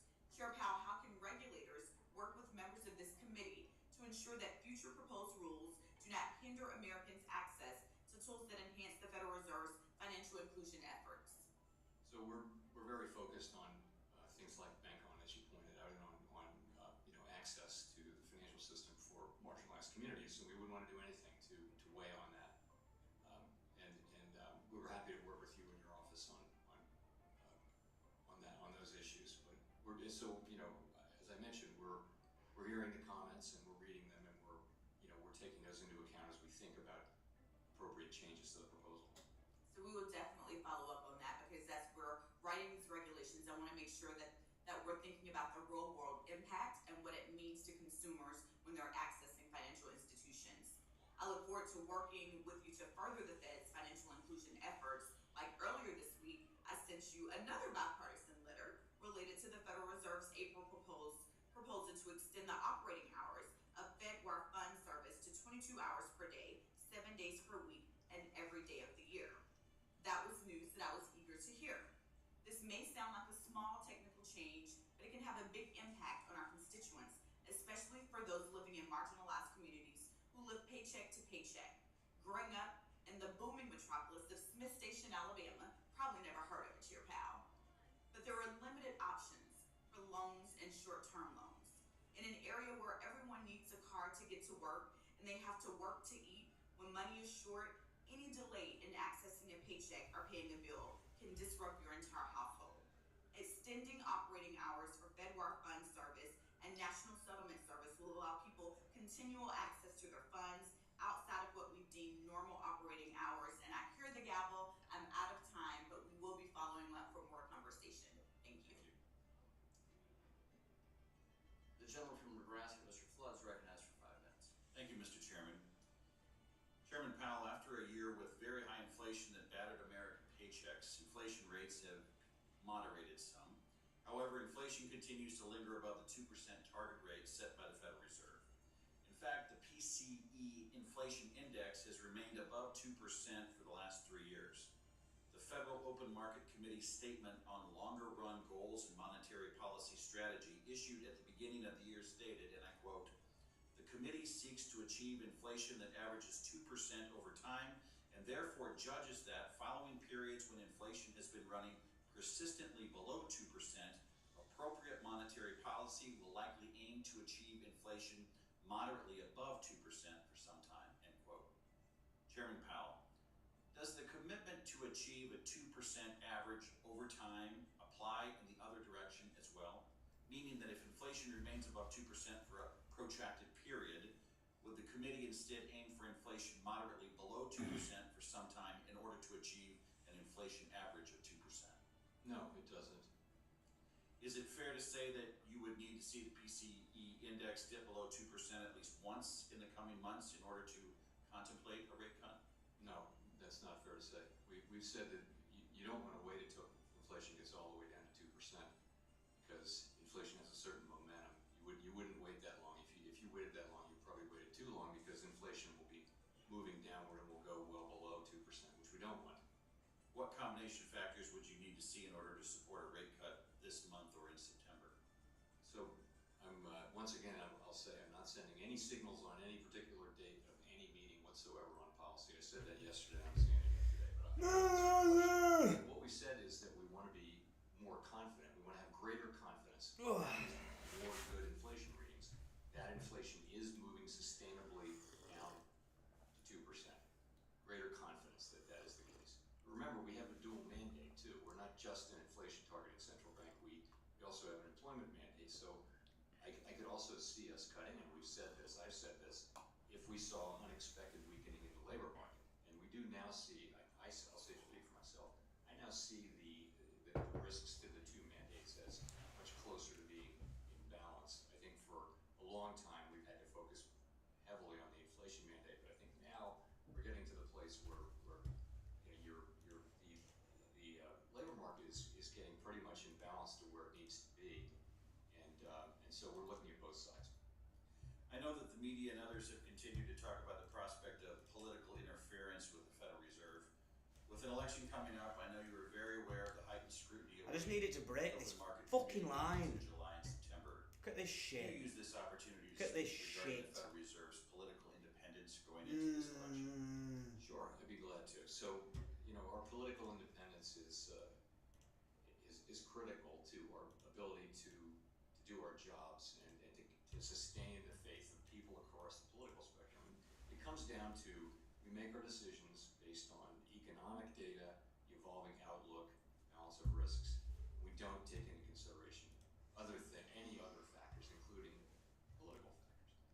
We have a long history of doing that, and I think the public believes we will do that. Any decision that we make on rates, on any of our policy tools, it's going to be very well grounded in the data, and it will represent our best thinking about what is best for the American public in the near and medium term. And that's the promise that I will give and that all my colleagues will give. And that means that we're not looking at things like election cycles, we're not looking at any of those things. We're looking at the data. What does it tell us is the right thing to do? When we figure that out, when we think it's time to move, we go ahead and move. But not until then. Appreciate that. Finally, I'd like to raise concerns with housing costs. While shelter is one component of the broader PCE calculation, housing often makes up one of the largest, if not the largest, expense for many consumers. Inflation for housing remains persistently high. One of the characteristics of this economy is that consumer sentiment is remarkably low. Do you think high housing costs could be contributing to the persistently low consumer sentiment? I think high prices generally. I think nobody really can be super highly confident of their answer on this, but I do think it's the fact that while inflation has come down, prices are high. If you know what I mean, and people are paying more for things, more for housing, more for the essentials of life, food, energy, and that to me is how I would explain surveys. We say that the economy's growing, inflation's come down, unemployment's low, and all that's true. The prices are high. Thank you, Chairman Powell, for your answer and your testimony, and I yield back. Gentleman from New York, Mr. Torres is recognized for 5 minutes. Thank you. Chair Powell, the Fed has an inflation rate target of 2%. Are you waiting for both PCE inflation and it's just not fucking doing anything, mate. It's not doing anything. So we look at different measures, but for a Since quarter of a Friday. century, the PCE inflation has been the Fed's goal. We've defined our goal in terms of that because we think it's the better measure of the costs and inflation that the public actually faces. On gold. And you said that you're willing to cut interest rates before reaching the 2% target. Is the decision to cut interest rates going to be driven by reaching a particular target? Yeah, I'm waiting for this zone, bro. I'm waiting Or is it for driven by the overall trajectory of the inflation rate? It's going to be driven by the totality of the data. There isn't a particular number that we have in mind that we have to get to. It's more, you look at all of the data, and the question we're asking ourselves is, are we sufficiently confident that inflation really is moving down toward 2%? So what's the underlying inflation rate, looking through the volatility? We're also looking, though, as I mentioned, at the labor market, and we're asking ourselves, you know, we have to take into account now maximum employment, that mandate. So we're looking at both of those in the decisions that we make. I mean, are you confident that the inflation rate is on a downward trajectory?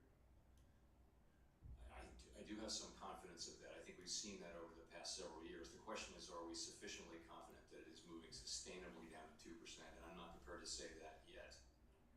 Chair Powell, you announced a reproposal of Basel III rather than a mere revision. Do you believe that the U.S. banking system is sufficiently capitalized in the absence of Basel III? I've long been of the view that U.S. banks are well capitalized, and the level of capital in the U.S. banking system is about right. Okay. So if the banking system is sufficiently capitalized in the absence of Basel III, then what exactly is the need for Basel III? First of all, there's no precise answer as to the appropriate. Doesn't sound good, does it? But he's not giving anything away. They create international. That's why parity. it's not moving as much, because he's not giving all. That we do something that's comparable to. He's being a fucking little weasel. Jurisdictions are doing, and it's consistent with Basel. He's being a boring weasel. That's what we want, and that will be best serving the public. But you agree we should conform without gold plating? You know, some things we've gold plated, and some things we haven't. And but I think we should make. I think our end game proposal should be at the end consistent with the requirements of Basel and consistent with what the other large jurisdictions are doing. Are you confident that there's no legal conflict between the standardization recommended by Basel III and the regulatory tailoring mandated by Congress? I think we can work through all that. Yeah. But if there were a conflict, Basel doesn't impose any requirements on anyone.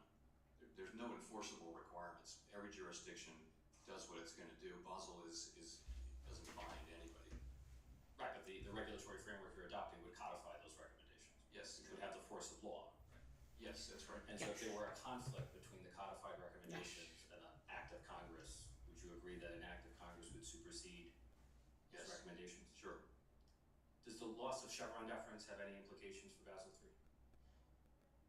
You know, it's very early days to assess. There's several decisions that are about administrative law, and I think it's too early for us to say. I mean, ultimately the question is, are the actions we're taking in compliance with the law? And that decision says that there will be a less deference, or no deference maybe, to the opinions of the agency, but that just means a court will be answering the same question, which is, are those actions consistent with the law? The Fed has a target rate when it comes to inflation. Does the Fed have a target when it comes to quantitative tightening, like when it comes to what should be the size of the Fed's balance sheet? Well, we don't have a specific target, no. Well, what would you consider to be a healthy size for the Fed's balance sheet? We define it, not with numbers, but with words. And we want an ample reserves regime with a buffer, so that reserves are not scarce. And we think plentiful reserves, ample reserves is the right place to be. And we'll find that empirically. Can you put a number on that? No, can't really. For 4 decades, we've had the best of both worlds, low unemployment and low inflation. Can the U.S. economy return to the golden age of low unemployment and low inflation, or are we doomed to live with a new normal of higher interest rates?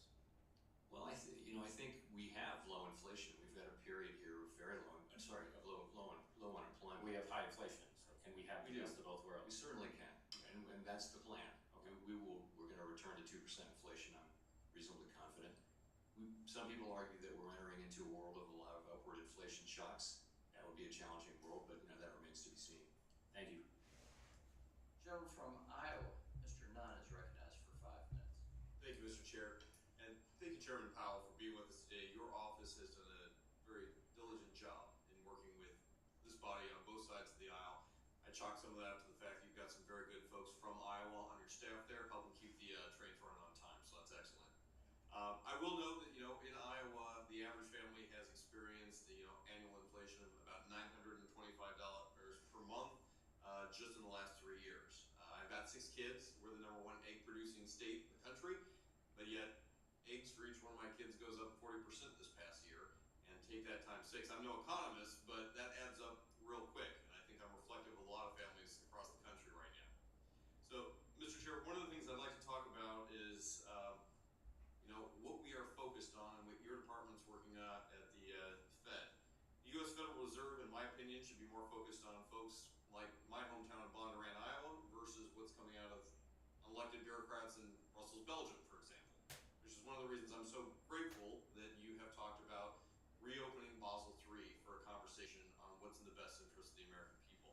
I applaud you and your team for this.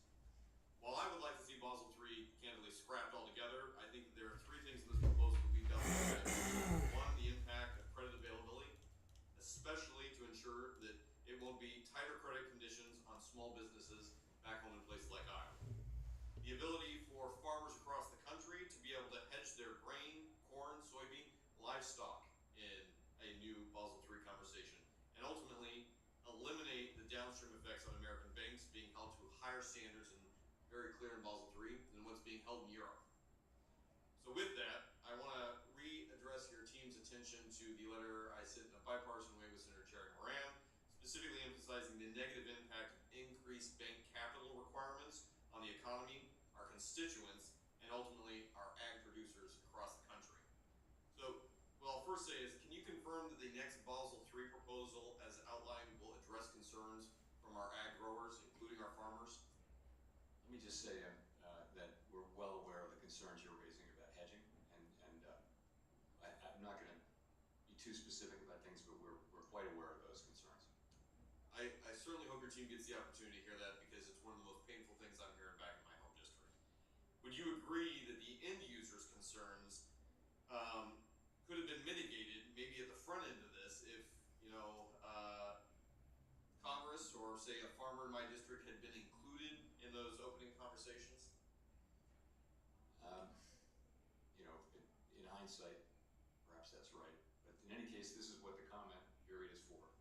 Well, I'll note that 84% of the comments coming from this proposal concern entities outside of banks, as you know. A lot of those were from the ag industry, who felt that they had no voice in this and were a recipient of things that really harmed their businesses. With that, I want to read quickly, former Treasury Secretary Larry Summers was asked about Basel, and he said, quote, "We're going to need to prepare for consolidation in banking in the future, quite possibly some even further evolution of lending away from banks." Now, I'm going to note here that Iowa has over 250 community banks with assets under $7 billion. His comments are of great concern on this consolidation. Do you share concerns about a consolidation amongst banks across America? So, I speak for myself. I realize that community banks are tremendously important in their communities, and it's not a better world when community banks go out of business. Or at the same time, if there needs to be consolidation, I don't think we should be standing in the way of that. But we shouldn't. We don't want to be part of the reason why community banks are going out of business or being forced to merge because of, for example, high fixed costs because of regulation or other things.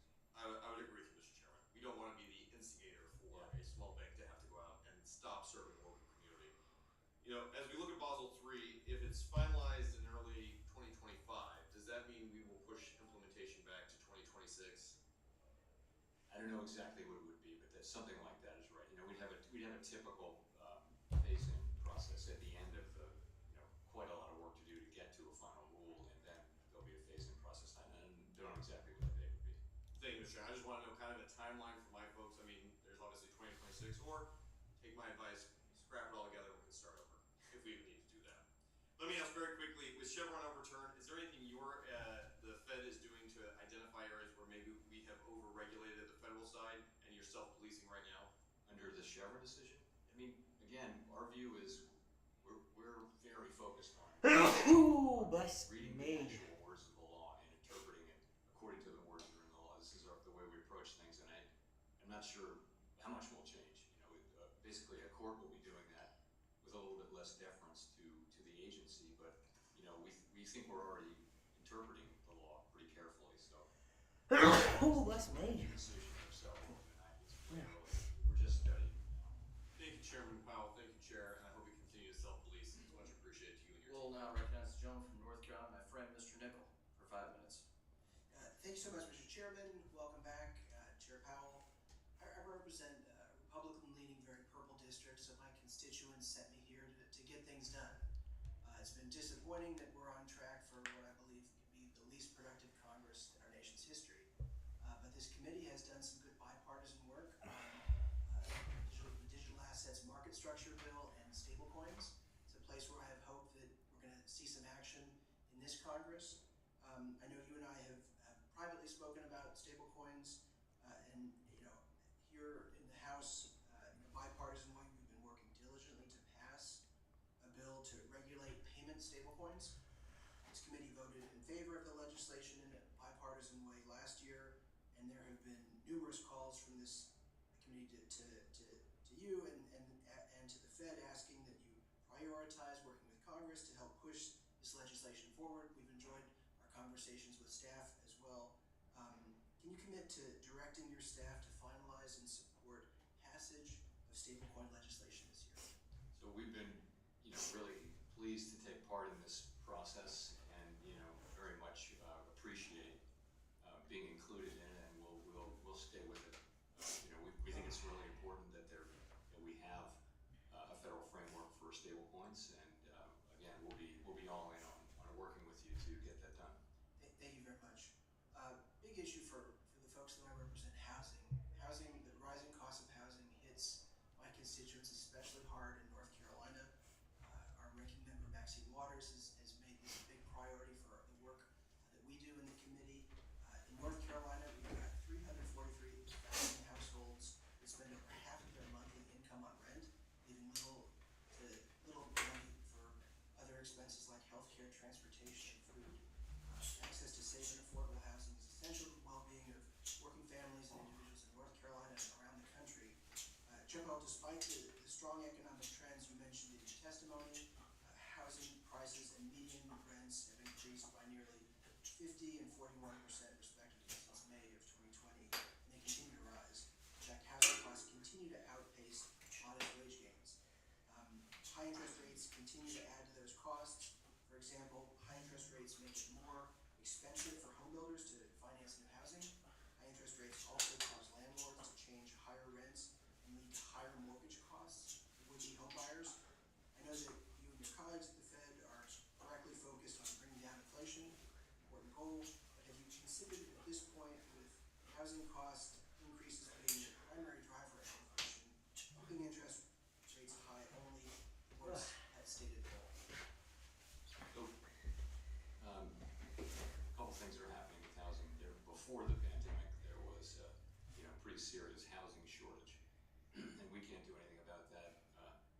Then the pandemic comes along, and we really think the best thing, the most important thing we can do for the housing market in the medium and longer term is to get inflation under control, so that interest rates can come down, so that we can get back to a more normal interest rate. No one knows exactly where interest rates will go, but they'll be lower than they are now. And the housing market supply and demand will work their way out, and you'll have supply of housing. There's still going to be a housing shortage at the end of that, though. And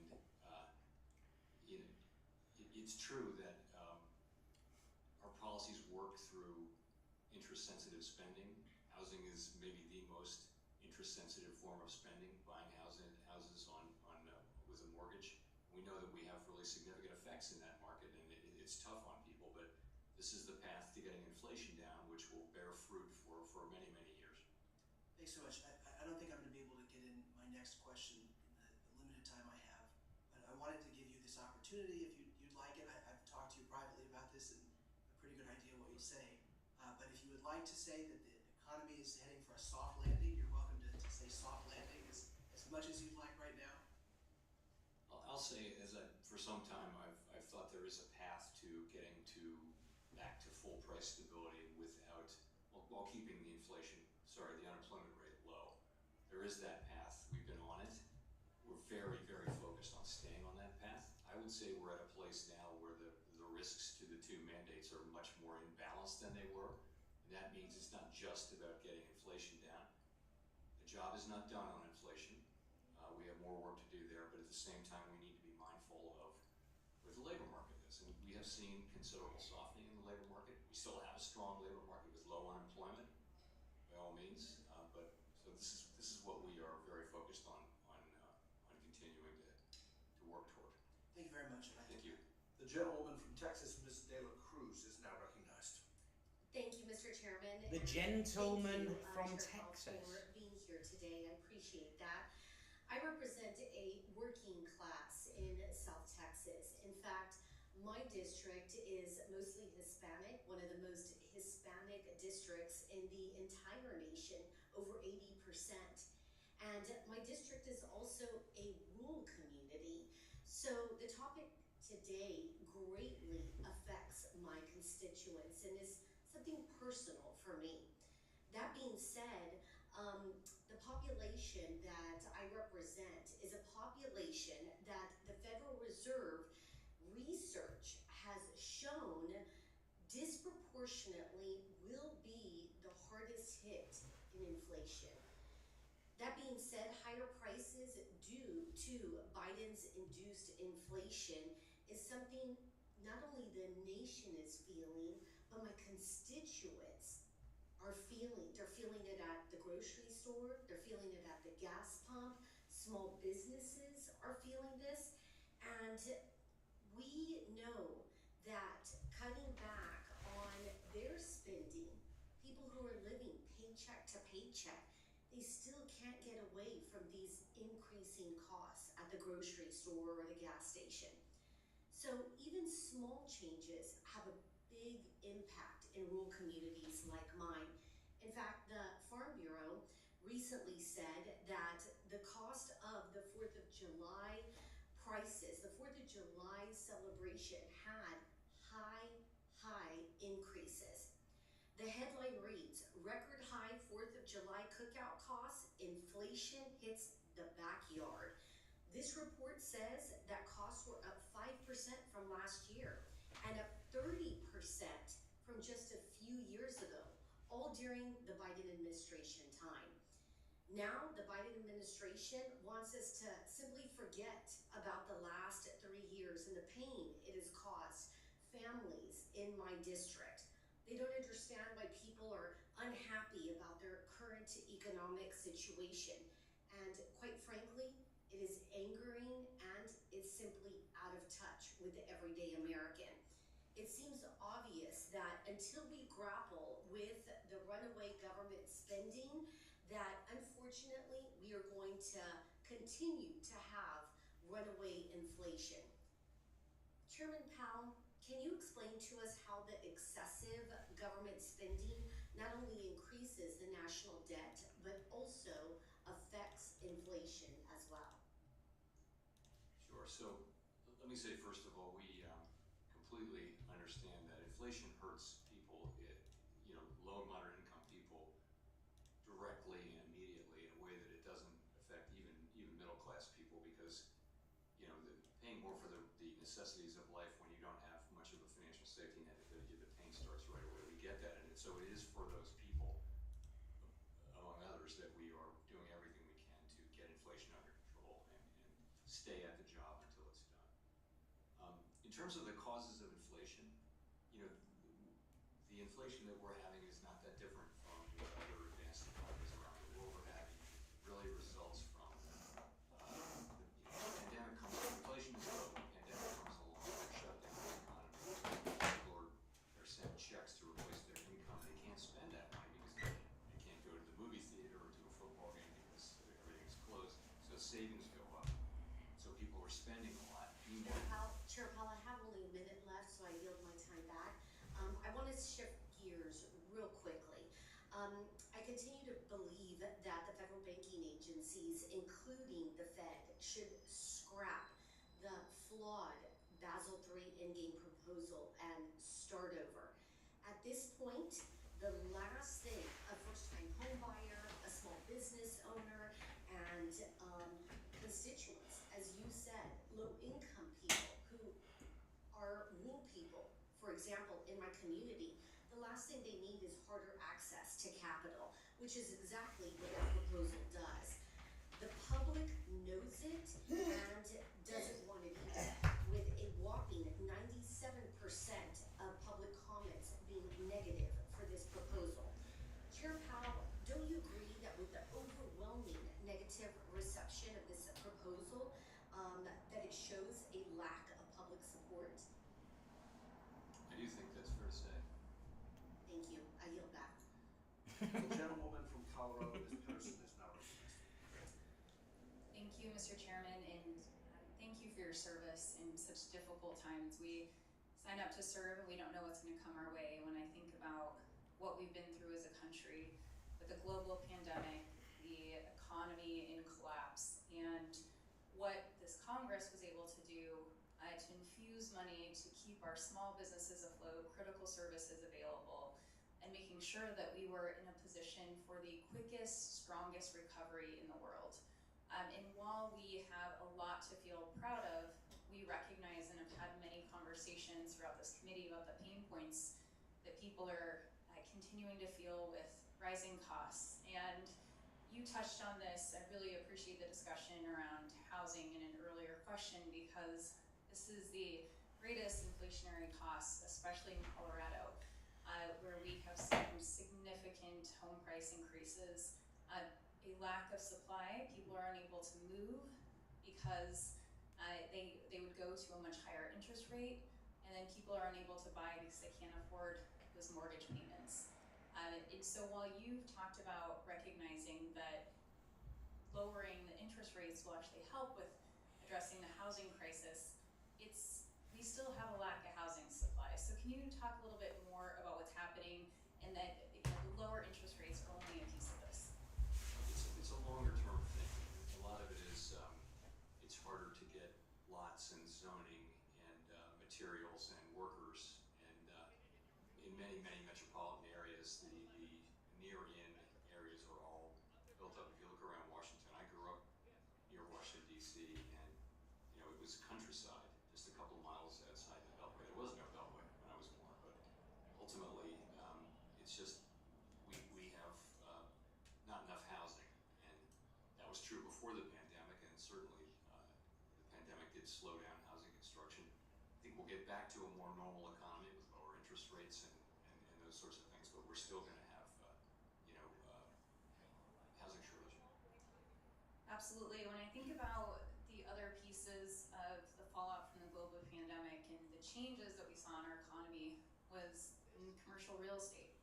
And I've continued to read about regional bank failures and the risks that the commercial real estate poses in the long term for those assets being on the books for our banks. What is your insight on the risk that it poses for our financial stability, and what we should be thinking about here in Congress? So the commercial real estate situation, which is it's significantly downtown office and related retail and things like that. This is something the banks have been working their way through for the last couple of years. I think it'll take more time, more years to work all the way through it. We know from the stress tests and from our own work that the large banks they're going to be okay here. Some of the regional banks and smaller banks have what you would expect, which is high concentrations in their local community of real estate. We are aware of those. The banks are aware of it. I think the supervisors have been around those banks, making sure they have capital, they have liquidity, they have a reasonably, not too optimistic assessment of how much capital they'll need, how big the losses will be. So I think we'll be working through this, and it doesn't seem to be a systemic problem or one that threatens broader financial stability. It does threaten bank profitability and those sorts of things, but it'll be with us a while. We'll just keep working our way through it. And the ability to continue to loan to small businesses because you're being locked up. You are not going to have enough time to answer this question, but my remaining outstanding question is around the recent Chevron ruling, and how you anticipate that impacting the Fed's ability to adjust to the needs of the country and ensure financial stability without being sued at every turn. We're just looking at all these new decisions, so in its earliest day, I speak under the control of my general counsel. counsel, when opposing to strike me. That's how I feel about my staff. I mean, not striking me. No, but I mean, look, ultimately, we're already we're already very careful at the Fed about keeping within the law. We're really committed to that value, and you know, this ruling doesn't change that. And I think we'll continue to be an institution that's strongly committed to the rule of law. Great, thank you so much. I yield back. Thank you. General Head yields. The gentleman from Wisconsin, Mr. Fitzgerald, is recognized. Chairman, thanks for being here. There has been a lot of talk about Basel III. Wanted to just change that subject a little bit. Long-term debt proposal, I think should be rewritten and reproposed as well.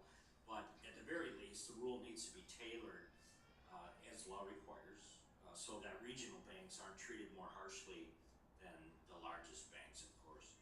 In particular, the requirement for regional banks to hold long-term debt at both the holding company and insured depository institution. That seems to be a burden, is what we're hearing, I think. I just wanted to mention that I would hope that there would be some flexibility for smaller regional banks to pre-position resources, because they're obviously there's some resources that are loss absorbing, I guess is the way you would consider them in the reproposal. Do you have any thoughts on kind of how this is playing out right now, or what this looks like? Yeah, so on the long-term debt thing, you know, we put it out for comment. We've received quite a few comments, and staff has been analyzing them, and that's something we're well aware of, the concerns that have been raised, and we're thinking carefully about how to move forward on that. The other one was pre-positioning. That's more along the lines of the discount window and the liquidity requirements, I take it. So right. So we haven't made a proposal there yet. We're thinking carefully about that. I think we're trying to learn the right lessons from what happened last spring at Silicon Valley Bank and a couple other banks, and one of them just is the discount window worked, but we could certainly modernize it, make it more effective. And also we learned, that bank runs are moving just a whole lot faster, at least in that case, and that even bank runs from 10 or 15 years ago were nothing like as fast as what happened in Silicon Valley. So we need to bake that new learning into the liquidity requirements in some way or other. We again haven't made a proposal. When we do, of course, it'll go out for comment, and we'll very much want to learn from those comments. Very good. There's been a clear trend of banks stepping away from the mortgage market, kind of in the face of increased regulation. That's my interpretation, at least. Non-bank lenders have stepped in to kind of fill that void. Today, banks support the non-bank lenders and the broader housing finance system through the so-called warehouse lending for home mortgages. But I'm deeply concerned that some of the, as was mentioned by my colleagues earlier, that some of the Basel rules could harm both bank and non-bank lenders alike, kind of undermining the liquidity and kind of the raising costs of home buyers. So let me just ask, in regards to Basel III, the endgame proposal, could it make housing finance less stable, I guess, is the question. That's certainly not the intention, and we're again well aware of the concerns that have been raised, and certainly paying careful attention to those. Despite the smaller issuer exemption for debit interchange fee cap, insurers with less than $10 billion of assets reportedly lost about 35% of inflation-adjusted interchange revenue. Have you considered the impact that further reduction of that interchange will have on small financial institutions with less than $10 billion of assets? Yes, so that's another one where we put out a proposal. We got a lot of comments, and we're carefully reviewing those, and you're certainly aware of that specific concern that you raised. As you may know, the latest Fed Y14 proposal, which is used to help collect data for Fed stress tests, asks banks for more detailed data on bank lending to non-banks. As a result, there's concern that the Fed may start trying to indirectly regulate non-banks and financial risk. I just talked to one this morning that's concerned about that. So given those concerns raised about the lack of transparency in its stress testing models and the potential unintended consequences, is the Fed planning to indirectly regulate non-bank financial institutions through these tests? That's not the idea. The idea is we see intermediation growing very quickly in non-banks, and we don't regulate them. We don't have a secret plan to regulate them or anything like that. But the question is, what risks are being kept inside the banking system, which we do regulate and supervise, and what are the relationships between these large non-banks and banks? And we don't have a preconceived answer to that. We just want to understand what are those business relationships like, and what kind of risks does that mean the banks are running? That's all it is. Thank you, Chairman. I yield back. Gentlewoman from New York, Ms. Velasquez is now recognized. Thank you, Mr. Chairman. Thank you, Chairman Powell, for being here today. Almost not. Once the Fed is reassured that inflation is under control, what does the path back to neutral interest rates look like? We said that we wouldn't reduce rates until we were confident that inflation is moving sustainably down to 2%. I think the question of what is neutral is going to be an empirical question. I think it seems to me it's unlikely that we'll be going back to the very low interest rates of the pre-crisis period. But we'll know that we won't know that until we get there anyway. And the Fed's dual mandate comprises of price stability and maximum sustainable employment. As the Fed is thinking about inflation and the possibility of interest rate cuts, how are you balancing these priorities with the need to maximize employment? So over the past couple of years, we've had a very strong labor market and inflation well above target, and that has led us to focus mainly on bringing down inflation. Over the course of 2 years, inflation has come down pretty significantly. There's more work to do there. We're not at our target. We need to keep on that job. At the same time, the labor market has cooled pretty significantly. And so I would say those two goals are now much closer to being in balance. And that means from a policy standpoint, we need to be paying attention to both of them. Whereas for the last couple of years, really, we had to pay mostly attention to inflation. And Chairman Powell, I have told you that I will be asking for a status update on the Section 956 rulemaking at every future hearing. Since your last appearance in March, several of your fellow regulators have issued a proposed rule. Why did the Fed choose not to sign onto this proposal? So what we're doing is we're looking at the current state of affairs as it relates to incentive compensation. As you may know, we've had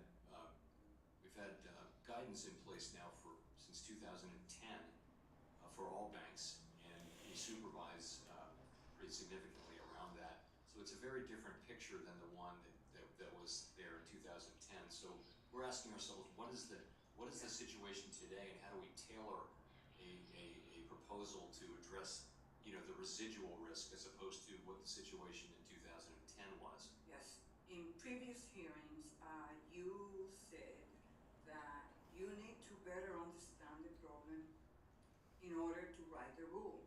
In a speech in June, SEC Commissioner Lizarraga said, and I quote, "It has been well documented that in the lead up to the financial crisis, pay structures often encourage big bets that maximize short-term profits but ignored bigger, longer-term risk that threaten to take down the entire financial system."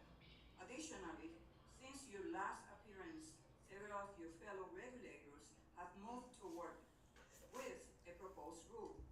Why have your fellow regulators and Commissioner Lizarraga been able to understand the scope of the problem and the Fed has not? Well, I think the quote absolutely makes my point, which is I think everyone agrees that incentive compensation practices before the global financial crisis were not in a good place. However, we published guidance on incentive compensation, binding on all, well, not binding, but guidance for all banks in 2010 after putting it out for comment. A lot of thought went into that guidance, and now we supervise on that guidance. And so the situation with incentive compensation now, and banks is completely different than it was before the global financial Well, crisis. it's Completely different. well, you know, the other regulators have been able to figure this out and you haven't. But let me just say, this is not how congressional mandates work. Of all the rulemaking provisions in the Dodd-Frank, only 148 were mandatory. And of those, only 22 had a deadline of less than a year after enactment. Section 956 was one of them. And I hope that you come to the conclusion that it is your duty to issue the regulation. Thank you, and I yield back, Mr. Chairman. Section 156 requires either a rule or guidance, by the way. It does not require a rule or guidance. Thank you. The gentleman from Florida, Mr. Donalds, is now recognized. Thank you, Mr. Chairman, Secretary Powell. It's good to see you. Let's cover a lot of different areas of ground. According to the Bureau of Economic Analysis, since President Biden took office, the price of goods has continued to outpace family incomes, with prices increasing now 19.3%, while average weekly earnings have only increased 14.6%.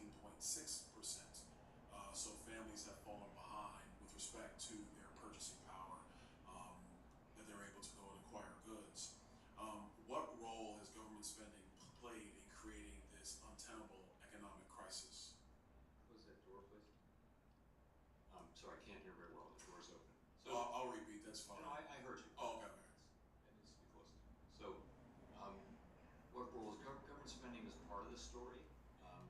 So government spend, we had our rates really low. The pandemic happened and we closed the economy and then reopened it. And I think you saw a burst of inflation, everywhere in the world. And certainly there were many contributors to that. Do you think that the president in his budget calling for an increase in federal spending, upwards of 5% increase in federal spending across the board, do you think that's going to have further implications on stubborn inflation plaguing the pocketbooks of the American people? It would be inappropriate for me to comment on the president's budget. The only reason why I would ask Mr. Powell is because obviously the Federal Reserve is having to respond to various aspects of fiscal policy coming from Capitol Hill. Regardless of the president's budget, would it be appropriate in the current environment for federal spending to increase 5%, 10%, 15%? Honestly, that's a question for elected representatives. We don't play a role in fiscal policy. Fair enough. Is it the view of yourself and the Federal Reserve Board that fiscal policy does create impacts on the Fed's ability to manage monetary policy for the United States? We take fiscal policy as a given, and we're not commentators. We're not the Congressional Budget Office or the Office of Management Budget. Whatever fiscal policy happens up here, we decline all opportunities to be commentators on it. We take it as a given, and that's because we didn't run for office. We don't have that job. We stick to our knitting. And the fact that we're independent really depends on us sticking to what our assignment is, which is to deal with things with the economy as it is. I would argue that the fiscal policy of the United States has given you guys a lot more to deal with, and whatever the various burdens that come with it. Unfortunately, you have to tangle with it, but the American consumer is the one that truly has to deal with it. I'm going to move on. The Monetary Policy Report cites a pickup in immigration as one of the major factors that has improved the supply of labor. However, labor force participation rate remains below pre-pandemic levels. What percentage of the increased foreign-born labor supply, to your knowledge, comes from illegal immigration? What percentage of say it again, the question? What percentage of foreign-born labor comes from illegal immigration? I think all of foreign-born labor comes from immigration. No, illegal immigration. Illegal. Sorry, sir. Yes, sir. I don't know the answer to that. All right. Well, one of the things I think will be important to help, advise Congress on what to do going forward is if the Federal Reserve had some data to that regard to help us make further decisions into the future. Chairman Powell, let me ask you this one overarching question. Obviously, interest rates, if you compare it over the last 15 years of monetary policy, is at an elevated rate. Does the Fed anticipate any possibility of rates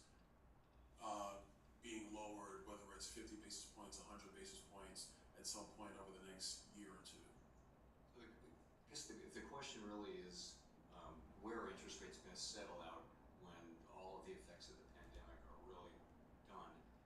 And no one knows. This is a great discussion to have. And I think my sense, and pretty commonly people think we probably won't go back to that era between global financial crisis and a pandemic where rates were very, very low and inflation was very low, and like extremely low. There were major European countries that had negative 10-year bond rates, negative, and that was not the case here. But I don't think we're going back to rates that are that low.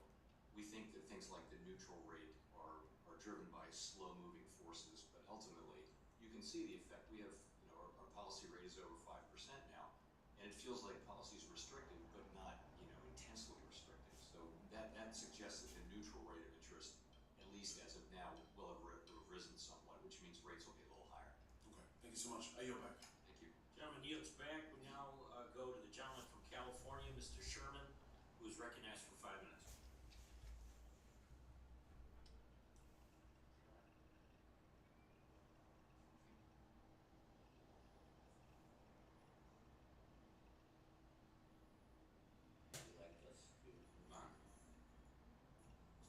If it's Josh's turn, it's Josh's turn. Gentleman from New Jersey is recognized for. Thank you, Mr. Sherman. Thank you, Mr. Chairman. Chairman Powell, you have said that custody assets are off balance sheet, always have been, and do you stand by that? Sorry, say that again? You said that, quote, custody assets are off balance sheet, always have been. Do you stand by that statement, sir? I think as a general matter, yes. The SEC's staff accounting bulletin 121 affects a core banking activity, custody. The specific bulletin requires banks to put digital assets held in custody on their balance sheet, effectively keeping banks out of the market entirely. Have the Fed and the SEC had conversations about the impact of SAB 121, and just want to get a sense of your thoughts on the policy, please. So as you know, I think we don't comment on the SEC's policy. They don't comment on our policies either. So I know that I knew you were going to SAB 121 on that, but honestly, it's the SEC's business, not ours. Thank you. Last month you said that when evaluating inflation data, you consider whether wage growth is outpacing productivity. From 1979 to 2019, middle-class workers' productivity grew about 60%, while their wages grew by about 16%. Do you consider this historical gap when considering whether to hike rates on families honestly struggling to make ends meet? So we're looking at inflation and we're looking at maximum employment. Those are our goals. We don't really have the ability, we don't have a bunch of different tools for things like what you're talking about. So really it's just those things. Of course, we're very well aware of longer run trends like that. You have to also include benefits though in that analysis, which does close that gap quite a bit. You just mentioned wages. I appreciate that, thank you. Mr. Chairman, yesterday the Director of National Intelligence said that, quote, Iranian government actors have sought to opportunistically take advantage of ongoing protests regarding the war in Gaza. End quote. They have observed actors, quote, observed actors tied to Iran's government posing as activists online, seeking to encourage protests and even providing financial support to protesters, end quote. As a member of the House Select Committee on Intelligence, I'm equally concerned about our adversaries meddling in our financial system. Can I have your commitment, or if you can discuss the work, if you're working with other federal agencies to investigate and address foreign interference channeled through our financial institutions? So we do take part in many of those things, especially at the staff level. And as you know, there's a lot of focus on in the intelligence community, and it's very helpful to the banks, the commercial banks, and to us. But we're certainly very focused on those issues. We've got a strong team. Of course, you're never able to sleep on cyber risk, but we just keep fighting it. I would like to switch gears to the discount window, please. Chairman, we've heard that the discount window is behind the times in terms of its operations. We also continue to hear that efforts to modernize the discount window and encourage its use will be ineffective without reducing the associated stigma. The usability of the discount window is an important tool for banks that need liquidity. I just want to get a sense of efforts underway to make the discount window a more realistic option for banks that need liquidity. It's a couple of things. First, it is we need to modernize our infrastructure. The discount window in our system is it's not a primary source of credit. It's a source for banks that they can use under certain circumstances.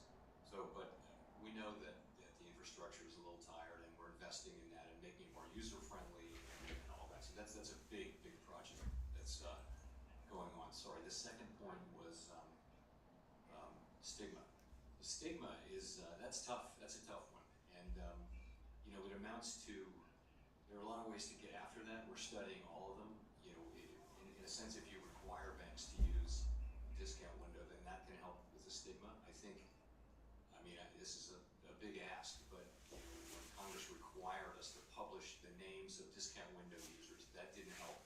It doesn't help at all, because banks basically say we're not going to use discount window because it might, you know, people might see us as troubled, and that's not what we want. We want people to be able to freely use the discount window. So we've been focused on this issue for a long time, have not made a lot of progress on it, but right now I think we're very focused on it. Thank you, sir. I'll go back. Thank you. Gentlemen, yields back. We now go to the gentleman from New York, Mr. Lawler, who's recognized for 5 minutes. Thank you, Mr. Chairman. Chairman Powell, to the best of my knowledge, the last public meeting between you and President Biden occurred on May 31st, 2022. Does that sound accurate? I'm going to take your word for it. Okay. Have you had any private meetings with the President since that time? No. Any phone calls with the President? I don't believe so. Is there any reason why you've not met with or spoken to the President? I mean, I meet with, when any president calls, you come and you meet, but that hasn't happened, so. So in over 2 years, with inflation still nagging us, with cost out of control, President Biden has not asked to meet with you in over 2 years? I haven't had a meeting with him. He hasn't sought a meeting, and of course I don't seek meetings, so you have the data. But to your knowledge, in the last 2 years, you've not spoken with or met with the President at all? He shook his hand in a line once, but that wasn't a conversation. It was just, Mr. President, and that was it. It was at a state dinner. I attended a state dinner a few months ago, and I shook his hand. Good evening, Mr. President, and that was it. Does that not strike you as odd that the President has not sought to meet with you? Not at all. Not at all. And we're Mr. an Chairman. agency, and Mr. Chairman, parliamentary inquiry, please, Mr. Chairman. I'm sorry, I recognize. I want to answer your. State your inquiry. Thank you, Mr. Chairman. I make a point of order under clause 4, rule 17, that the gentleman's words are disorderly and violate the rules of decorum in debate insofar as they are negatively reflecting upon the personality of a candidate for President of the United States. The Congressman is not engaged in any personality or in any, has questioned anything about anyone at this point. I'm not sure where you're going, Congressman. Congressman is recognized. Thank you. Mr. Thank Chairman. you. Happy to answer your question. Chairman. Answer your question. Thank you. Mr. Chairman, I'd like to Not at all continue with unusual. point of order. What is your point of order? Mr. Chairman, we have been admonished in this committee that we should not have words that negatively reflect upon persons who are running for president. This would include Mr. Trump as well as the current president. Didn't the ranking member do a whole opening monologue for my tribe about some ridiculous Would you project? please rule my friend out of order, Mr. Chairman, until you rule? Mr. Lawler has not admonished or said anything negative about the president at all. I just listened to his comments. So I'm going to recognize the Congressman again, Mr. Lawler from New York. Thank you, Mr. Chairman. Mr. Powell, you were Bitchy. trying to answer my question. So we're an independent agency. The administration has been very respectful of the Fed and not, you know, wanting to try to influence and things like that. And I don't find it at all unusual. I've been at the Fed for it's my 13th year, and I think there can go by long periods of time when the Fed chair doesn't meet with the president, and that's totally fine. Since you made mention of the independence of the Fed, and I know you pride yourself in that independence, do you acknowledge, or do members of the FOMC acknowledge, that viewed as political just 30 to 60 days before an election? So our undertaking is to make decisions when and as they need to be made based on the data, the incoming data, the evolving outlook, and the balancing risks, and not in consideration of other factors, and that would include political factors. We will make those decisions. We have a long history of doing that, including during election years, and that is the undertaking we'll make. Anything we do will be very well grounded, and it's just not appropriate for us to get into the business of thinking about election cycles at all, one way or the other. So inflation year over year from May 2024 to from May 2023 to May 2024 is up 3.3%. Overall inflation. Energy inflation is up 3.7%. Food inflation up 2.1%. With inflation continuing to be a challenge, do you see a rate cut as a possibility at this moment? So I think you're quoting the CPI numbers, which are operating at an unusually high gap to the PCE. For 25 years, the Fed has focused on personal consumption expenditures inflation, PCE inflation, and usually the gap to CPI is only 25 or 30 basis points. It's more now. So that the PCE numbers, the current PCE numbers are 2.6% for headline, 2.6% for core.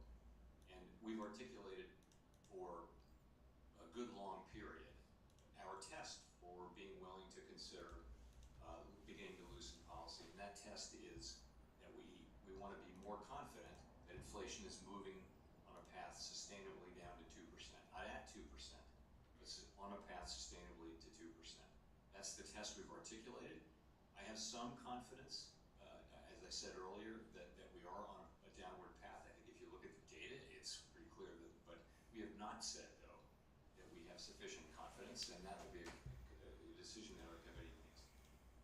Yeah, I would just know, obviously, CPI, the price of goods, the price of purchasing a home, the price of a mortgage, the cost of a mortgage has been astronomical. In Westchester County, for instance, where I represent, the average mortgage cost is up $1,000 a month, over $12,000 a year. In the time I have remaining, quick question. In your meetings with the president, have you noticed any mental or cognitive decline? No. Thank you. I yield back. Point of order. Its time has expired. Gentlemen, Point of order, Mr. Chairman. Point of order.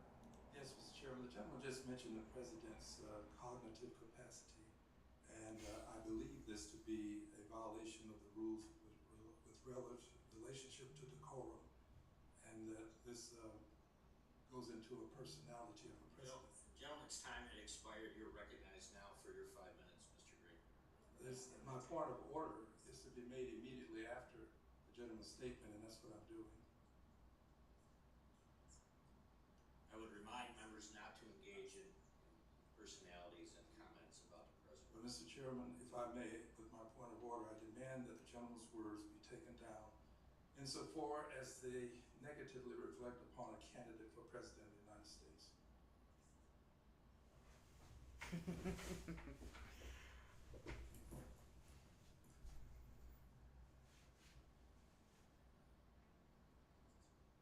Gentleman from New York, Mr. Lawler, is recognized. I'll happily withdraw my words, though everybody understood them. Mr. Chairman. Gentleman withdraws his comments. I find Mr. Green, you're recognized. if I may, Mr. Chairman, his final comment was, although everybody understood them, in my opinion, that then brings us right back to where we were before he made his attempt to withdraw. If he's willing to withdraw appropriately, I will not demand. But until he does so, I demand that his words be taken down. The gentleman's time had expired. Mr. Chairman, the time does not expire on the request that I made. Point of order. The time didn't expire on that. Recognize Let Mr. Lawler. the record reflect I withdraw my words. Thank you, Mr. Chairman. Gentleman from Texas, Mr. Green, is now recognized for his 5 minutes. Thank you, Mr. Chairman, and I thank the chair for appearing today. I hope things are going well with you. I know that this is a difficult time for you, and quite frankly, you've been in a difficult time for a number of years, and you've proved to be quite resilient and quite effective at what you do, so I thank you for what you're doing. I do want to ask you about several things, and I hope that I'll get to them, but first, there was a post-failure lessons report after the failure of Silicon Valley and Signature Banks. I thought that report was pretty important. How important is that post-failure lessons report? It's important. We wanted to learn the right lessons and make the right changes to both our rules, but also really to our supervisory practices more than anything else, and we're doing that. And is this something that you believe to be important after each incident, such as what happened with Silicon and the other bank? Yes, I think we all have a lot to be humble about, and we try to learn from events. Thank you. Let me go on to the next question, which has to do with the banks that were small. Let's talk about those that are less than $5 billion in total assets, yet they are subject to the special assessments of the FDIC once their systemic risk exception triggered. I'd like to see them exempt from that. Do you have any comments on it? That's either a statutory matter or it's a matter of the FDIC's practice. So it's not something the Fed has any input into, really. Okay. Let's do this next, please, as time runs out. Would you kindly finish your commentary? You were giving a comment on the pandemic and how the pandemic helped to generate this inflation, and you were stopped in the middle of your comment. So would you go back through that, please, so that the public at large can get a better understanding of what actually happened with the pandemic and inflation? So I'd be glad to, and I think people are now, we have a few years to look back. I think the more years that pass, the clearer we can see what was happening. But I think you look back now, and you're seeing this, broadly what was happening was governments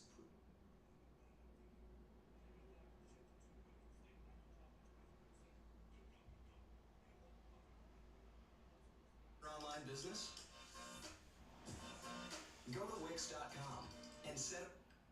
There will be only two. There are even deeper, more profound. Is it finished?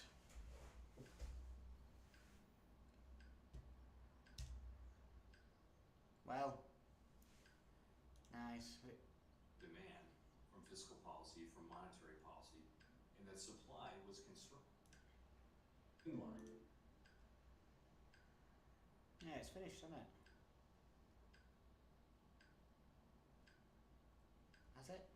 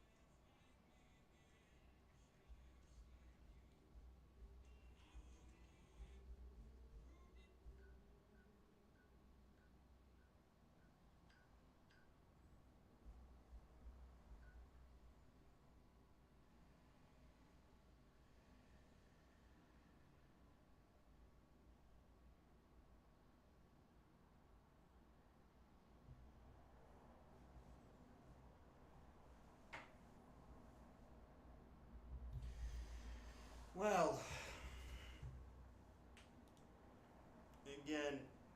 Fuck all. Oh, it just makes me tired.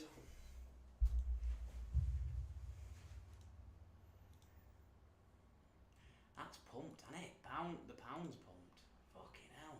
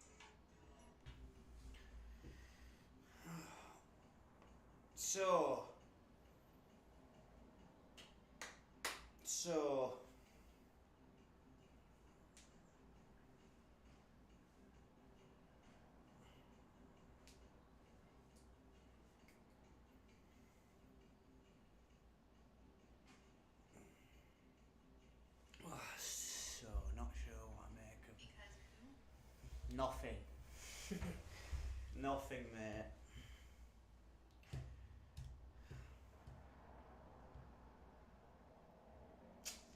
A waste of fucking time again.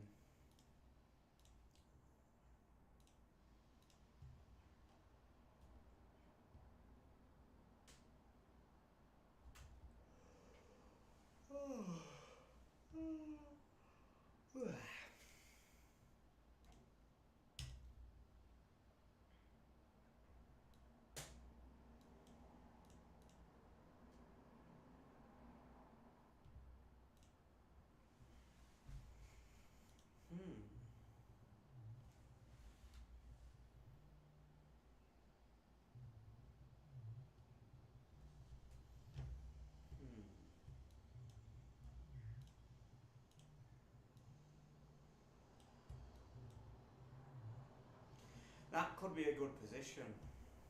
Again.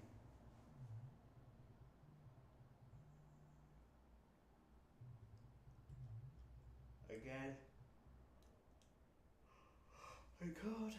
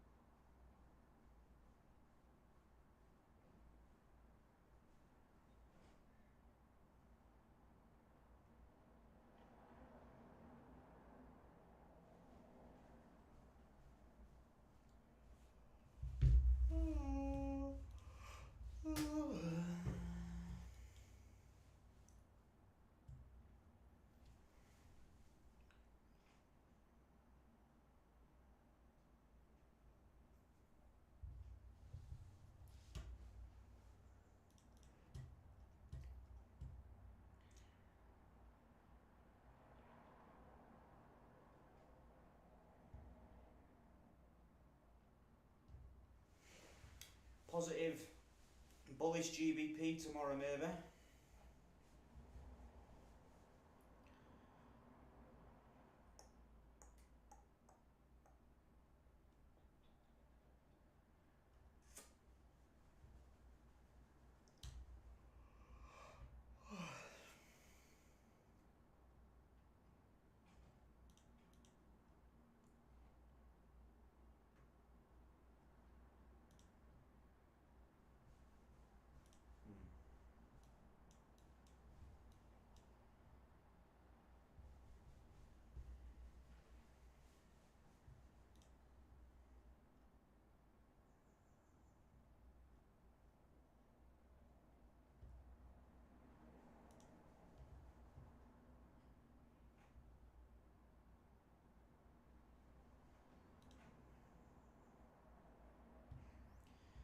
Right, gentlemen, I think that is enough. Know what's going to happen. So I will see you all